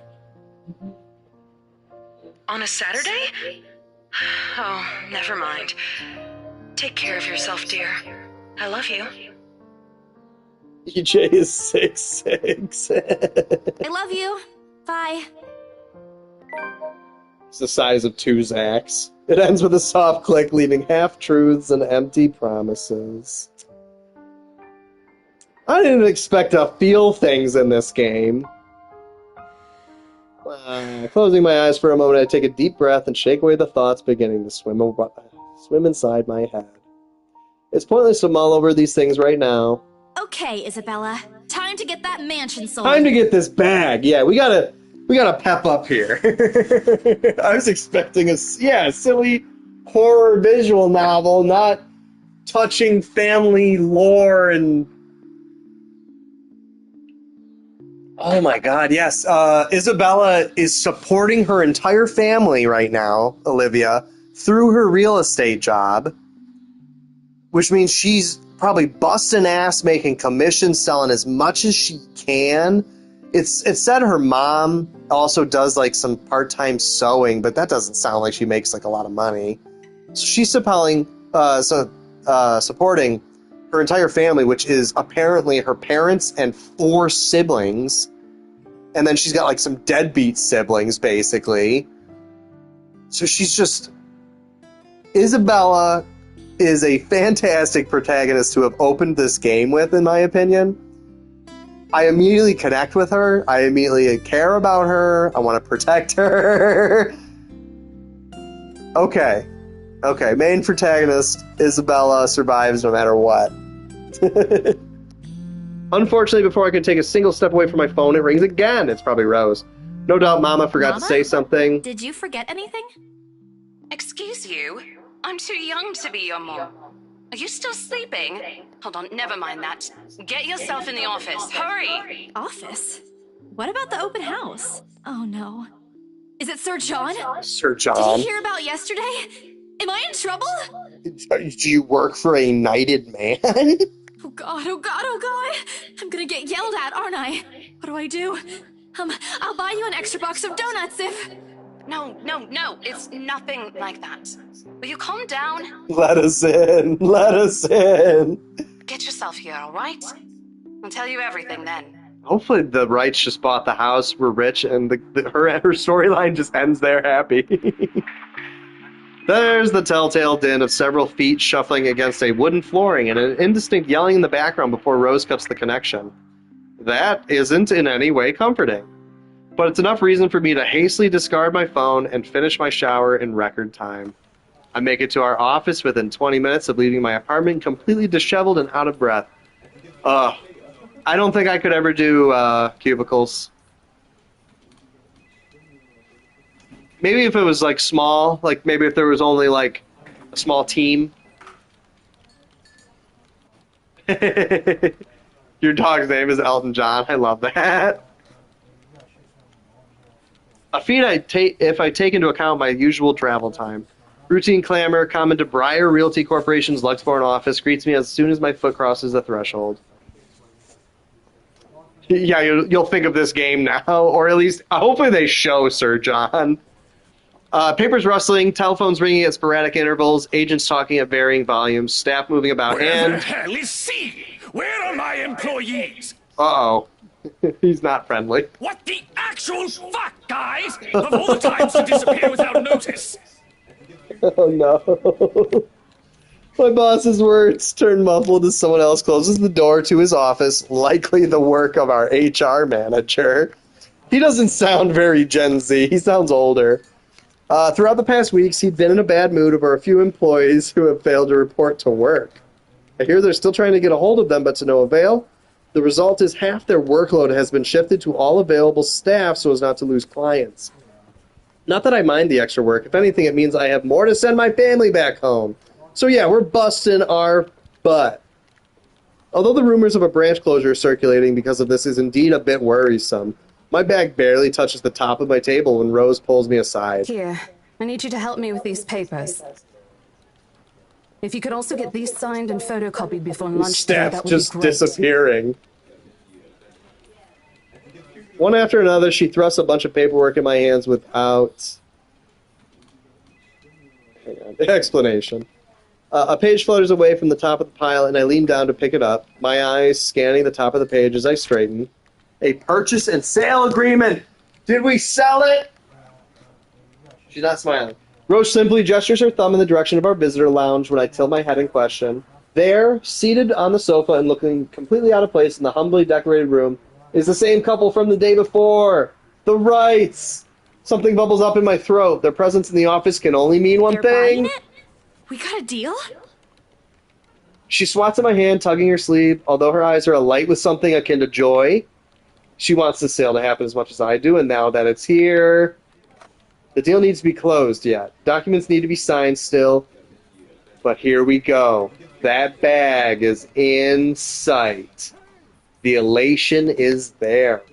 Along with a foreboding feeling, because Draco Malfoy is in our lobby. I had to do a little damage control, but they're already interested in acquiring the property, even before they attended the open house. I mean, isn't it obvious? They already hired an interior designer. I've never seen a buyer as aggressive as Madam Wright. She didn't even try to negotiate a lower rate. Oh yeah, we gonna make that good, commission. One at a time, Rose. I can't process everything you're saying at once. What do you mean? We got that back? Paying 15% higher than the listing price, as long as we get the paperwork done as soon as possible. Okay, so let's say 15%. Let's say it's something like 10 million. That's $1.5 million. That's an extra chunk of commission in your pocket. Let's get this back. I think Let's if get we this allow it, done. they'll be paying up front, too. That's sketchy, but let's save that money. Even with that urban legend? Oh, I was so sure we lost the sale after yesterday. Don't look so surprised. We still have to conduct some last few checks before we completely hand it over to Oh them. yeah, no, there wouldn't be this little conversation happening. We would be doing this paperwork already. Please. I'll happily do the paperwork duty, Rose. I'll even go to the land registry myself and make sure the property changes hands with every single legal blessing. Yeah, no, 100% Rose lied through her teeth to get this sale. Don't they have better things to spend money on? I'd haggle it down to the lowest possible price if I were in their place, especially with the stories attached to it. Maybe they wanted it because it's haunted. Yeah, no, when I signed for the apartment we're in right now, they told us that the person who had signed for it originally ghosted them, dropped out, and were supposed to move in like 2 weeks. We were in a pickle as well because we had to get out of our place within 2 weeks. So they were like, if you can sign now and move in within 2 weeks, like, we can make this work. And we were like, obviously that's a huge red flag. But we were like, that's the best case scenario for us.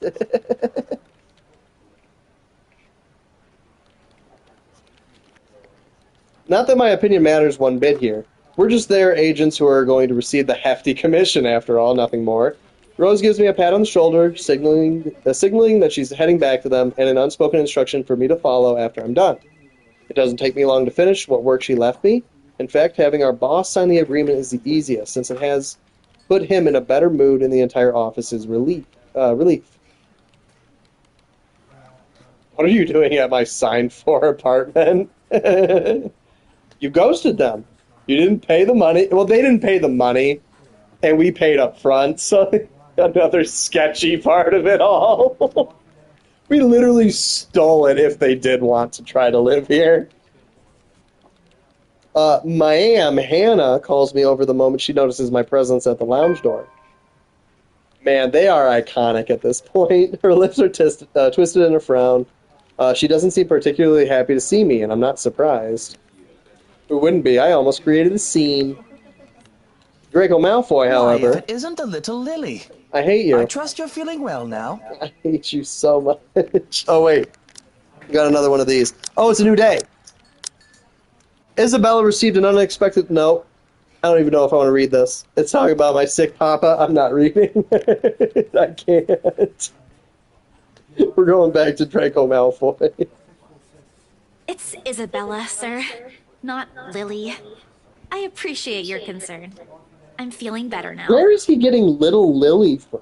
Is he just being an ass? Like, get my name right, yeah. I really don't understand why they can't get my name right. It's a fairly common name. It shouldn't be hard to remember. Call me Bella if you can't remember it, I guess. It's a little informal, but regardless, I hand them their copy. Let's just get this money. I hand them their copy of the I agreement. believe I can take that. Thank you very much. Like, at least she calls her Isabel. It's wrong, but it reminds me of, if you guys have seen Coraline, when the old Russian guy calls her Caroline. He's not really being, like, you know, he's not being an ass. He's just, I don't know. Maybe I'm defending an ass. With how elegantly she plucks the papers off my hands, it's easy to think that there isn't any trace of irritation in her. But it's there, radiating in her stiff stance. I love Coraline. It is one of my favorite movies of all time. I want to get the book, honestly, and I'm thinking of getting it, like, in the next month or so I can read it for Halloween time, because I think that would be fun. Anyway, but it is there, radiating in her stiff stance and the way she's standing at a fair distance from her husband and how the two look to be ignoring each other. Oh, she's mad because he likes us.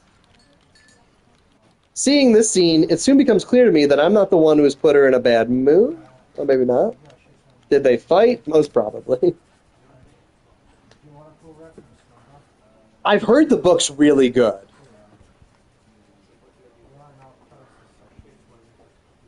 Hopefully I can find it on Amazon. I hope it's not hard to find. I've seen it happen dozens of times with my previous clients. It's a shame, especially with their new mansion. I never did like it when my own mama and papa fight. Yeah, I agree, Dogwin. I don't like Luke. I hope they'll make up soon. Apparently satisfied with what she's seen, Mayam Hannah claps her hands together before extending it to us for a shake. Rose and I release the broth we've been holding! Is that the bag, ladies and gentlemen? Both of us more than happy to return the gesture. That settles it then? Are you really sure about this property, ma'am? Why would you say that? We could easily find you a bigger one among our current listings. Something with a modern touch? What are you doing, Isabella? Something not haunted, perhaps? Yeah, Rose shoots me a shut the absolute hell up. Isabella, shut up.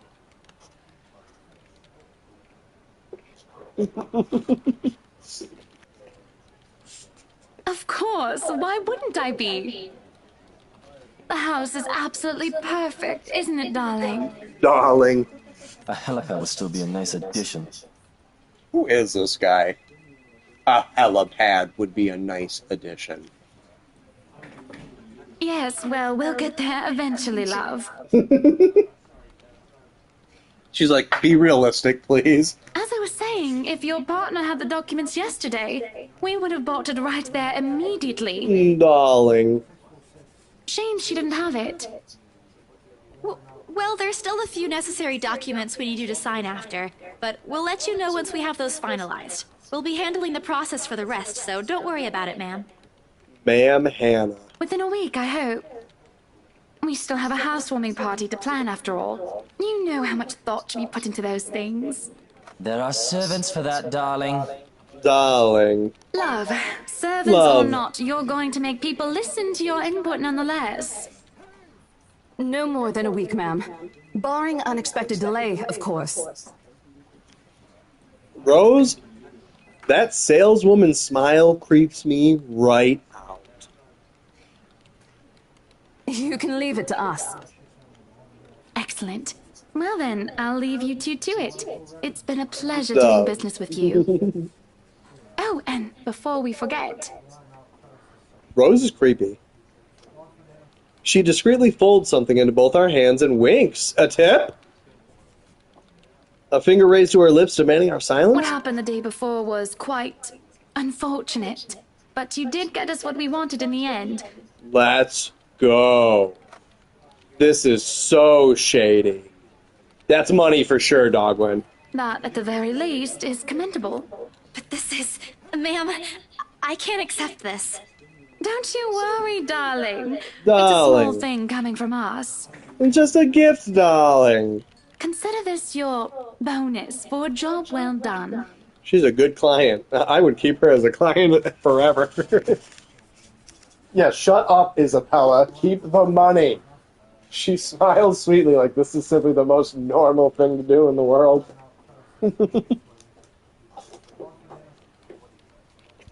Oh, before I forget, my lovely interior designer would appreciate it if you hand her a copy of the floor plan as soon as possible. She's dying to work on the house. You can do that, yes? Here's her contact. Certainly, ma'am. We'll have it processed as soon as possible. I knew I could count on you, lovelies. Seriously. I hope to see you too soon. Money so for we the can get this fam. closed.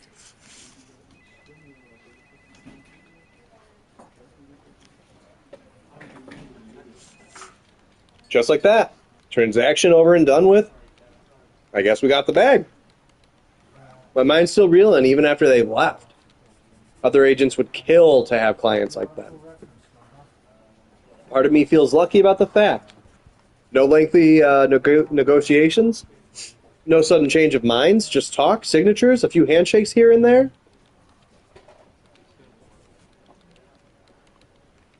Oh yeah, no, 100% Dogwin. They didn't make it a hassle, and they tipped me? Because, like, even if we do get a commission, like, those sales aren't going to be finalized. That commission's not going to be there for a few weeks, I assume. I assume it's not immediate.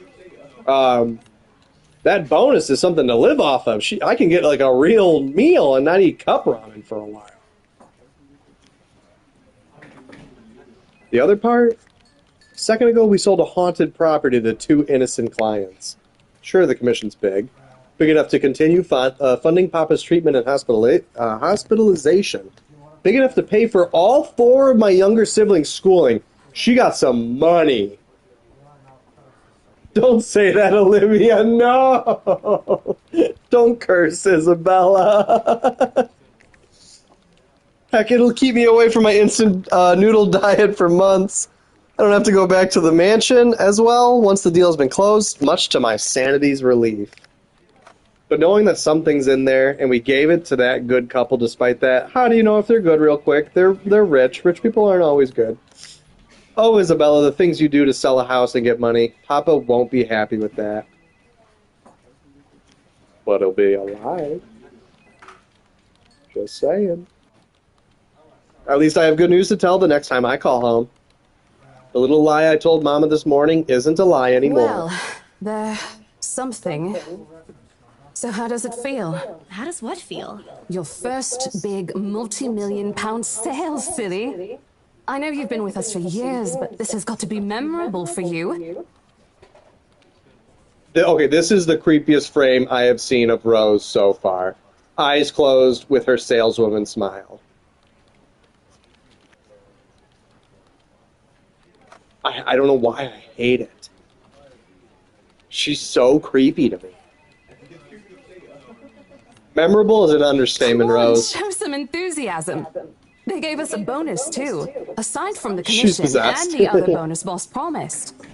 We're getting a commission and 2 bonuses? We getting 2 bags. What are you going to do with it? Send it all home. I don't know. Send it home, probably? Probably go home. All of it? Not everything, of course. Most of it. I'll leave some for my Listen here, Isabella. My living expenses. I'll teach you something I should have told you before we ended your training. Sounds good, Olivia. Listen here, Isabella. I'll teach you something I should have told you before we ended your training. She slings an arm over my shoulders and leans in closer to my ear, as though she's about to share a big secret. It's okay to celebrate from time to time. I don't get it. Please don't look at me like that, Rose. It's simple. Go out, do something for yourself. Throw a party and treat your friends to free food. How about my friends treat me to free food? They knew how broke I was. Didn't you say the last one's some sort of tradition back at home for you? Hello, this is practically a done deal. Isn't throwing a party a bit excessive? Your call. I won't say no to an invitation, by the way, in case you really are planning to throw one. A few drinks would be nice, too. Thank you very much. Stop being boring. Also kind of saying invite me and feed me. I don't think my apartment's big enough for that. You could always move? Bloody hell, you're working in real estate. Bloody hell. I think I'll pass. That's too much of an unnecessary expense for me.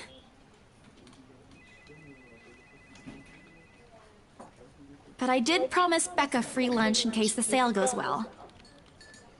You go do that. Hold on a sec. She quickly removes herself from me to answer the phone on her desk. Her tone shifts from playful to professional in the span of a few seconds. Today? Not a problem, ma'am. I could bring you a copy of the contract if... I wonder if that's the interior designer. Must be another client. Oh. Yeah, if she's got the room, she doesn't need to move. Just to entertain guests. Nothing surprising there. She's one of BRC's top agents, no matter how modest she appears. A saleswoman through and through. I, on the other hand, have very little knack for it. Of course, I learned eventually. I had to. But someone else will, without a doubt, do a better job. Once, though, in a drunken stupor, Rose told me a story of what could have been. Years ago, wide-eyed, young, and brimming with yet-to-be-fulfilled dreams and ambitions, she was a term or two away from a nursing degree. Out of courtesy, I never pressed on the matter further, but perhaps it's where the sense of fondness started. A small connection due to one similar experience in our respective lives, of goals we both let pass us by because of the circumstances we're in. Yeah, now they're giving us the Rose lore. I'd be happy to discuss this over tea, ma'am. All right, I'll be there. Thank you. New client? Reassigned. Have you heard from Mark at all? Not since the first visit to the mansion. Why? No news from the HR yet? They all have to have these depressing backstories. None at all. Boss thinks he ran away. I doubt it, though. He's too much of a wimp for that. There must be another reason. Who knows? Who knows, darling? Anyway, I've got to meet this one. I'll see you later. I'm sorry, Toby. I accidentally woke him up. Oh, she throws a wave over her shoulder as she rushes out of the office. The lunchtime bell sounds shortly after, followed by the chatter of fellow agents also heading out for a much-needed break. Of course, Sir John has a sad backstory. How do you think he became Sir John? Yeah, he looked at me like basically like I look at people when they wake me up. Like one ear down, bad head, like... give me 1 sec, I'll be right back.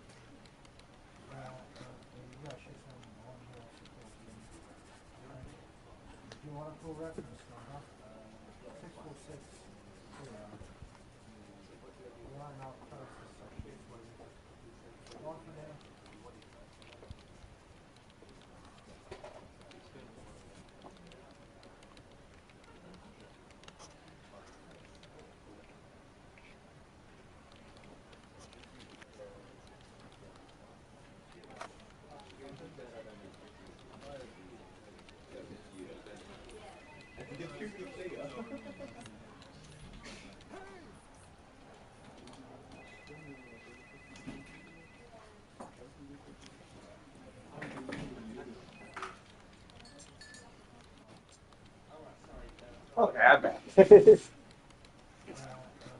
Oh, welcome back, Olivia. You didn't miss too much. We're at work right now. We did make the commission. We sold the house. Or the mansion. Oversleeping didn't allow me the luxury of packing my own lunch today. If one considers taking an instant noodle cup from my pantry packing your lunch. Time to make good on the promise I made to Becca, I suppose. Maybe invite Zach and Ash, too? Oh yeah, we learned some Rose lore. In the end, only Becca and Zach could come. Of course Zach could come, he's the best. Ash, on the other hand, couldn't be reached. All my calls went straight to voicemail. He's at it again, right here today, gone the next day. Oh well, his loss. We've agreed to meet at a nearby cafe, the same one I frequent with Becca, because it's cheap and they give away free bread around closing time. Is it Zarbucks? Oh, no, that's an aesthetic. The music fits it well.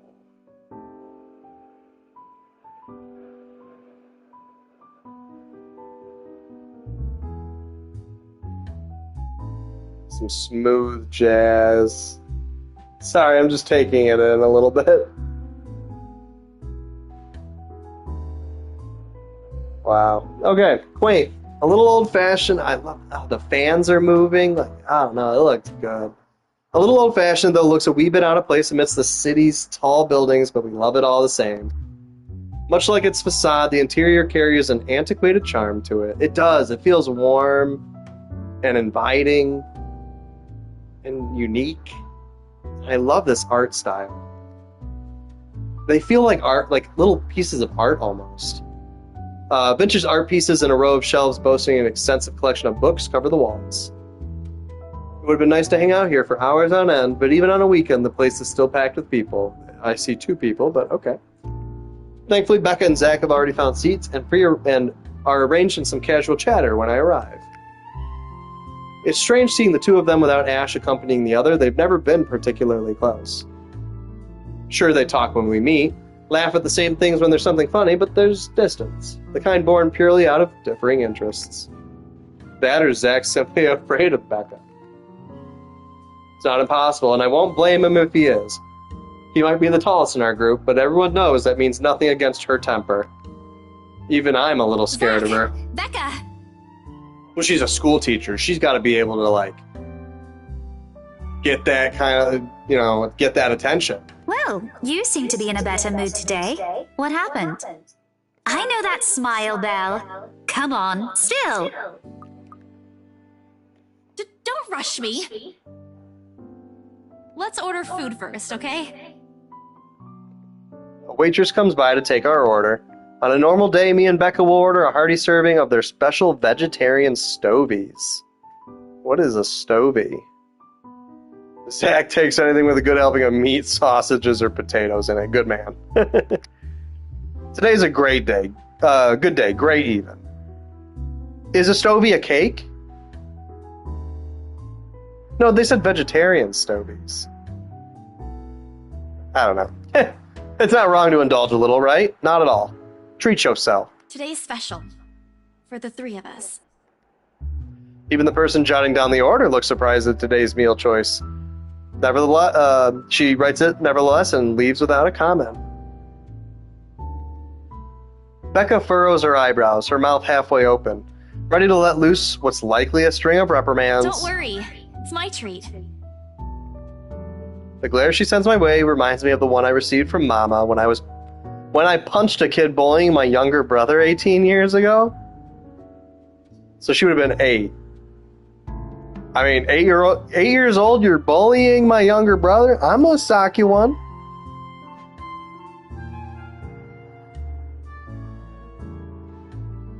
A Scottish dish based on potato, so I'd love it.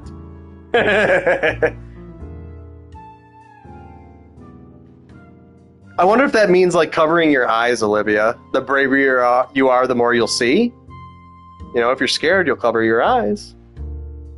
Yeah, no, that sounds delicious. Potato and it's Scottish, I'd smash. Naturally, I never did it again after she made me apologize the next day. Toby, come up here. Come up. Come here. Come here. Get up here, mister. That's what I thought.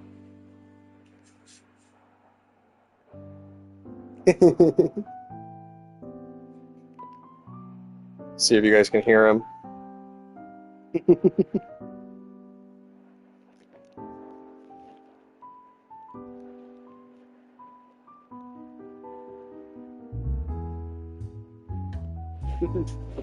I have no idea. Becca's far from being my mom. A small sheepish grin is enough to turn that frown into a defeated sigh. He's sitting next to me now. He's, I guess, done napping. He's sitting on the couch with me. Food arrives in the middle of a funny story from Zach, putting the rest of the conversation on hold as we are each served our order. Little beanie baby. What do you want? You have enough food? I think he's just coming to hang out. It isn't anything fancy. Pan-roasted sea bass. That's kind of fancy. It looks nice. I'm not a big seafood person, personally. Pan-roasted sea bass with citrus-dressed asparagus and a portion of mashed potatoes on the side. Or at least that's what the daily special board says. I mean, anyone here smashed potatoes. I love mashed potatoes. I bet that asparagus is pretty good. Just the bass looks good. I just don't like seafood. I never did pay any attention to it whenever I come here, since they price whatever's written way above what I'm willing to spend on food on a single day. Oh, good. I'm so hungry, I think I'm dying. I mean, it's better than cup ramen. You're always hungry. Yeah, this cafe has pan-fried sea bass and asparagus and mashed potatoes. This is an upscale cafe. Hey, not all the time. They're probably very expensive. Let me guess. You skipped breakfast again.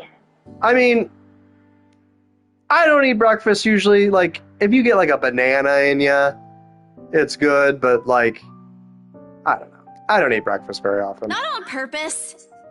I may have overslept by a few seconds today. Right then. Stop stalling, Isabella. What's this about?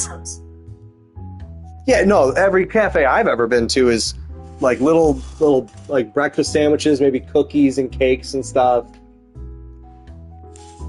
If I knew one that served mashed potatoes, that would be so weird. Let us say, Rebecca, she wouldn't be inviting us out if it wasn't worth hearing out. Well, we're waiting. Well, we're waiting. I made the sale! I'm treating you guys to a once-in-a-century thing!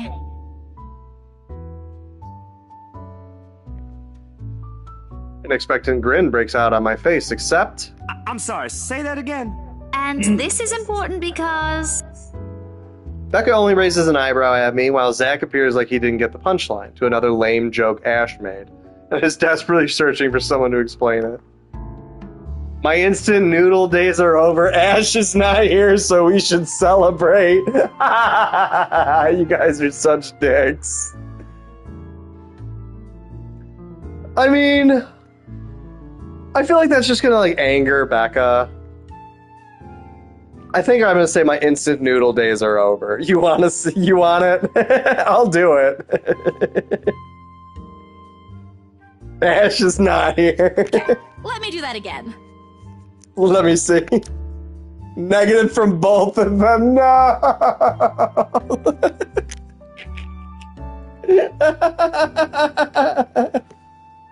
We should celebrate because Ash Hole is totally missing out on my first treat ever. I'm sure Ash has his reasons. He hasn't even apologized for calling me a scaredy cat yesterday. A half-hearted complaint without any meaning to it. Done more out of habit than with any real malice or hatred to it. After all the times he's called me a scaredy cat, the word itself has completely lost its meaning. Imagine that. They're both disappointed at me. There's disappointment, of course, in knowing he's off who knows where while we're having fun here. Sheesh, don't just disappear off the face of the planet without telling anyone. You aren't really upset about that, are you? No, not really. But it's his loss for missing this once-in-a-century event. He did seem to be in a hurry when we parted last night after the movie. Said he got a big lead on his case. Oh, yeah, he mentioned that. But you know how he is about his work. Everything except his unholy love for bad puns is a secret. How dare you bite me, Toby? He never mentioned those to me. You're a brat. I ain't surprised.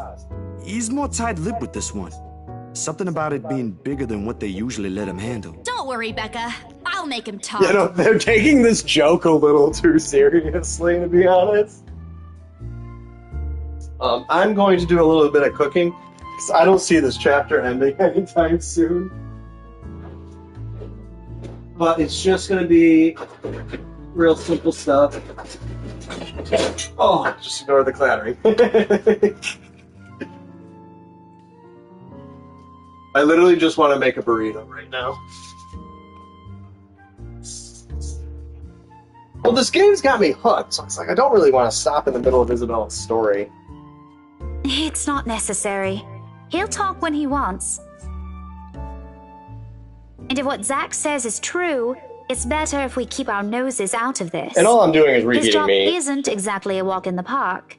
We'll only get in the way if we pester him about it. Yeah, I made some delicious tacos the other night. Well, he better treat us to something other than ice cream once he solves that one. That's Scrooge.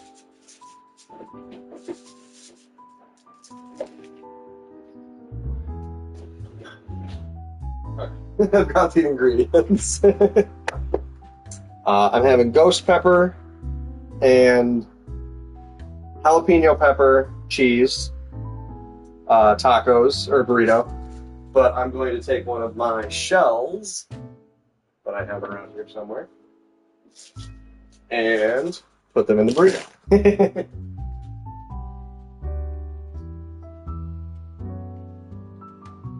I honestly wish I had beans right now. That would make it so much better.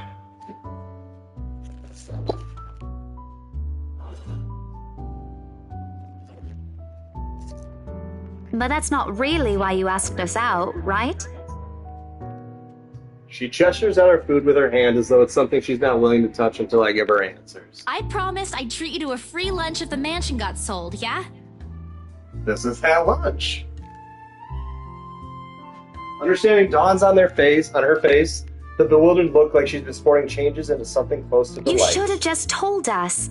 No need for all this fancy, secrety stuff. It's more fun this way. It was supposed to be a surprise. I made a promise, didn't I? I wasn't expecting you'd really do it. Damn! Talk about no faith in your friend. You didn't expect me to sell it? What do you mean? You're like, oh, there goes Isabella talking about selling a mansion. She'll never do it. She's a screw-up. That didn't sound like a joke, either. I don't know, Becca's... I understand she's like a school teacher and everything, but like... Damn. Is this what you tell the kids? Oh, you'll never be an astronaut, Timmy. That's not realistic.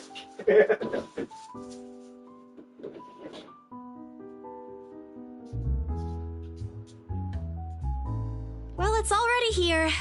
If you don't want to eat it, I'll just... Yeah, I think you're right. I think she's got something for Ash, 100%. I'm getting together their plates to my side, the food in each still untouched. Be realistic, Timmy.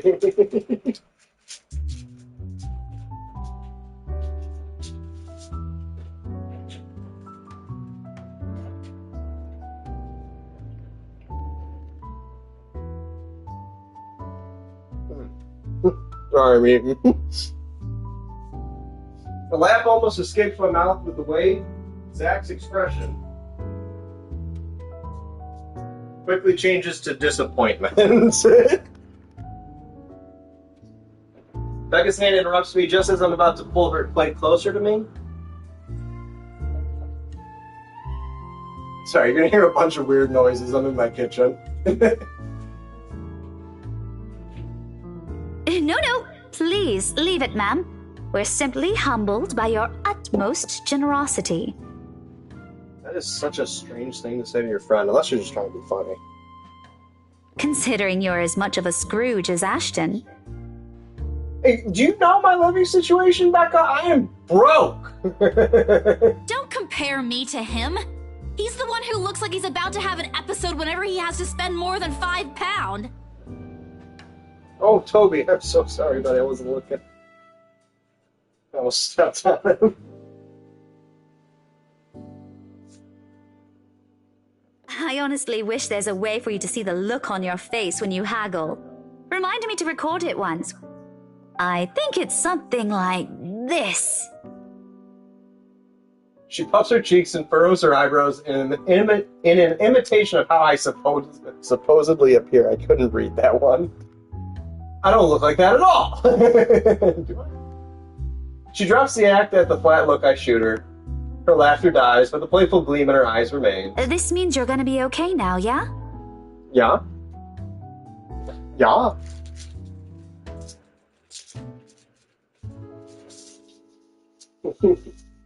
I bet you guys can hear that.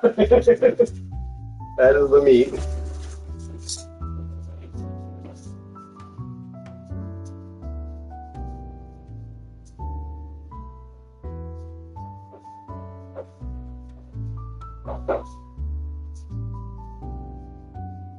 A little too hot.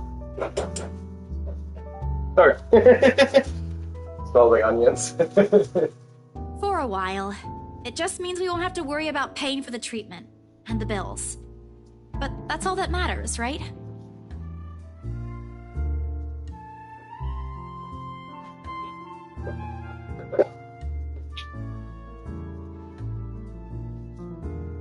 I mean, we're not yet sure if the new medication will produce better results, but Mama and the doctor said Papa's responding well to the treatment. That's one reason to be hopeful. Tacos.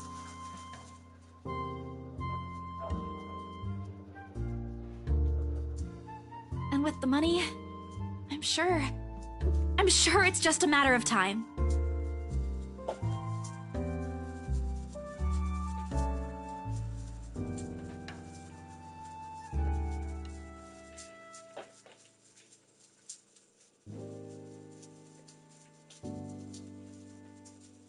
Saying it this way sounds as if I'm trying to convince myself. I mean, it does kind of. Hang on a sec. Just doing some cooking stuff. I'm getting the burrito ready. I didn't expect this chapter to be this long. I've been playing like 4 hours, I think, already.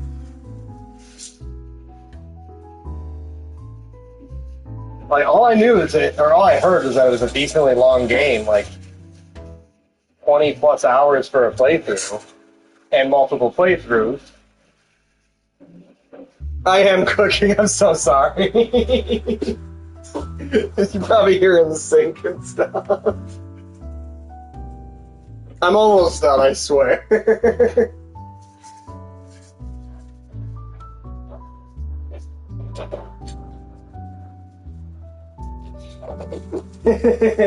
little taco ASMR.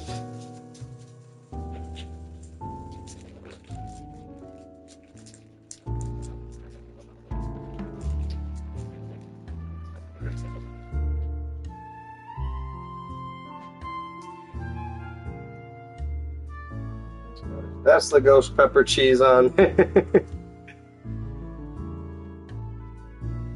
Well, this way I don't have to interrupt the stream either.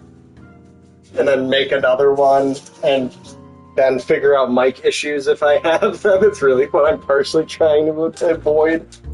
Having to play with my mic again.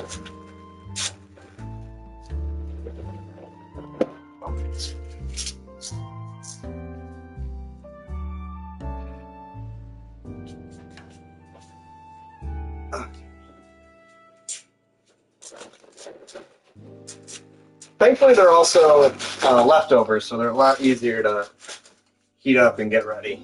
I don't have to spend 25 minutes cooking.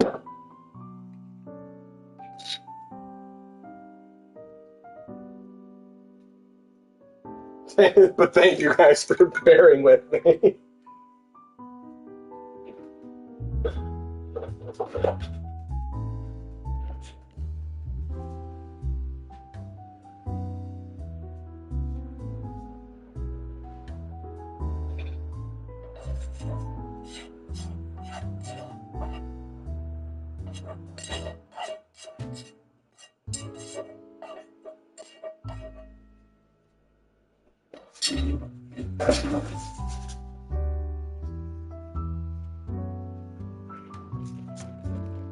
Okay, the actual building of the burrito is completed.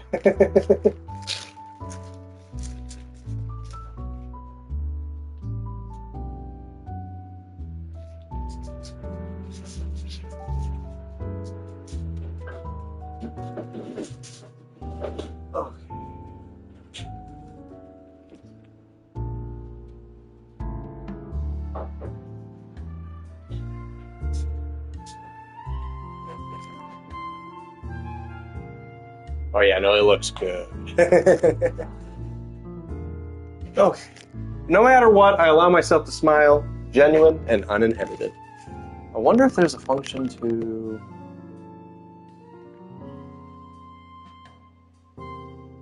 I don't know. Hang on, bear with me, guys. I'm gonna eat real quick. I don't think I can keep it going while I eat.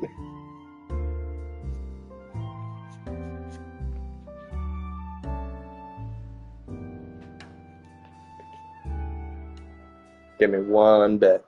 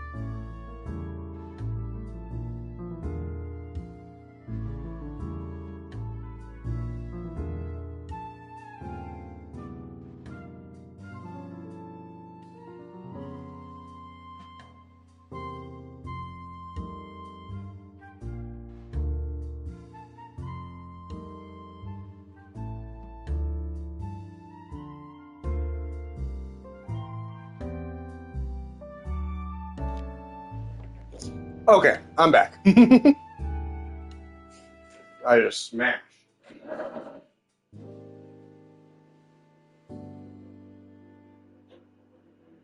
Oh, very spicy.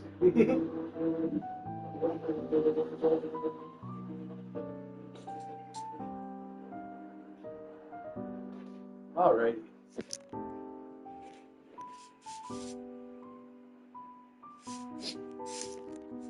Today, things simply feel a whole lot lighter with them here. Lunch passes in an enjoyable fashion. A laugh here, a playful jab there. But most of it is spent on catching up and telling stories about whatever's keeping us busy these days.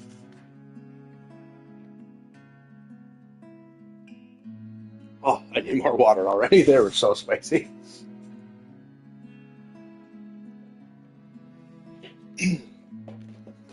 I love spicy stuff so much.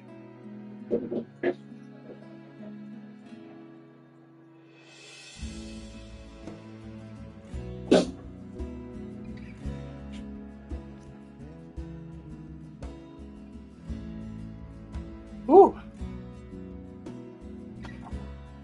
Something we couldn't afford to do the day before, taking into account what happened. Even Becca's surprisingly chatty. Is there something in the sea bass we ate? Zach, though, appears less energetic. While he's far from being the life of the party, he's definitely not the type to keep quiet in a conversation with his friends. Apart from a few inputs, he's been silent the entire time until we piss him off. I mean, he already likes us quite a bit, I'd say. If Becca notices... Are you sure you're not feeling under the weather, Zachary? Huh? No, I'm okay. No worries, Rebecca. Doesn't sound okay to me. It's okay. I might be feeling a little bummed out today, but I'm sure this will pass. You sad ashes in there? Is it about the reviews this morning? Oh. A pained expression crosses Zach's face, and almost immediately, Becca retreats in her inquiry as though the man's look is enough of an answer for her. A look between the two of them. Did I miss something? What happened this morning? Did I stumble on a big secret? You didn't look at the reviews for your buddy's movie? This is why I don't like waking up late. You heard about those, huh? Sorry, I just happened to check on some sites this morning. Nah, it's a very sensitive topic in the first place. I should have expected it. What reviews? Becca glances at Zach, her motions unsure, eyes asking for his consent on the matter. Although there's a small desire to keep asking on my part, I don't dare voice it out. With Zach, it has always been better to wait, let him speak on his own. Becca, too, to some extent, although with her, explosions of temper are more common. In the end, he simply answers with a shift of his shoulders, gesturing for her to go on with a tilt of his head. It's his movie. That doesn't explain anything. Stop dangling the information, Becca!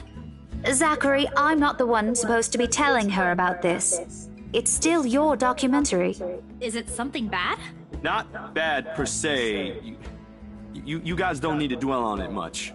Bad?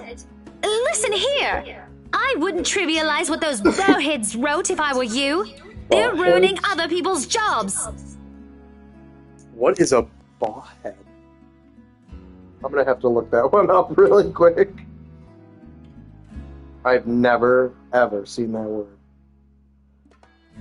A stupid person. Oh, it's Scottish slang, apparently.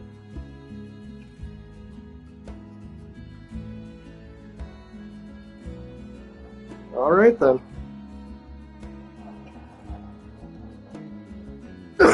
Excuse me. Spicy stuff's killing me. I guess this is like very UK Scottish influence. They never really talked about it. From how her tone rises in anger, it seems like she's the one slighted and not Zach. A snicker escapes me, which I promptly stamp down on as soon as she sends me a hard look. This isn't a laughing matter, Isabella. Some bowbag just insulted him. Oh, I'm glad I looked it up. That's the same thing, basically. Just a stupid person. Calm down, Rebecca. Those are just reviews, and it happens a lot. I do not ken about you two, but calling the entire film an out-and-out drivel, you're better off watching an educational kids' TV show, and worst 1.5 hour of my life, among other things, isn't exactly a critique any decent movie reviewer would say. She's roasting them. And Denny Ken, I don't know about you two is what that means. That's more Scottish slang. If you could call that a critique, did we even watch the same film? Yeah, a whole ton of Scottish slang. Well, maybe I ain't cut out for it. Better stick with my photography or something. If nothing else, this helped me open my eyes to what I can and can't do. No! Live your dreams, Zach! You're giving up. No! It wasn't a question. It was just something experimental I did on my free time anyway. It's no big deal. But you worked on it for months. Doesn't look like it matters for those people. Don't say that! Aww.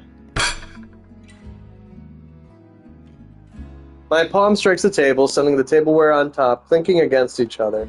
I didn't even notice when I rose from my seat. Here I am, chest heaving, looking down at him in the same manner a teacher would at an unruly student. Becca's probably proud. I didn't mean to yell, but there are some things people like Zach aren't supposed to say. How exasperating. He, of all people, should know. It's just a review. Except they're pretty well-known critics. Why does that matter? They aren't the ones calling the shots on this. Isn't that why they have a committee? Right, Becca? An amused gleam is in her eyes when I turn to her. What does she find so entertaining here? Help me here. Your friend's about to quit his passion for a petty reason. I haven't read what those people wrote about his work, but a few scathing words shouldn't be enough to discourage someone. I should know. After all, I'm... Failing means you're playing, Zach. Exactly. And if you give up, you can't ever get another review that's good. You can't make another project that's good if you just stop at the first bad reviews. Not that I'm saying it's bad. I've seen it from start to finish, and I know for myself what you created isn't something people should scoff at. I don't know anything about filming or photography. Hell, I don't have an inkling of artistry in me except for those doodles I make for class. But I know what I watched. Look at Isabella. It's not every day you see her all riled up like this. Whatever I'm about to say gets lost in my tongue as a flush of embarrassment blooms across my face. It was a heat of the moment thing. And anyway, I'll be very angry with you if you quit. What about the exhibit? What exhibit? Classified information. Even if I bring you your favorite tonight? Nope, not a chance. Oh, come on! I thought we aren't supposed to have secrets. Zach laughs. Thanks, you two. I might need some time alone to myself for a while. Just to think about things, how I'll go from here, that sort of stuff. Hey, I'm not quitting, Bella. Don't give me that face. There's no face at all, only a poor imitation of a puppy dog's eyes, if you could call that one. Promise? I'll be damned if I break any promise I make to you guys. Besides, you're right. It's too early to say anything right now. What's night ain't for another week? And that's all the answer I need from him. As sentimental as it sounds, there's fulfillment in knowing another person you know won't take the same path you've walked. It's not like it's over for me, though. I still have time. I can still come back. She's only 26. Do my own thing, do what I really want to do. Surely once Papa recovers, once I'm done with everything, yeah, maintain that positivity. Inside my bag, my phone buzzes unexpectedly, breaking the pleasant afternoon lull. My guess is Ash. Rose. The screen shows Rose. Hey, Isabel. You at the office? Ha ha. Very funny, Rose. I'm hanging up. Don't. I'm kidding. BRC says the floor plan copies are ready for Miss McCullough to pick up. She states that as if it already explains everything. Then, out of the blue, she launches a long rant about the awful state of Luxporn's streets. All of which she says in a single breath that I can barely keep up and make out a single word. I stay quiet, if only to avoid becoming the next object of her frustration. She's similar to Becca in that regard. I'm stuck in horrendous traffic right now. Bloody stupid drivers. Bloody stupid drivers. When she has finally ran out of things to complain about and stops, what she says next still has none of what I'm hoping to hear from her. Just a quick mumbled plea for me to meet the Wright's interior designer in her stead, and... Anyway, I'll leave it to you. Bye, thanks.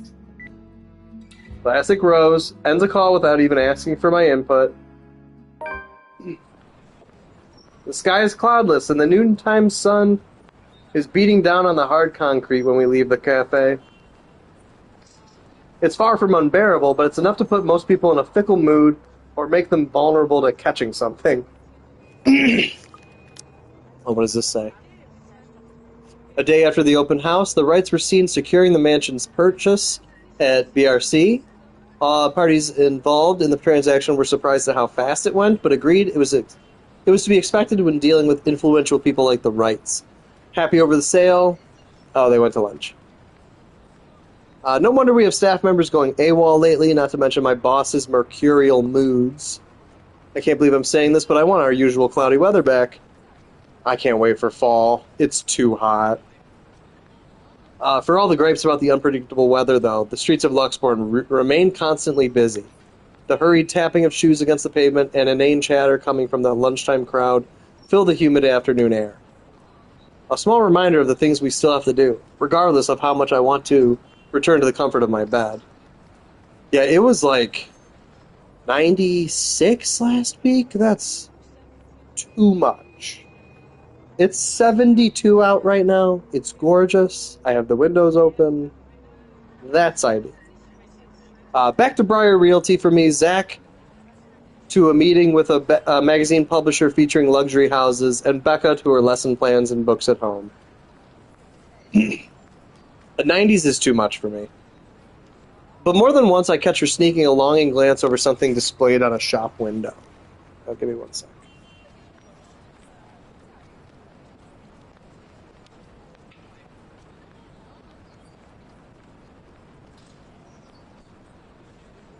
Okay. Did she want to buy something? Maybe I can get it for her for Christmas. I turned my head at the last shop she checked out. A fleeting glimpse. The world stills. Uh-oh. Oh, God. I did not expect that. So that is actually what the monster looks like. I got to see her before you guys joined. It was not good. It was all in my face. But that's her. She looks at me, eyes hollow, gaze piercing, and boring into my very soul, like a set of chains to keep my whole body still. That is the ghost we saw in the mansion. There are no shadows, or whispers this time. Only a plea, don't say help me. A hum low and indistinct, compelling me, beckoning me, intent on dragging me to the void beyond the glass. Oh no. What a good image. I don't dare move. My heart hammers against my ribs, each beat, every thump screaming at me to look away and make a run for it. The artwork is so good. I knew they would nail horror with this art style. I can't. I couldn't. The music, too. All of my limbs feel heavy while my own breathing strains in the face of her calls. Oh. I need to turn it up a little bit. This is the monster that was in the mansion. When we fell down the stairs, we were running from this thing. And she's got a very Junji Ito, like, kind of vibe. Like, I don't know the one that's about hair, But that's what it reminds me of. She reminds me of the creepy girl from the Junji Ito Hair one. Whatever that one's called. Leave me alone. Run, girl. But, you know, that's horrible. Seeing it outside of the mansion, that means she's not safe anywhere. But we've already passed it on to 5 people. This isn't fair. Her mouth is stretched in a grin, wide and unpleasant. The panic building up in my chest forces me to take a tentative step back. I try not to stare at the decaying flesh, the blood streaming from the gaping wounds on her arm or her nail-less fingers. I don't want this. Not like this. Not after I got what I want for Papa. Oh no, stop. Leave me alone. Oh god, that sent chills right down my spine. My skin. Oh my god, I have goosebumps. That was not pleasant. Oh my god. Her face contorts and she lets out a wail, sharp and utterly unforgiving. Rage. Oh. Music is giving me anxiety. There is only hatred and bitterness. As if the very notion of turning away from her is an offense in itself. I'm having trouble looking at her. Please! I don't want this! Before I know it, I'm stumbling backwards. My own throat hoarse from the screams I didn't even notice coming out of my mouth. The back of my feet catches on a loose stone. Oh no, not another hit to the head.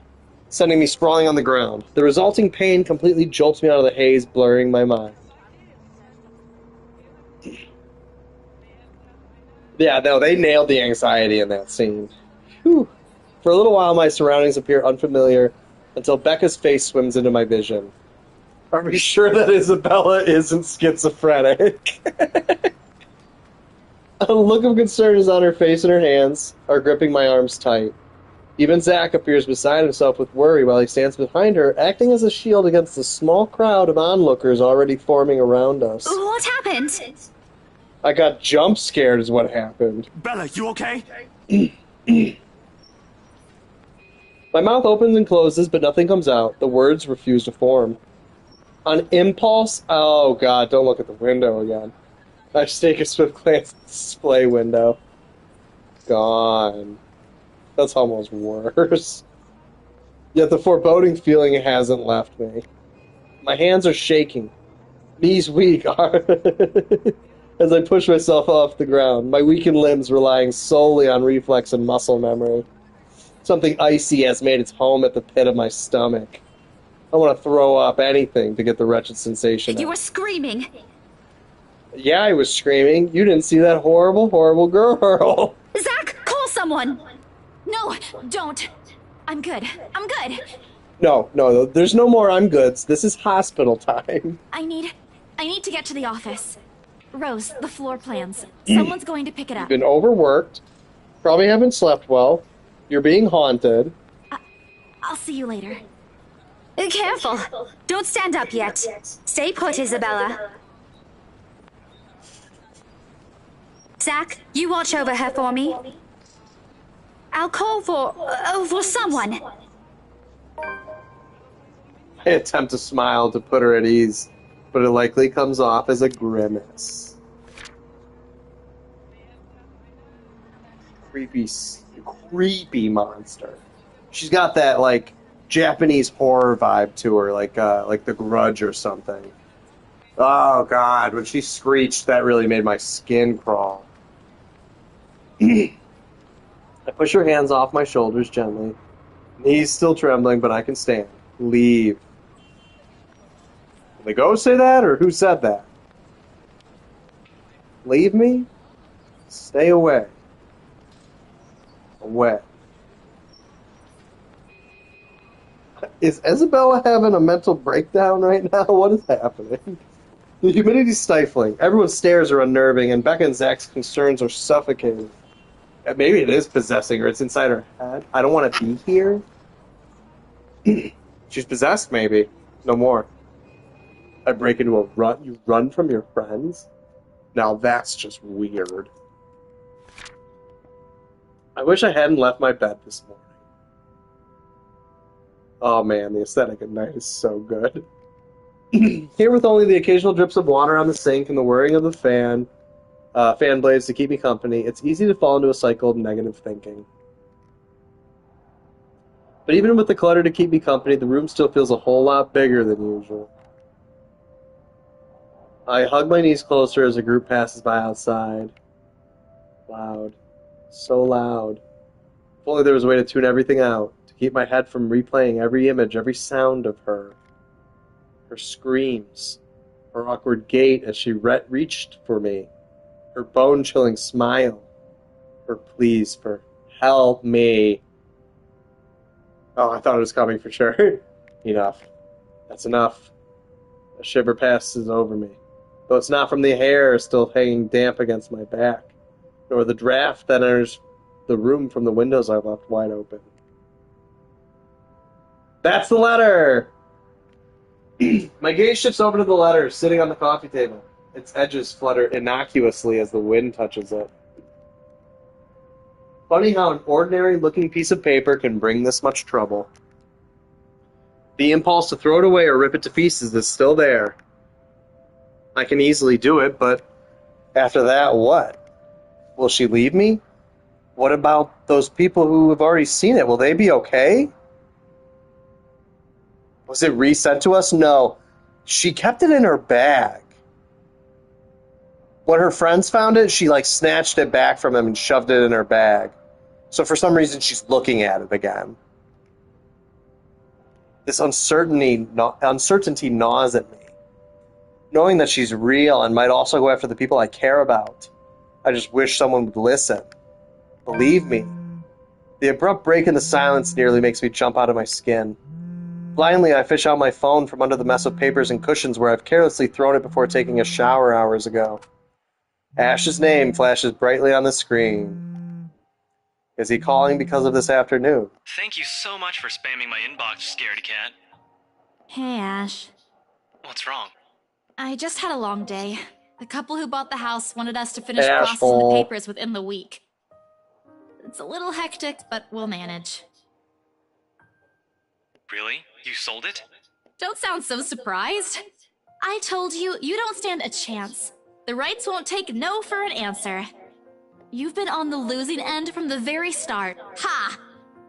What, he bet her she couldn't sell the house? What a mean thing for your friend to do.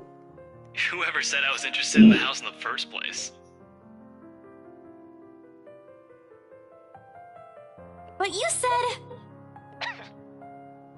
Despite his light tone, his snicker only comes off as annoying to my ears. I have to fight the urge to end the call right then and there. I'm surprised his name in our phone isn't Ashhole. Stupid Ash. You're such an ass. And just so you know, I'm not treating you to a separate celebration. Or ever. No, that's just unfair. They switched his name to Ashhole again. Didn't you say you wanted to talk to Andrew? I pause. I did say that, but I didn't think he'd actually go through the trouble, considering how much he scoffed at the whole topic in the first place. Is he okay with that? Totally. Besides, I need to ask him about something. I might as well do it soon. What do you say you come with me tomorrow morning? Well, there's no harm in it, I suppose. I've got a free day anyway. Great, I'll just pick you up. Don't oversleep. Don't compare me to you. I'm not the one who sleeps like a rock.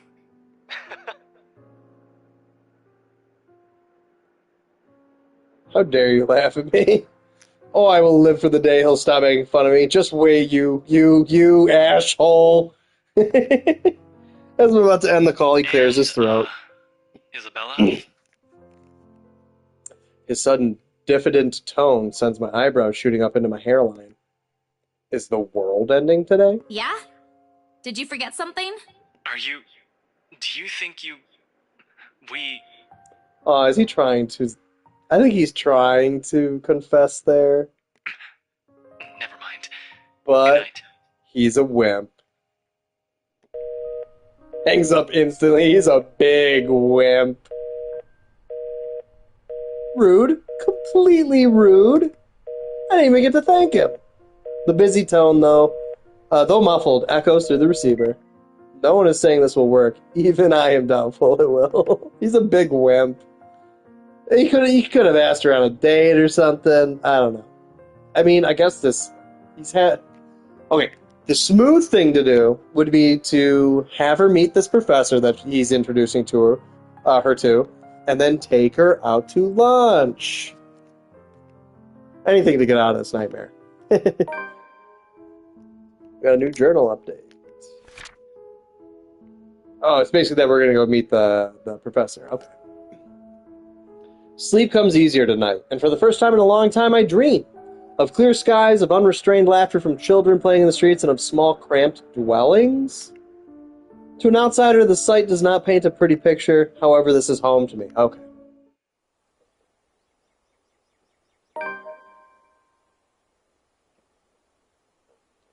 Morning dawns bright and clear the following day. Although the air still feels muggy and I miss the chilly autumn weather, it's one of those rare weekends when I'm up even before my alarm rings. If it wasn't for Ash's call last night, I'd probably sleep in. This is where she lives. This looks like a hotel, not an apartment. That is so many tenants. Wow. I feel very blessed to live in an apartment that only has 8. It does look like a pig motel. There are 8 tenants in the building I'm in right now. Well, 8 apartments in the building I'm in. There's 9 on that building right there and 5 down this hallway, and this is the second floor. This is a lot of people. When 9 a.m. rolls around, I'm already heading downstairs where Ash is waiting for me in his car. He looks the exact same as yesterday. His hair is a disheveled mess, eyes drowsy, and overall looking like he hurried to get out of bed. Or fell out of it. Or both. He looks adorably rumpled this way. But I'm not going to tell him that. It'd only bloat his unbearable ego. Good morning, Ash. Makes a motion with his finger around his ear. Tone it down. Can you even drive? He answers me with a slight raise of his hand, a yawn, and nothing more. He's so edgy.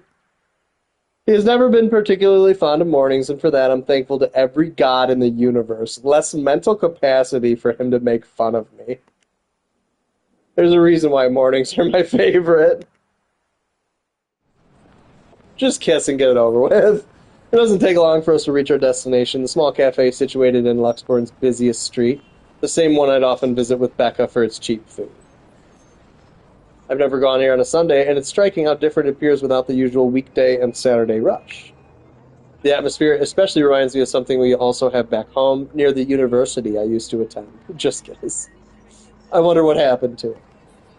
It was being renovated before I left, so I never got to visit one last time. The place has always had a calming effect on me. But today, despite standing in a place similar to it, anxiety easily washes over me as soon as I step out of the car. I'm quite used to dealing with people I've never met before thanks to my work, but still, I don't know him. In spite of the fact both Ash and Becca have vouched for him, what will he think of me and my story? What if he thinks I'm crazy? Hell, even my own friends think so. I draw in a breath to quell the panic beginning to rise in me. Oh well, only one way to find out. A few hesitant steps forward, and then Ash is suddenly pulling me back by my elbow. Hold on, scaredy cat. Not too fast. Without warning, he flicks my forehead. Excuse me, rude. That hurts! What was that for? He's already walking away when I look up and I hurry to catch up to him, puzzled. I don't understand this guy. At least explain why you're flicking me in the forehead. So rude. Get yourself together, will you? He's not going to bite. Awkward flirting, I guess. I think he's just... I don't like him. The only guy I've liked so far is honestly Zach. He's very accommodating, too. I wasn't scared of him or anything. You don't look like it. Didn't sound like you were okay last night either. What was that last one? Hey! Hey! Don't just ignore me! Weirdest flirting, yeah. It's low-key bullying. All questions and retorts die in my mouth once he opens the door to the shop. A cast-iron bell attached to it chimes softly, announcing our arrival. The smell of freshly brewed coffee welcomes as soon as we step in.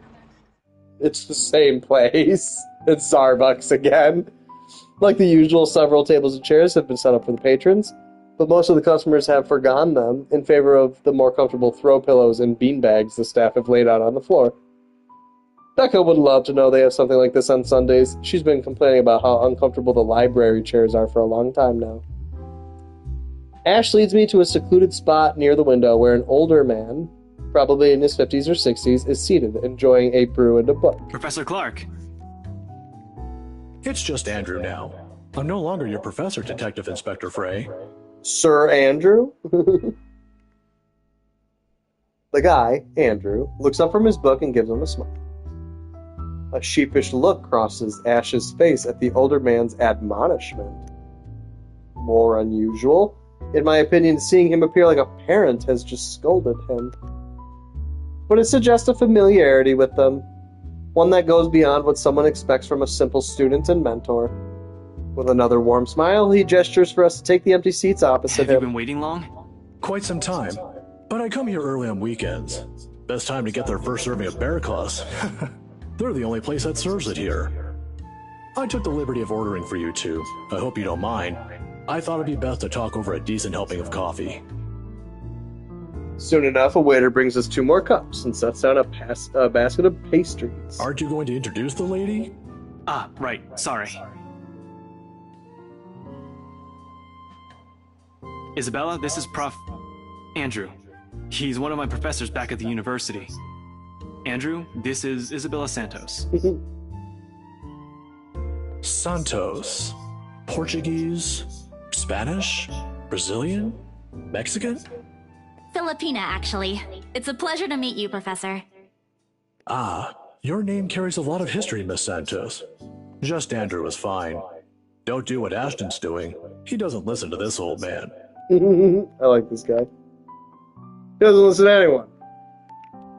The awkward tension typically present in first meetings dissipates. I was expecting someone strict and to an extent someone severe.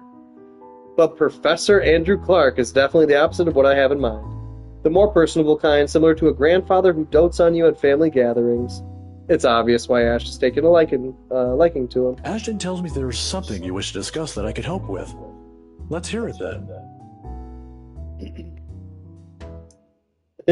I give Ash a hesitant glance, but he just nods and gestures toward Andrew with his head. He's leaving this to me. It's my story to tell, after all. I keep it short and concise. I found a letter in this old mansion, and now I'm cursed. Exactly as I have told Ash and Zach when they asked about it. I don't mention the name of the place. No use saying it now that someone else legally owns it. No use dragging other people into my problems. I'm sure it's that letter I found, but I don't know anymore. I just want to know how to escape this nightmare. Of course. We're talking about the one in Anselm Village, aren't we? How did you... Don't look so surprised. There's only one place popular enough here if we're going to talk about hauntings. I once had a colleague who wrote about it at the urban legend surrounding the place. I appreciate you staying so long, Olivia. I'm going to keep broadcasting the rest of it, but thank you so much. You and Dogwin really helped make today a lot of fun.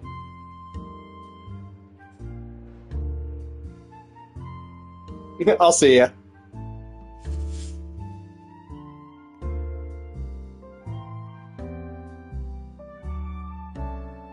It's a shame he passed away at such a young age. He would have done a much better job at explaining topics like this one compared to me. Ashton here might disagree, but it's an interesting topic in sociology, if you care to have an open mind. Studying the science and theory behind it is completely different from outright believing in it. You don't believe in those stories, sir? Now, this isn't a question of belief. All I'm saying is things like these speak a lot about a place's culture and history. And it's not just limited to ghosts. Monsters, gods, you name it. Even you, Miss Santos. What about me? How you respond to these stories. It tells a lot about you and your upbringing, in the same way it tells me why our detective inspector here finds such topics absurd. Interesting, isn't it?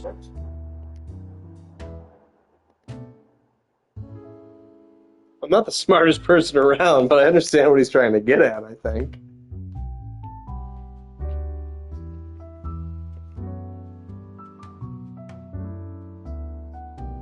It's still too much to take in at once. I look to Ash for help, but his eyebrows are drawn in a frown. If he keeps staring like that at his cup, I'm pretty sure it'll crack soon. There's still something you're not telling. Toby, is your little window not open? There you go, buddy. Didn't I tell you everything the other day? I think I need a fan in here.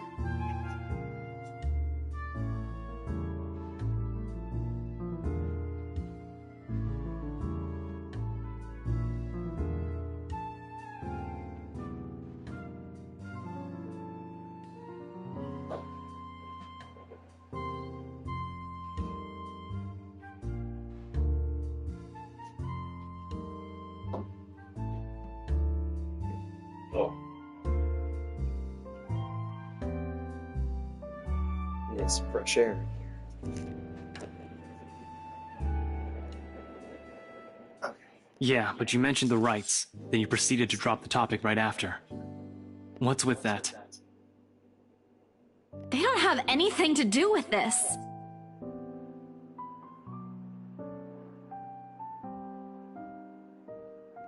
Rights? Luke and Hannah, right? Luke and Hannah Malfoy? Yeah, they're the ones who got the place. Ah, I'm not surprised. They're the kind who gets what they want when they set their eyes on it. From what I've heard, word gets around. A heavy sigh escapes my lips. Popular or not, they're just my clients, albeit a little pushy, but just clients. End of story. Oh, shoot.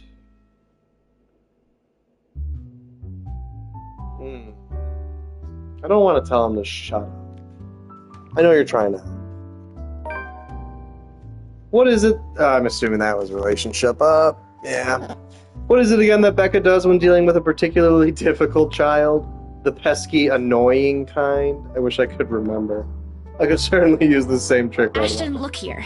I know you're trying to help, but the deal's almost already closed. Excuse me. The papers are being prepared. Once it's done, it's over. I'm just their agent. And when is that happening? When what? Is there even a purpose to this line of questioning? Your working relationship with them. When's it going to end? About a week from now? It depends on how long the papers will take, but they want us to rush it. Really? You're absolutely sure about that? Yes, really. Unless they want to buy a house again and want me and Rose to be their agent. If yes, then I don't see a problem with it. Now stop annoying me about it. Don't accept it. What? Why? It's my job. Oh lord, even my younger siblings aren't this difficult to deal with. Then again, Ash is far from a younger sibling to me.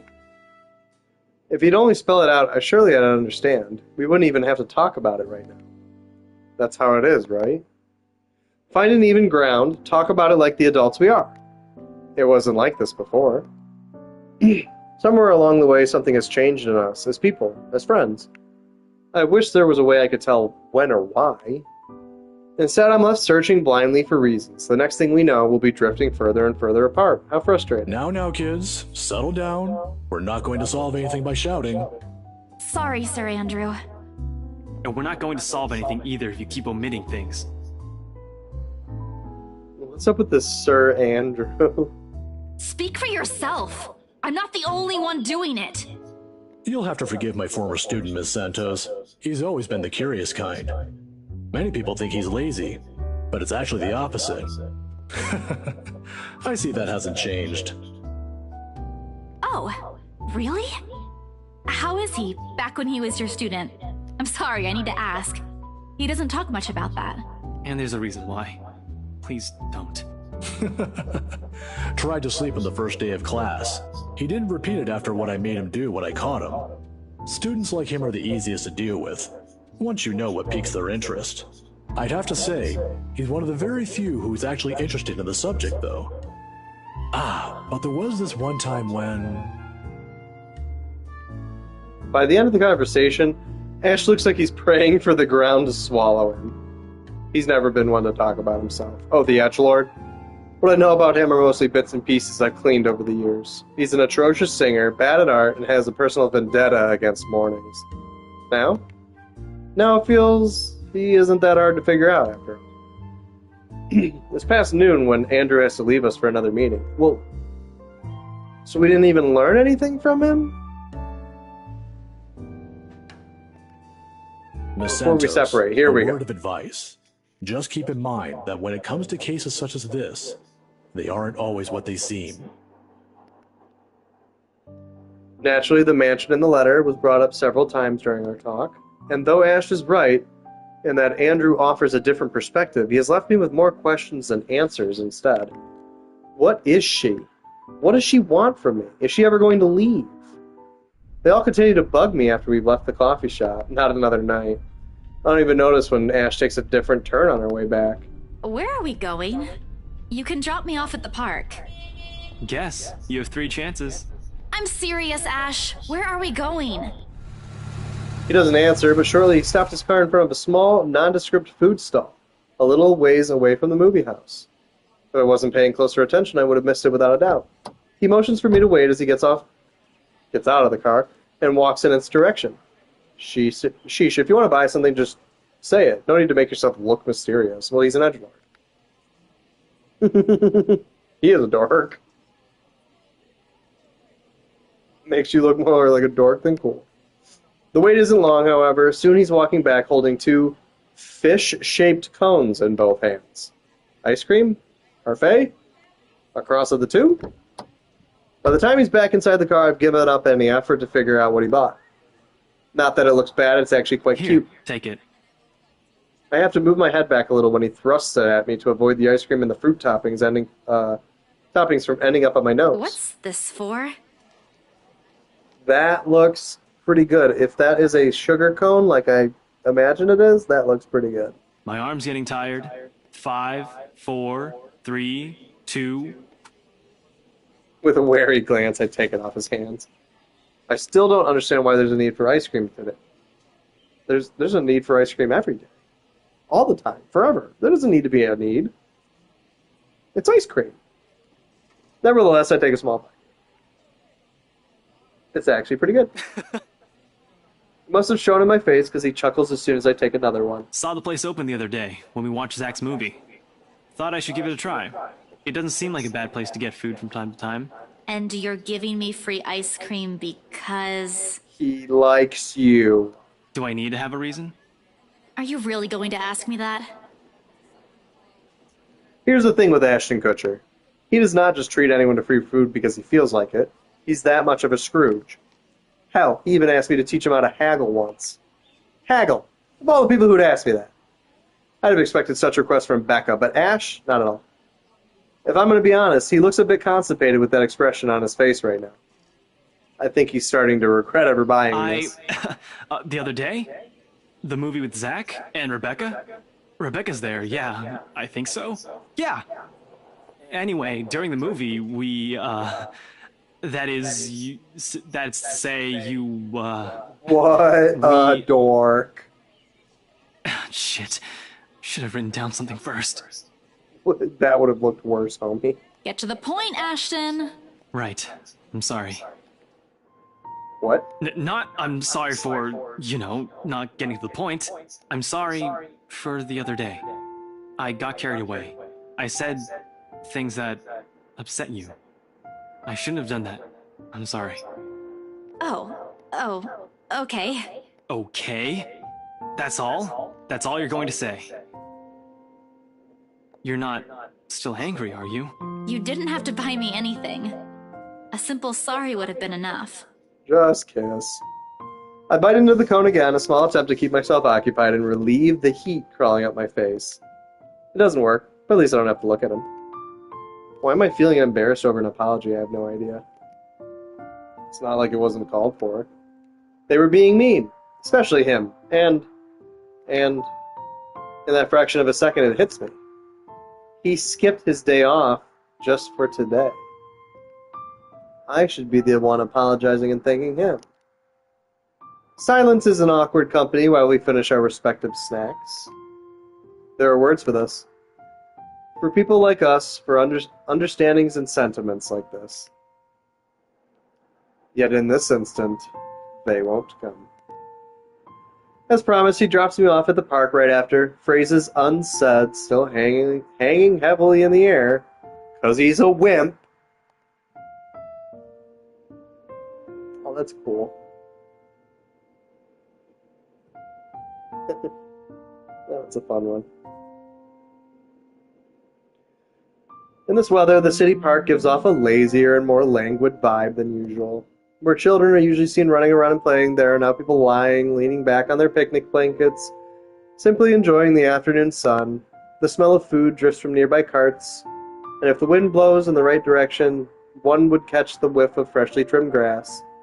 Maybe I should try walking home today, get my mind off things, to try and find the words somehow. I haven't done that in a while. Thanks, Ash, for today. No problem. Say hi to Rebecca for me. Yeah, I will. Even so, I linger. We both do. A mild, humid breeze brings the smell of dried leaves, warmed earth, and a far-off distant memory.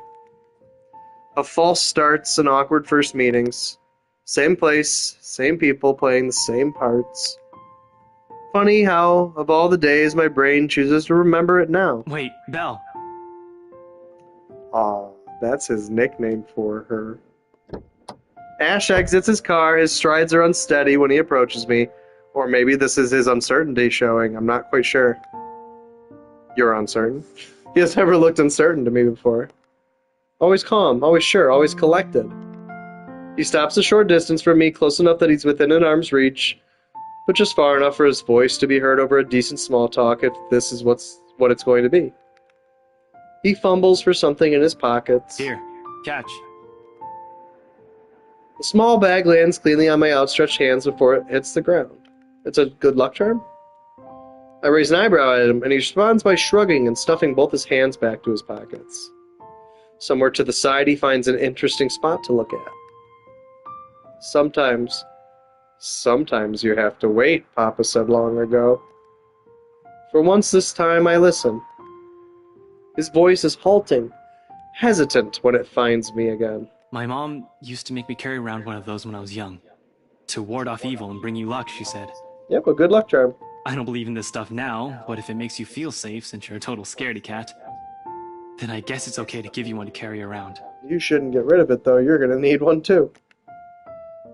Perhaps at the moment there aren't any words for it. I've never been good with those.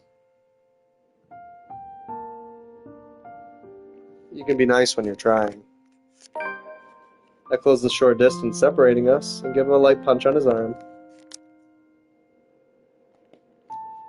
The gesture, familiar in place of phrases one couldn't spin together, or answers too early to seek out. See, you can be pretty nice when you're trying. I am nice. When you're sleeping, but thanks for this. Don't go losing it. It brings bad luck if you do.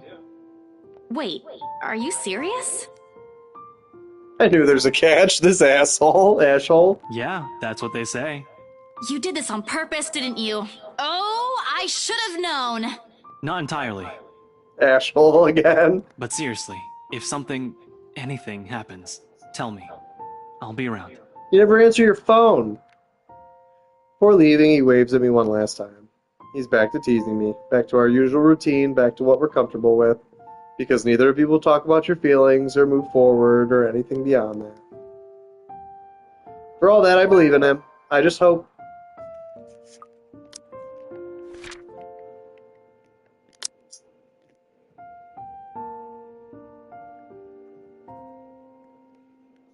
Okay. I just hope I can keep them safe. Keep him safe. A light wind blows again, sending dried leaves swirling and the distinct smell of earth into the air. For the first time, the sunlight feels less harsh. Maybe a walk is good. I need to visit the grocery, too. Come to think of it, wasn't there an art store that opened recently near the park?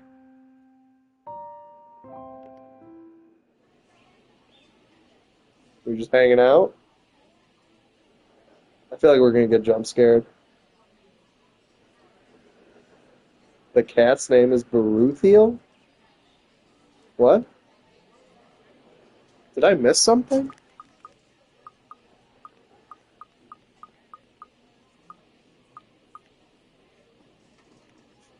It's an odd name to give a cat, in my opinion, but it speaks grace much like the one that carries it. It shows in the way he swishes his tail and his eyes follow my hands every move. I guess she encountered a cat. Maybe there was a panel I missed or something. I'm not sure what he finds fascinating in me, to be honest. I wasn't the very picture of grace when he found me, after all. It was a bad idea carrying 2 heavy bags of newly bought art materials and groceries without help or a sure ride home. In hindsight, perhaps I should have bought all these at the same time. I didn't even make it past the park. Now, I'm suffering underneath the glaring afternoon sun, hunched up on a park bench and drenched in sweat, in the company of a cat, curiously watching my every movement. I hope it stays where it is. It's just a black cat, but back at home, they're considered ill omens. They sure are. Don't look at me like that.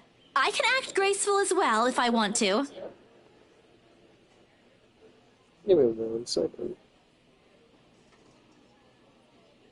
I have my phone open here. I want to see if I missed a panel or something. Or I double tapped or something. I really don't know what happened.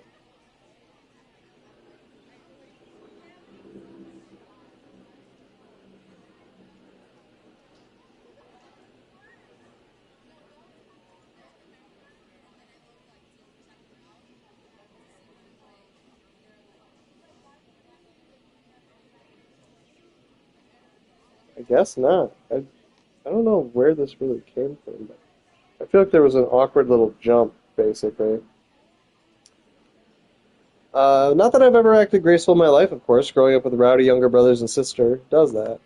Or maybe it's the opposite. Mama used to call me a little troublemaker before. Well, graceful or not, there's no use moping. A short breather and then I'm off home. Besides, it isn't like the company's bad, even if it's a cat, as long as it doesn't bite or crosses my path. Well, where's your owner, anyway? He has one, doesn't he? An owner? That's what the collar's for, isn't it? A bandage is wrapped on one of his paws, though. I wonder what happened to it. Did he run away? Well, if you don't have one, I won't be able to take you in. My apartment doesn't allow pets. Boo. I tried to bring one home before. A cat. Not black, of course. And Rebecca threw a fit before the landlady could. I take a small packet of sweets from one of my bags beside me and pop it open. As I'm about to put it into my mouth, he meows. My hand stops. Do you want one? I don't think you should give sweets to cats. He doesn't meow again as I'm expecting him to, but he'd take his unblinking gaze as a yes. I shift the piece to my palm and hold it out to him warily. He sniffs at it once, twice. Baruthia! Before Baruthiel. Like a good, properly trained pet, Baruthiel responds as soon as he's called. What a name for a cat.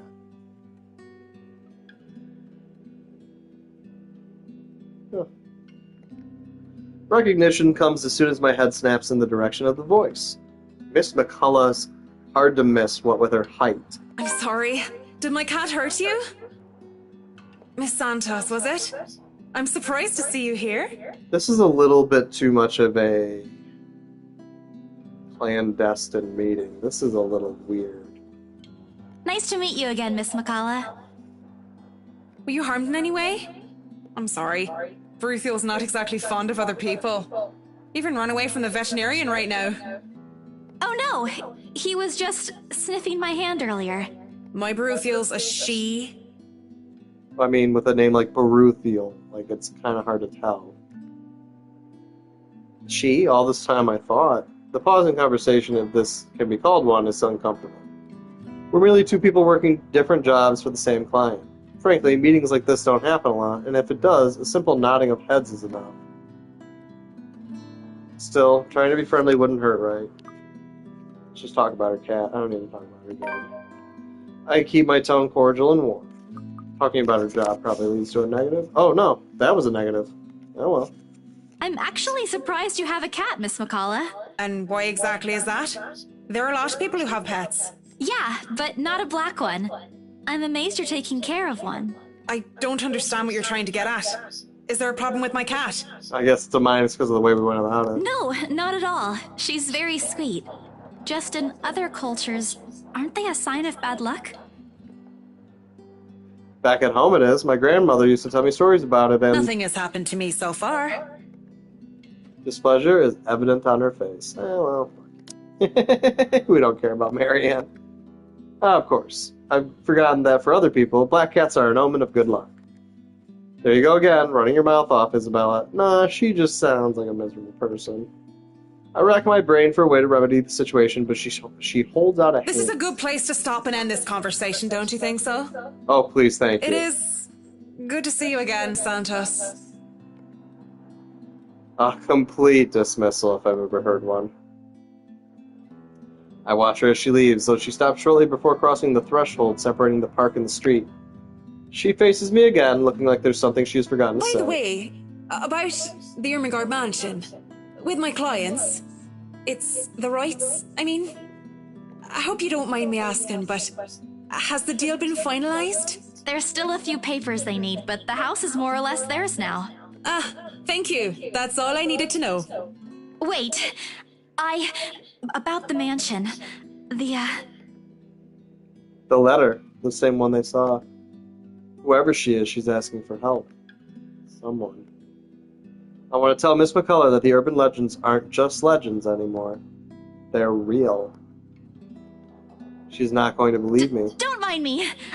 I need to go too. Have a good day, Miss McCullough. I hasten to pick all the bags I left on the bench and ran as far as my legs can take me.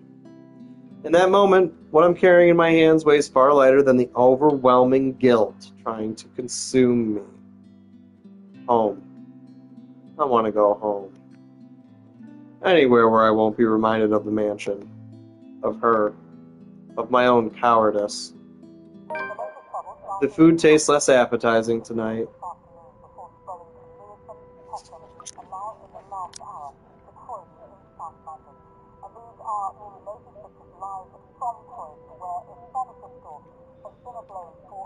Pity. One would think that someone who had been on a continuous binge of instant noodles would find a home-cooked meal enjoyable. But it isn't. Hunger isn't what is gnawing at me tonight, neither are my sore muscles. The TV runs loudly in the background, but what it says barely registers in my brain. It's hard when the things you're trying to forget keep returning to the forefront of your mind. It distracts you, eats at you, devours you. I wish this would stop.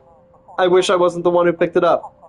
I wish it was somebody else. In other local news, a woman was found dead in her home yesterday evening. Uh-oh. Luxbourne police officials are currently investigating the crime scene, but has classified the case as homicide.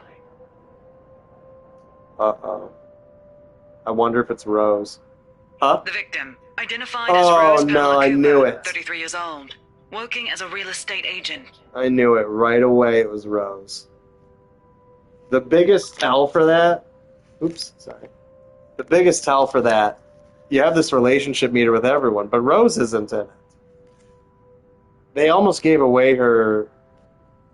her end. Because I assumed it was coming. Rough. Rose is dead. Discovered lying in a pool of blood in her two-bedroom flat Oh, with the words no. "Help me" repeatedly written on the walls. Oh no! We're so dead. Oh god, what was that? No. This isn't what I want. This isn't supposed to happen. None of this is supposed to happen. No one's supposed to die. Those are just stories, right? Legends? That's what everyone has kept telling me. So why? And I immediately rushed to my study table and searched on my phone. My hand, cold from dread, clings tightly to it as I soon touch its edges. A piece of folded paper. The letter. Lying unassumingly beside it. Slips to the floor when I pick up the device. I pay it no mind. There are more important things. Right now, I need to call her. I need to call her. I was with her. I was just with her not too long ago and she was okay. No. No, it isn't Rose, I'm sure of it. I just talked to her and... Sob escapes me, and hot tears begin to blur my vision. One after another, they trickle down, weighed by the very same guilt I refuse to admit I've been carrying from the start. The same one I've been hiding from. The same one that has put the people I care about in danger. That music's building. My hands shake as I navigate to Rose's number on my contacts list. Oh man, this is not going to be a good phone call. She'll answer, right? That's what she always does. She'll pick it up, tell me to turn down the waterworks, and call me a wuss afterwards. No, something bad is going to happen. Something creepy. She'll answer. Please answer, Rose. Again and again, I dial. Whispering. Praying. Pleading. Come on, Rose. Don't do this to me. Please pick up. I know you're there, Rose. You're not dead. Please tell me you're not. This adds to the series of deaths and disappearances that has plagued Luxborn in the recent years. The authorities are currently looking at a possible link with the notorious Anselm Butcher case. The TV runs loudly in the background. A deafening static sounds from my phone speakers, but in my ears, I can only hear the screams. Her pleas. Her whispers. Help me. We are not safe. Most assuredly, you are not safe. Rough. A buzzing sensation jolts me awake. The horror in this has been actually pretty good. I've enjoyed it. It's given me the creeps. Made my skin crawl a couple times. Like, it's been more than I thought would a visual novel would be capable of.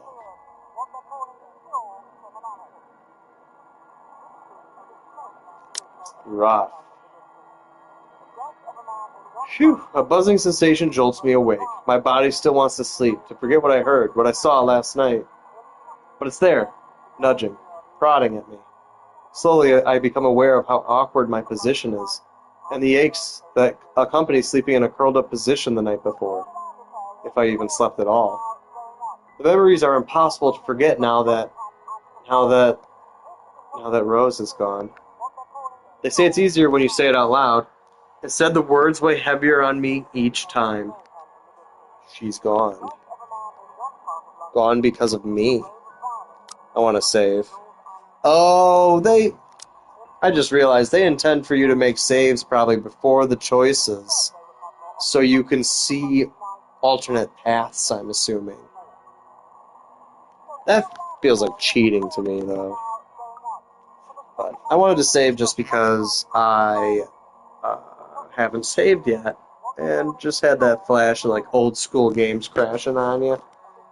I don't think it's gonna crash on me. It's a visual novel, but who knows? Gone because of me. Gone because of one letter I was too curious to look at. I should have been more careful. I mean, you didn't know there'd be a cursed letter in the haunted house, I guess. I should have just kept my mouth shut. You should have destroyed the letter. Yeah, well, I just said that. Before anyone else had gotten involved. I should have, could have, would have. The notification light on my laptop blinks incessantly, mockingly, when I look at it, as if it's calling me back to a sense of normalcy. To all BRC employees, in light of the recent events, there will be an all-staff emergency meeting from 1 to 2. Attendance is a must. Company changes, new hierarchy, and policies will all be discussed during the meeting. Everyone is expected to bring a copy of their own attendance logs and sales reports for the last 6 months to be submitted to your respective managers for review. We are expecting everyone's cooperation. Thank you, Joanne Alice Schultz. I check it nevertheless out of habit more than anything. If this were one of those typical days, I'd happily comply and get myself to our office. Today, my limbs just feel heavy. On one hand, going will keep me busy, take my mind elsewhere. On the other place, the place in itself is a stark reminder of what my own fears have cost me. Oh, shoot. Go to work or stay home. Oh man, that's a decent sized choice. Well, something I do want to do is that. Go to work or stay at home.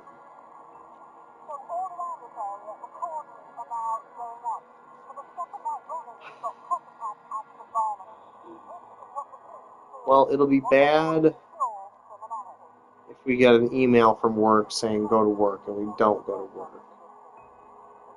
You could easily explain it as grief that Rose is gone. Oh man, that is a choice.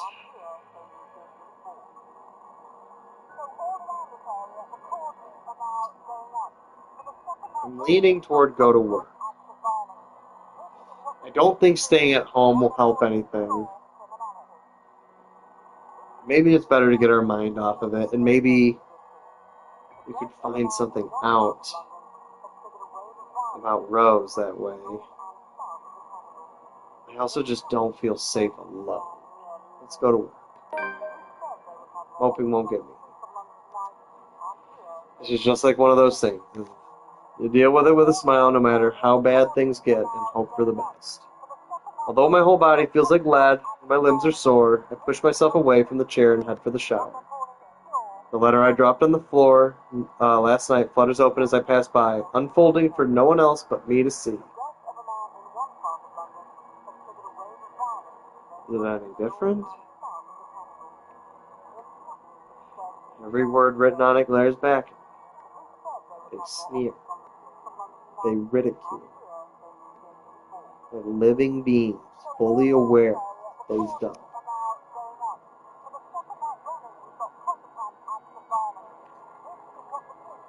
Wait a second.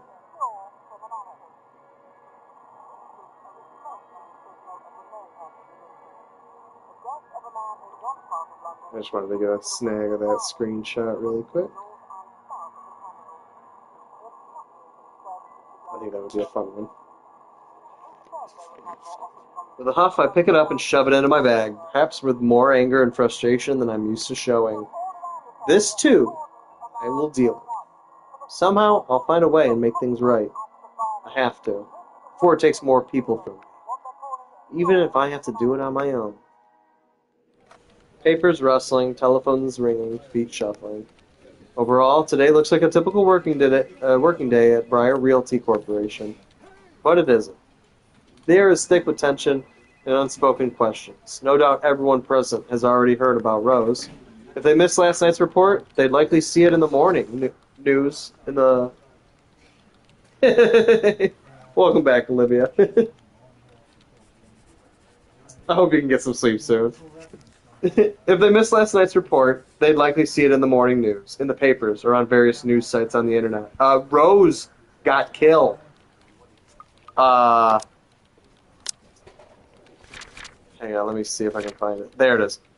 News broke of Rose Cooper being found dead in her flat the evening before. The authorities classified the crime as homicide, possibly linked to the notorious Anselm... I knew it was coming. Anselm Butcher. A mysterious serial killer who had committed brutal murders over the years and left their bodies with his signature phrase, "Help me," which is what the letter's covered in. You can see the letter right there, too.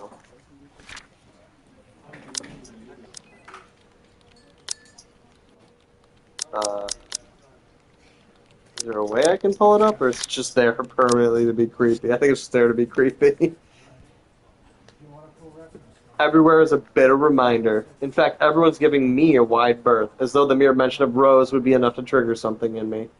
It's appreciated, but it only serves to create a bigger hole in the place Rose has left. After lunch, my boss calls a meeting.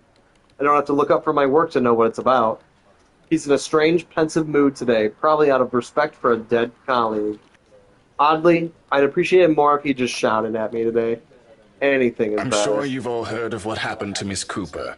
She was a valued member of our team and she will be missed. But get back to work. There's no date for a funeral, yet. But those who wish to attend, kindly speak with your respective supervisors. By the way, Has anyone heard about our still AWOL staff? None? HR, you know what to do. Santos, a word? In my office? At the end of it, I've been given the entirety of Rose's workload. Oh, Jesus. Including finalizing the rights papers, and have been promised an ample compensation for my efforts. That doesn't feel right. I would almost dedicate the other, like, if I'm getting Rose's commission, I feel like I should donate half of it to at least the funeral or something. I think he's expecting me to be happy about it. Who would be happy about more work? Instead, I immerse myself in my work. I have to anyway if I want to forget. Employee of the month. Be a good employee and go to work. Time flies when you do, and by the time I give notice, it's already late. I wasn't just saying I went to work. What a good picture.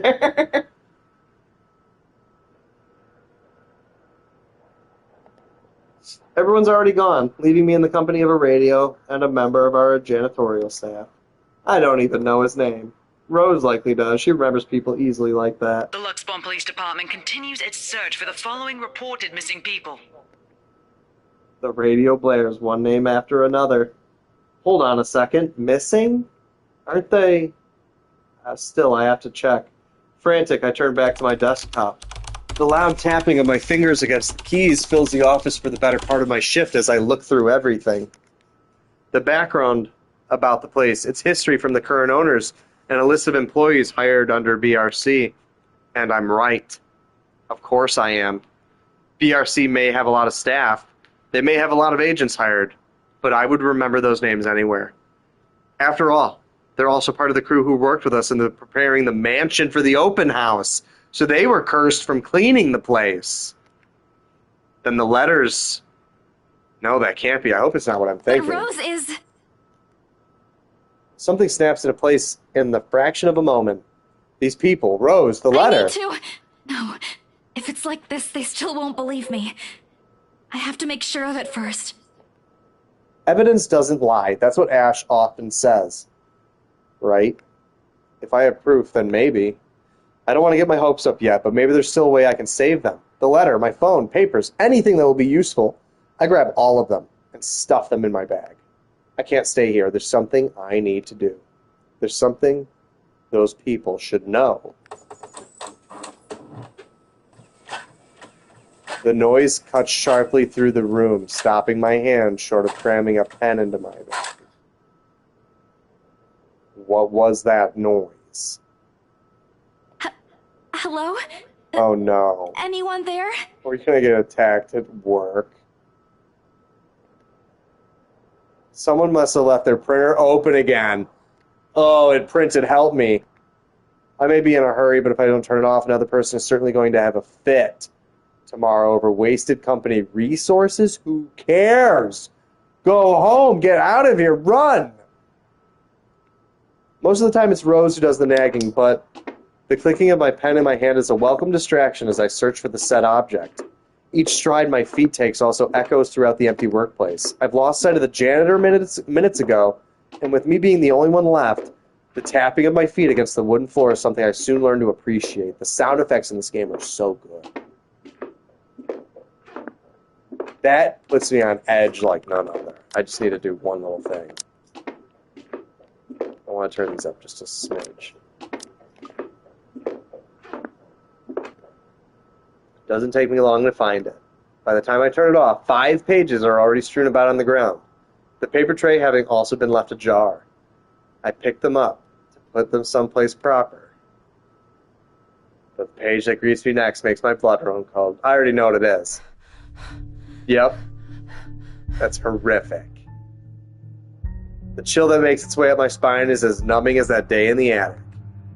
The sheets crinkle under my tense grip. All I can hear is my breathing as it wraps through my gritted teeth. But before I can even gather myself, take the first steps out of here, total darkness suddenly envelops me.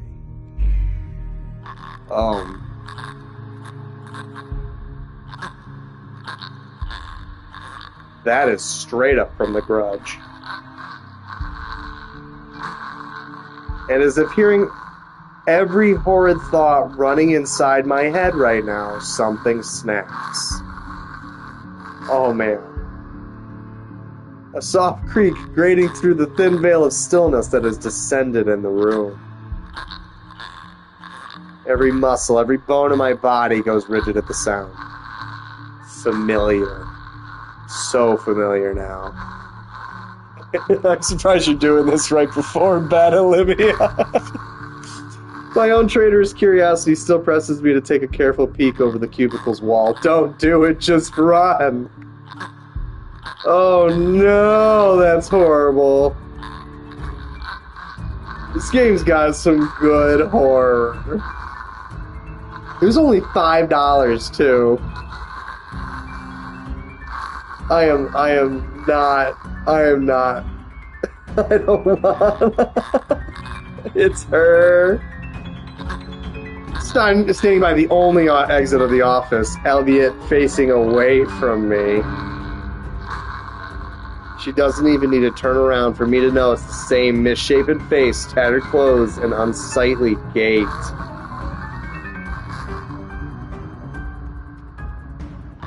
I should watch this melatonin, please save me. I'm so sorry. The same person in the attic. This is some good horror. I take a step back. The pen I'm holding slips from my hand. No.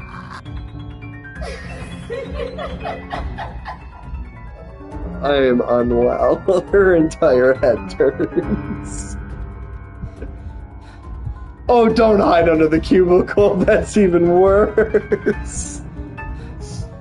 A scream almost escapes my mouth, and I duck under my table as quickly as I can. My heart is pounding hard against my chest. I can hear the bone-chilling sounds of her walk, the weird clicking that follows her, and telltale squelch of something wet as she walks toward me. Nearer and nearer. The sounds are slowly getting louder. Dead with a letter written, "Help me." Legitimately, this could very well be an ending. I shouldn't have gone to work. The sounds are slowly getting louder. The only thing keeping the whimper from escaping me is my hand as it covers my mouth. There are QuickTime events in this game, so I'm just gonna get ready just in case. Someone please save me. I don't think anyone's gonna come save us. Anyone. Oh god, just closing my eyes. I close my eyes, muttering a continuous stream of prayers, all while attempting to steady my own breathing. Please, please don't hear me. Oh my god. I already failed.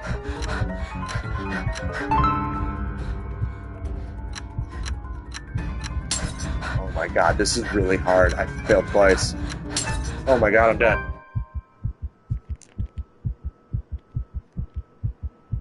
Oh no. Oh no. If I just got her killed, that was a really hard QuickTime event. Our Father, who art in heaven, hallowed be thy name.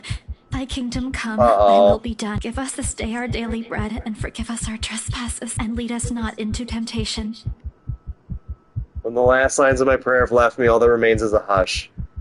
None of her footsteps nor those chilling sounds she makes. Only silence. Is it safe? Probably not. I failed the QuickTime event. Oh no. Another second passes and nothing comes. Oh no. What? Oh no. Oh no. Oh no. Oh no. Oh my god, that scared the poop out of me. Oh, that scared the poop out of me. Oh, that's depressing.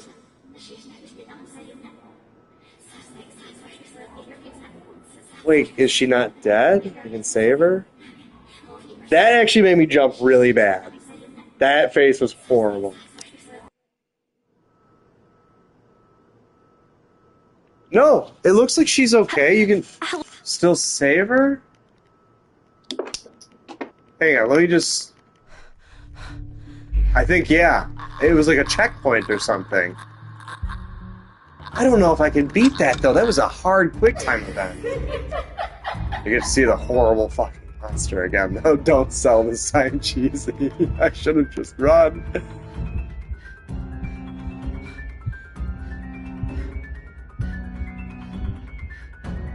Oh, God.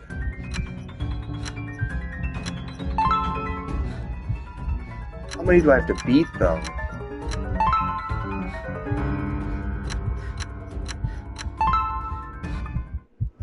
I did it.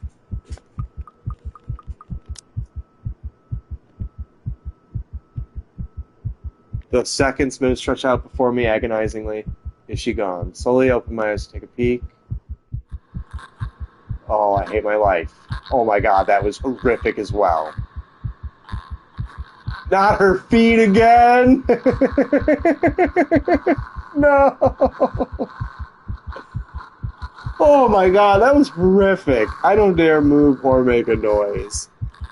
In the face of such terror, I can only beg, let out silent please to whoever is out there. Yeah, this is really, really good animation for this, honestly. It is creepy. Well done. Please don't let her notice. Toby's even like... He's like coming over to like reassure me right now. It's okay, buddy. It's just a horrific monster.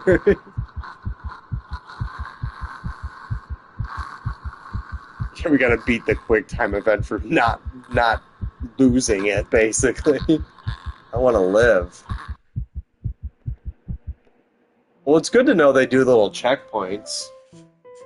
Oh, we finally made it to a new person! Is that poor girl just trapped under that desk right now, though?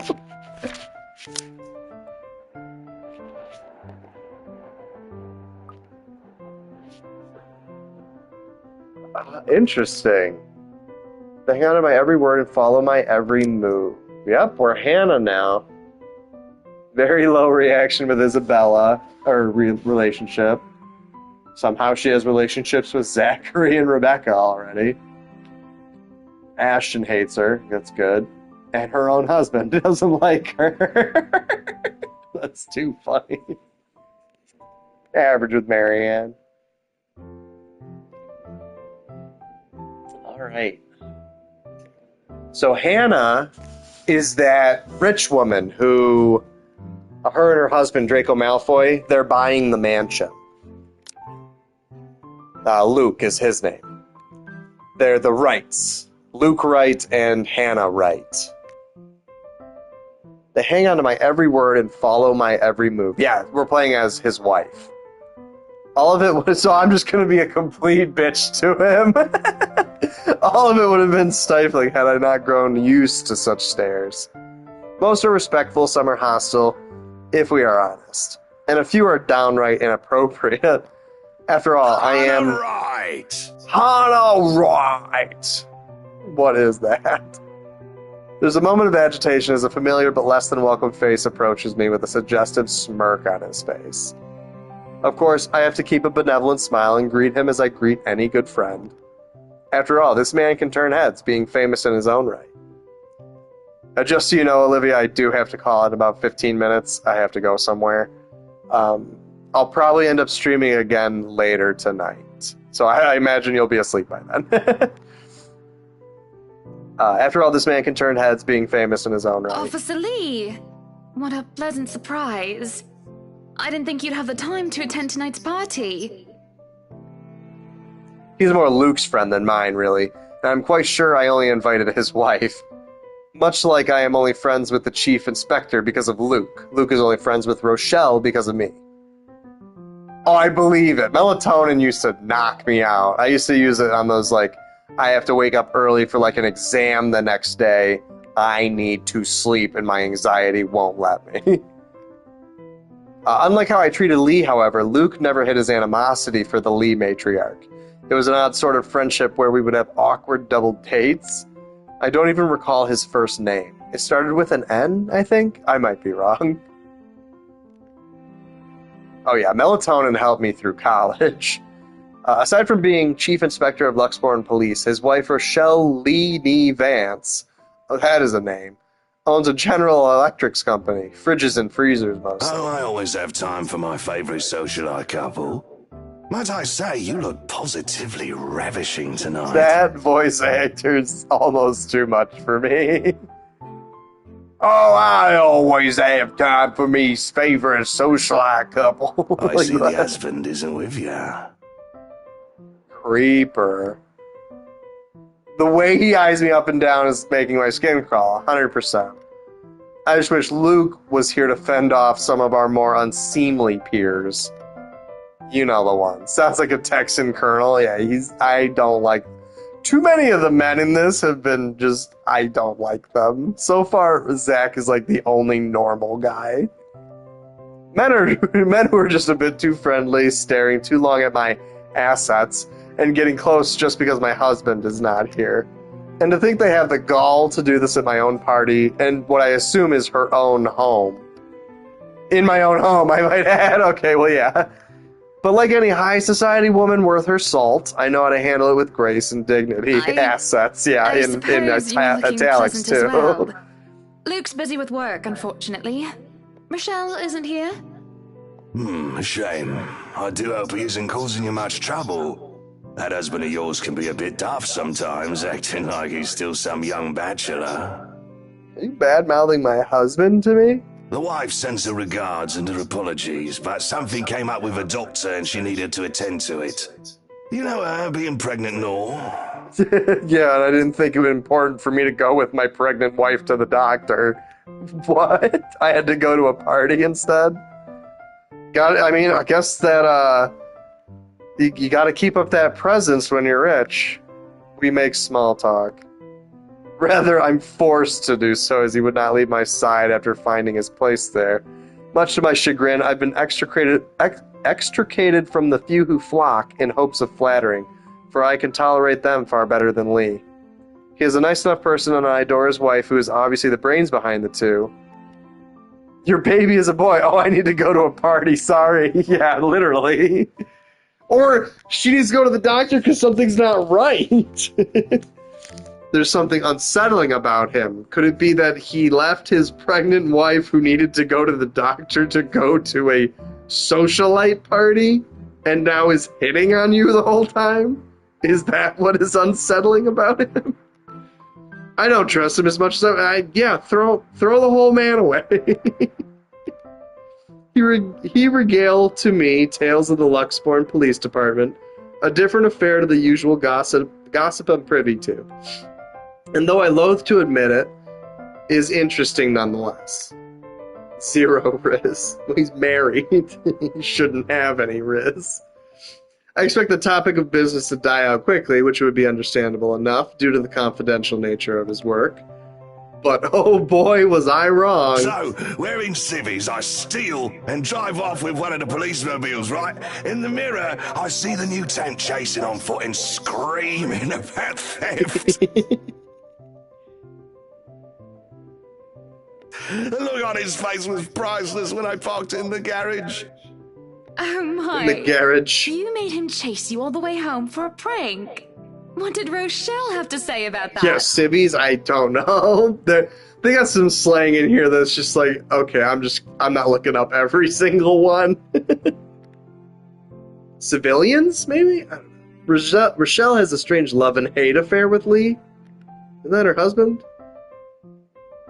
He is a married man who did not grow up past his early 20s, judging by the way he acts. Surprisingly enough, though, they've been married for a good 20 years.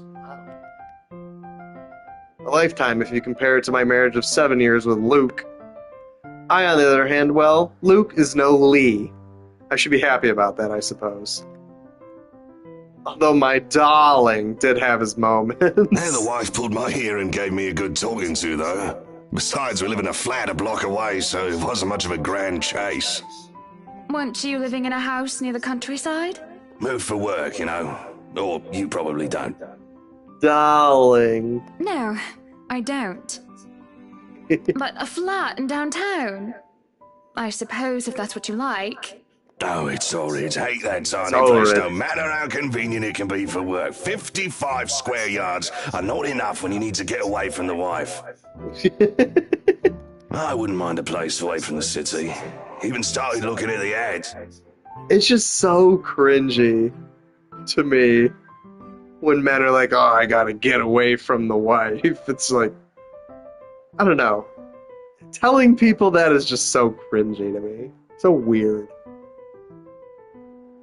Go see your pregnant wife, please. Yes, go home. I spied an interesting lot, actually. Heard it was finally put up for sale, or that something mansion. You know the one with all the ghost stories. Oh. Officer Lee almost bought, what was it called? Emberguard or something? What is it called? It's gonna bother me. Ermengarde. I know what he's talking about. There are really only a few urban legends around here. It's The Ermengarde Mansion? Ermengarde Mansion. That is awesome. I love that. You know, the creator probably had someone make that joke, and he's like, I'm putting that in there somewhere. The Ermengarde Mansion. That's the one. Worthy of a king it is. I'd buy it myself, but Rochelle would only gripe if I brought it up to her. Not to mention all the expenses a place like that would be a real fixer-upper. Well, it's 400 years You also old. have to find someone willing to work there with how superstitious people can be. Ermengarde. Apparently that's like the real family that owned the place, and it's been passed like through distant relatives over the years. I don't think it's going to say anything about that in there, though. If it becomes a problem, just hire someone to do an exorcism. I'm assuming as we find out more about this ghost who's, like, asking for help, like, maybe we'll find out more about, like, why the place is the way it is? I don't know. I've heard this is a long game, and the fact that Isabella's chapter took us, like, I think it was, like, 5 hours, basically. I'm expecting this is going to take a long time. There are, how many characters? 7? If each one's even 3 hours, that's a 30-hour game. Oof. Jeez. Actually, I do know of someone who could be up to the task. You remember the Ludgates party at their Christchurch summer residence? Of course. It was an excellent soiree. The ghost Everything is the was so pregnant wife. classy, too. Such good taste. Oh, that place was a pigsty until they hired out this interior designer, and they Oh, okay, they're going to talk about Did Mary work for Ann. the Exeters for their apartment in Soho too, and they recommended her when we were looking up pieces for our beach house in Porto Colom. Hearing rich people talk about these places, it's just like, yep, that place and that place and that place. Worked for the Exeters, whatever that is. Soho, wherever that is. Porto Colom, wherever that is. I think I have a business card, right? No, I must have left it in my other jacket. Anyway, she's called, what's her name? McCullough, Marianne, I believe, yes. But truly, if anyone were to get that place in McCullough, well, they'd be the envy and the talk of the town. Well, if you put it that way, I might just snatch it up for myself. Rich people. This place was starting to feel a bit small lately anyway. A 3-story penthouse?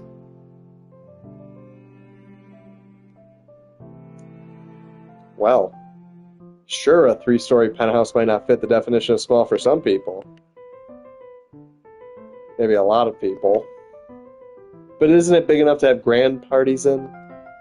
As it is, I only invited about 30 people to this one, and it already feels cramped in here. It certainly would be nice if I didn't have to ride an elevator up and down several floors before I can get anywhere as well.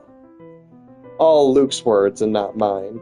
Besides, I have been looking for a good anniversary gift. Yeah, buy me a mansion for our anniversary. Luke might like this one. Where is he anyway? Yeah, an elevator for my penthouse mansion. Luke is dressed to the nines as he usually is, and he looks ready for whatever the day will throw at him. And look at that view.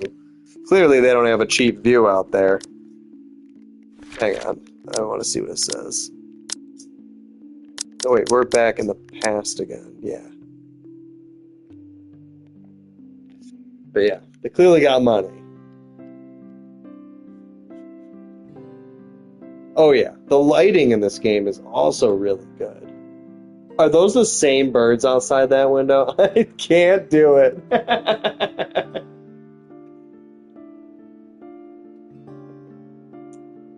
Oh, he was dressed to the nines. His butler and valet wait at his side, just in case he isn't as ready as he looks. Oh sure, that is normal. What is confusing me is the fact that he's on his way out of the penthouse, considering we won't have anywhere to go until much later. Where are you going? I am to attend the Triad Autumn Tasting. I do believe I informed you of this 2 weeks ago. I know. Isabelle is such a good character. When I initially got her killed in that QuickTime event, I was legitimately contemplating reloading my latest save. I was like, I'm not losing someone because of a QuickTime event. I'm so glad there was a checkpoint. Yes. And might I remind you that I had stricken that off your schedule? Because 1, the doctor told you to stop consuming so much alcohol. And 2, I informed you a few days ago about the open house we are going to attend in its place. I've even found this marvelous interior designer, Mary Ann McCullough. Mary Ann McCullough. It's a 3.5-hour drive to Cardiff. I don't have time for this. This is like that little party you threw all over again.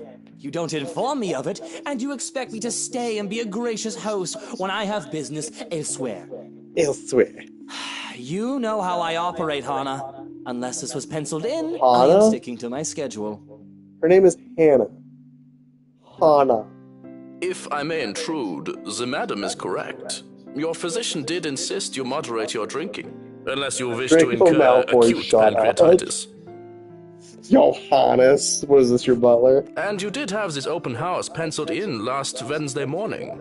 Dang, even the butler's shitting on Draco Malfoy. Bullocks, I don't remember doing so. Bullocks, I drink too much. Well, you did. While very hungover. Dang, just getting roasted by your own butler. He did. Moaned about me being too loud, but gave in after some pushing. Perhaps that was a bit too cruel and manipulative of me, but... What side are you on? Come on, Luke. You promised we'd do whatever I want this weekend. Gordon Bennett, fine. I am giving this house tour of yours a chance. But if it proves to be a waste of time, the 13,000. And you are going to take a cab no, home. It makes sense now. He needs 13,000 bottles. Are we clear? Are we clear? Oh, get out of here, Draco. It's just a bit of a husband and wife tit for tat, isn't it? All couples have their arguments. No, this is not. This isn't healthy. Whatever's going on here. Once the honeymoon phase is over, as they seem to call it, reality sets in that you and your partner might not always see eye to eye. Perhaps it has been the years. 7 of them is nothing to scoff at. I just cannot bloody believe I agreed to this. I was really looking forward to the Triad tasting. I was really looking forward to getting drunk at a wine tasting. Though sometimes I think it's something a bit more than just simple disagreements, and I have to stop myself from wondering where we went wrong. There's always the Triad Christmas tasting in Manchester next month, and that'll only be an hour-and-a-half drive. Thank you, Johannes.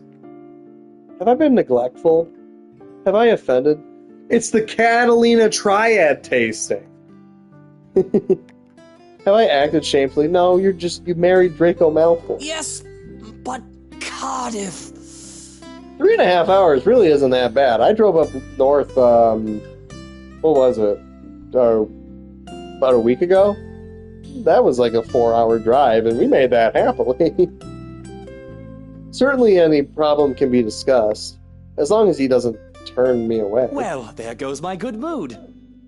Are you happy now, Hana? Hana. Remain silent, defend myself. Fuck this guy! Yes, I am very happy, Luke. Because for once in a very long time, we are doing what I want. Yeah, stand up for yourself. Is that a negative? That was a plus? He liked that we stood up for ourselves?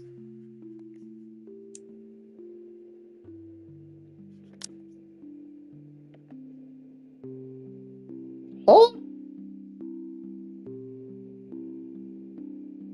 Okay. I'm ecstatic. Understood? And this would be perfect if you stop acting like a child who needs their nappy changed. Roast him, Hannah. We will be leaving after lunch for the Ermengarde mansion. The Ermengarde mansion. Now that they've said that, I can't not see it. You are going to park your rear in the car and keep mum. And you are going to behave during the tour. Oh yeah, and like, if you're from the Midwest driving to Chicago, generally you lose an hour coming back, so it's like, I've done that drive a few times. It's never really been a problem for me. I don't know, I don't mind long car rides. I kind of like road trips a lot. Like, we drove to Florida, this would have been back in, like, April. And that was a 21-hour drive or something. And we just did it in shifts. And, someone would basically be like, all right, I'm going to sleep. If you start feeling like you can't drive anymore, we'll switch. If it becomes to the point that neither of us can drive, we just stop at a rest stop. And it worked the whole way. Needless to say, Luke looks a bit shocked at my little outburst. He opened and closed his mouth a few times, struggling to reply, before he crosses his arms to look like, well, a moping child. Any more rules for this little excursion of yours, Your Highness? No wine. Damn, you're not letting him drink. Hannah, you're the best. I wasn't sure I was going to like Hannah. The sheer fact that she's shutting down Luke, I'm liking this. No wine. Unacceptable! I am already not allowed to the tasting, and you would deprive me of that simple pleasure? I'm dying. If I see you take one sip today, I will put the stocks under lock and key. Do you understand me? Don't forget the bottles he keeps in his dresser. The butler is so cutthroat. I am digging Johannes. I wish they would show him so I could at least put a name to the face. Whose side are you on? Not yours. How many times in one day can you ask that? As many times as I need you, traitor. You traitor. I love the way he talks. The ride to the mansion is quiet, with Luke having stared out the window the entire way. Johannes is, he's fantastic. Not paying attention to anything around him. I guess you guys passed the same Starbucks coffee. Meanwhile, I am conflicted. I don't know if I should apologize for changing his plans like that, but by the time we arrive at the mansion, I see his eyes light up in genuine interest. Apologizing is the last thing on my mind. Well, yeah, it's a cool mansion. If it weren't haunted, which I don't think they know, you'd be excited to tour this 400-year-old building. The whole affair with the Ermengarde mansion is certainly an interesting experience. The place had been renovated and restored by the owners to what they claim to be acceptable standards. Yummy, yummy Starbucks. They probably stopped there. I mean, no one's too rich for Starbucks. Starbucks, excuse me. The mansion itself looks like something befitting a fairy tale or a period piece. It is tastefully decorated, and with a little bit of love and attention, I'm sure it can be a place Luke and I can call home. And the number of other prospective buyers that have come from the powerful and wealthy of Luxborn certainly did not disappoint, marking this estate as prime property. The Lees are amongst the group who went with the Rose Woman, and I saw a few other notable faces, though I did not really feel like mingling. Give me 1 second, Olivia. I have to make a phone.